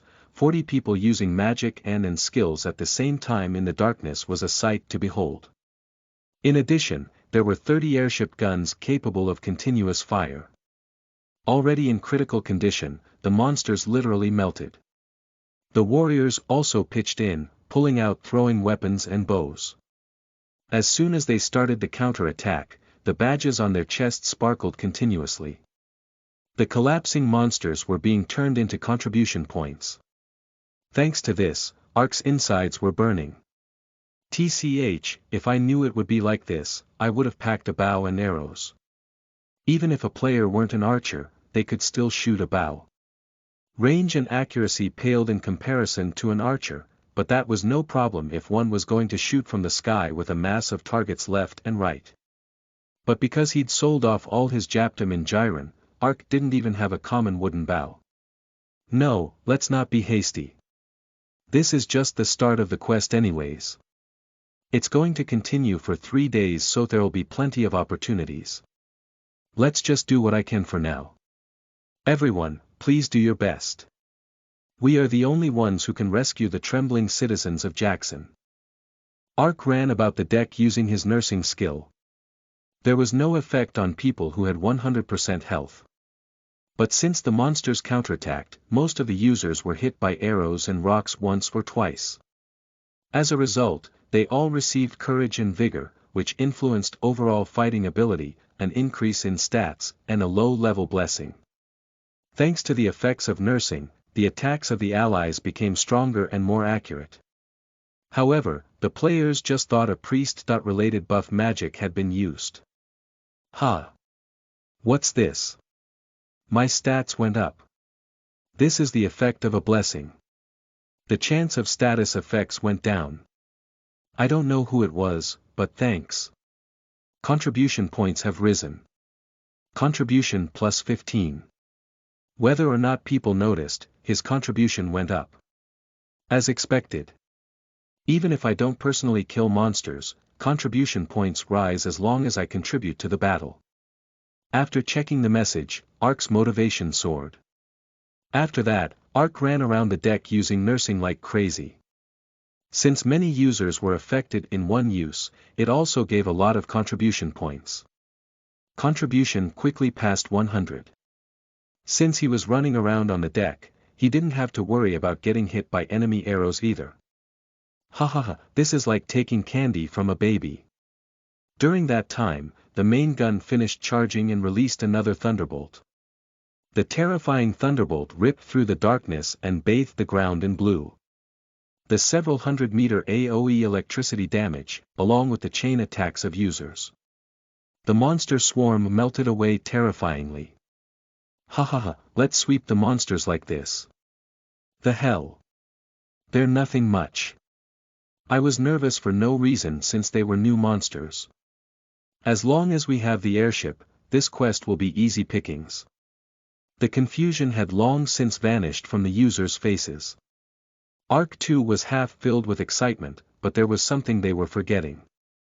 That this quest's difficulty was a whopping ++C. There was no way the quest could be completed just by shooting arrows over the rail. Whoosh! While everyone was concentrating on the monsters, an enormous mass suddenly cleaved the darkness as it flew in. The NPCs and players who reflexively raised their heads paled. Ack! What is that? A black flaming mass 10 meters in diameter. Two black flaming masses, from which heat could be felt from meters away, came flying in towards them. Since all the lights were pointed to the ground, they had only noticed it when it was right in front of their noses. Those are flash bombs. The captain burst out in shock. To think that the likes of monsters would use flash bombs. Bosun, hurry and intercept it with the spear of Thor. We can't. The spear of Thor is still only 50% charged. Damn it, did the bastards attack forcefully to aim for this? That was so, the land monsters were bait to draw the airship's attention. It was a plan to take out the airship with flash bombs during the time it took to recharge the thunder gun. Begin evasive action at full speed. All guns, archers, and mages concentrate firepower to intercept the flash bombs. We can't get hit by even one. The magic engines were soon at full power and the airship turned quickly. At the same time the guns and users loosed skills at the flash bombs like crazy. As they did so, the attacks from the monsters teeming on the ground became fiercer. Several users collapsed from the arrows and rocks surging from below. But there was no time to look back at them. It was a situation where you could explode in midair with the ship at the drop of a hat. Tung, boom. Under the onslaught of countless attacks, one of the flash bombs finally exploded in midair. An immense explosion and shockwave burst out and greatly rocked the airship. The users who were about to unleash skills on the second flash bomb fell to one side. In addition, the aimed guns also fired electric magic at the wrong spot. Decisive mistake. Damn, all crew prepare for impact. Bang. Boom. The flash bomb rammed into the stern of the airship and exploded. The airship started to sway violently from the enormous shock. It was then that the two magic engines on port side burst into flames and combusted away. The airship lost balance and started to spin like a top. Just what the hell is going on? Ark quickly grabbed onto the railing. However, the players who weren't able to take action were flung up and swallowed up by the dark fog. Without a doubt, they were forcefully terminated. Shut off the magic power. As the captain shouted thunderously, the engines were all shut off. Thankfully, the spinning stopped, but the airship quickly lost altitude. The exploding of the engines had greatly damaged the hot air balloon, which maintained buoyancy. Since they also lost thrust on top of that, the impending result was obvious. A crash. Despair rose on the users' faces as the same thought occurred to them. It's the end. Are we going to get wiped out like this even before we reach Jackson? Why the hell is there a quest like this? Damn it.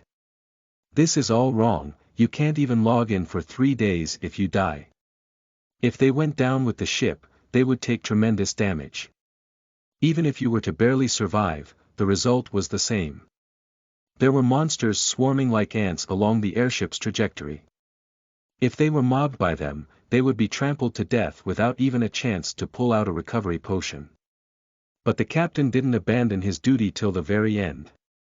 Bosun, use all your strength to keep the silver arrow level. And send all power to the spear of Thor.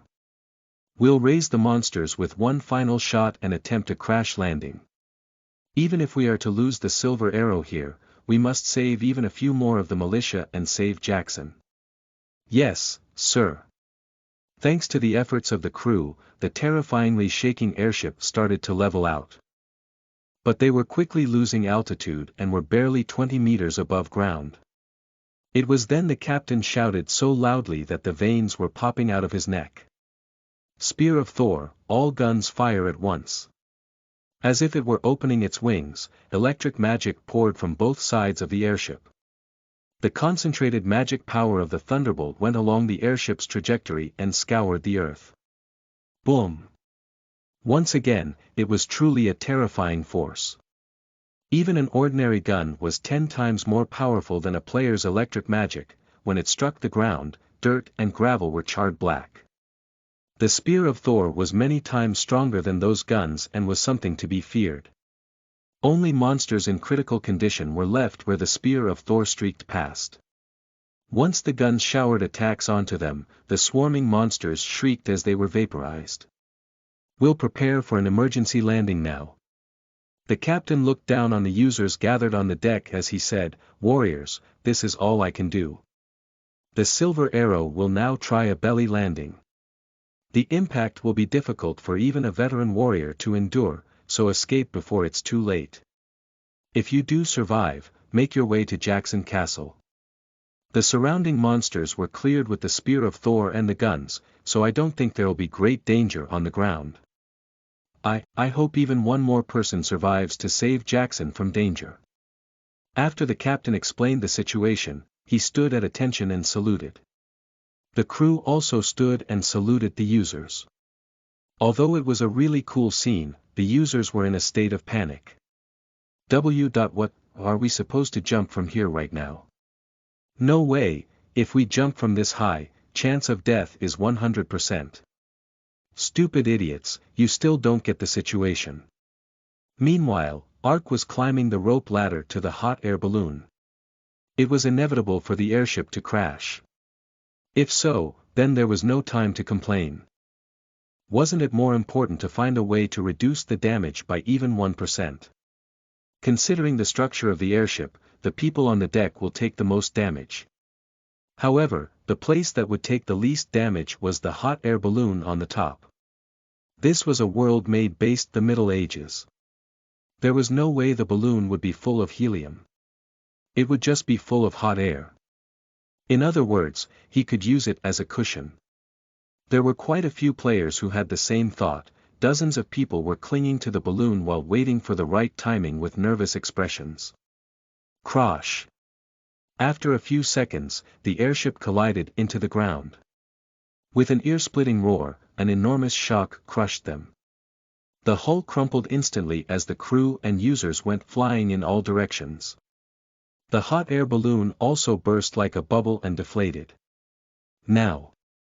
It was then that Ark threw himself off.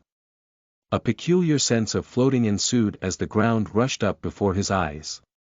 Ark curled up and rolled forward.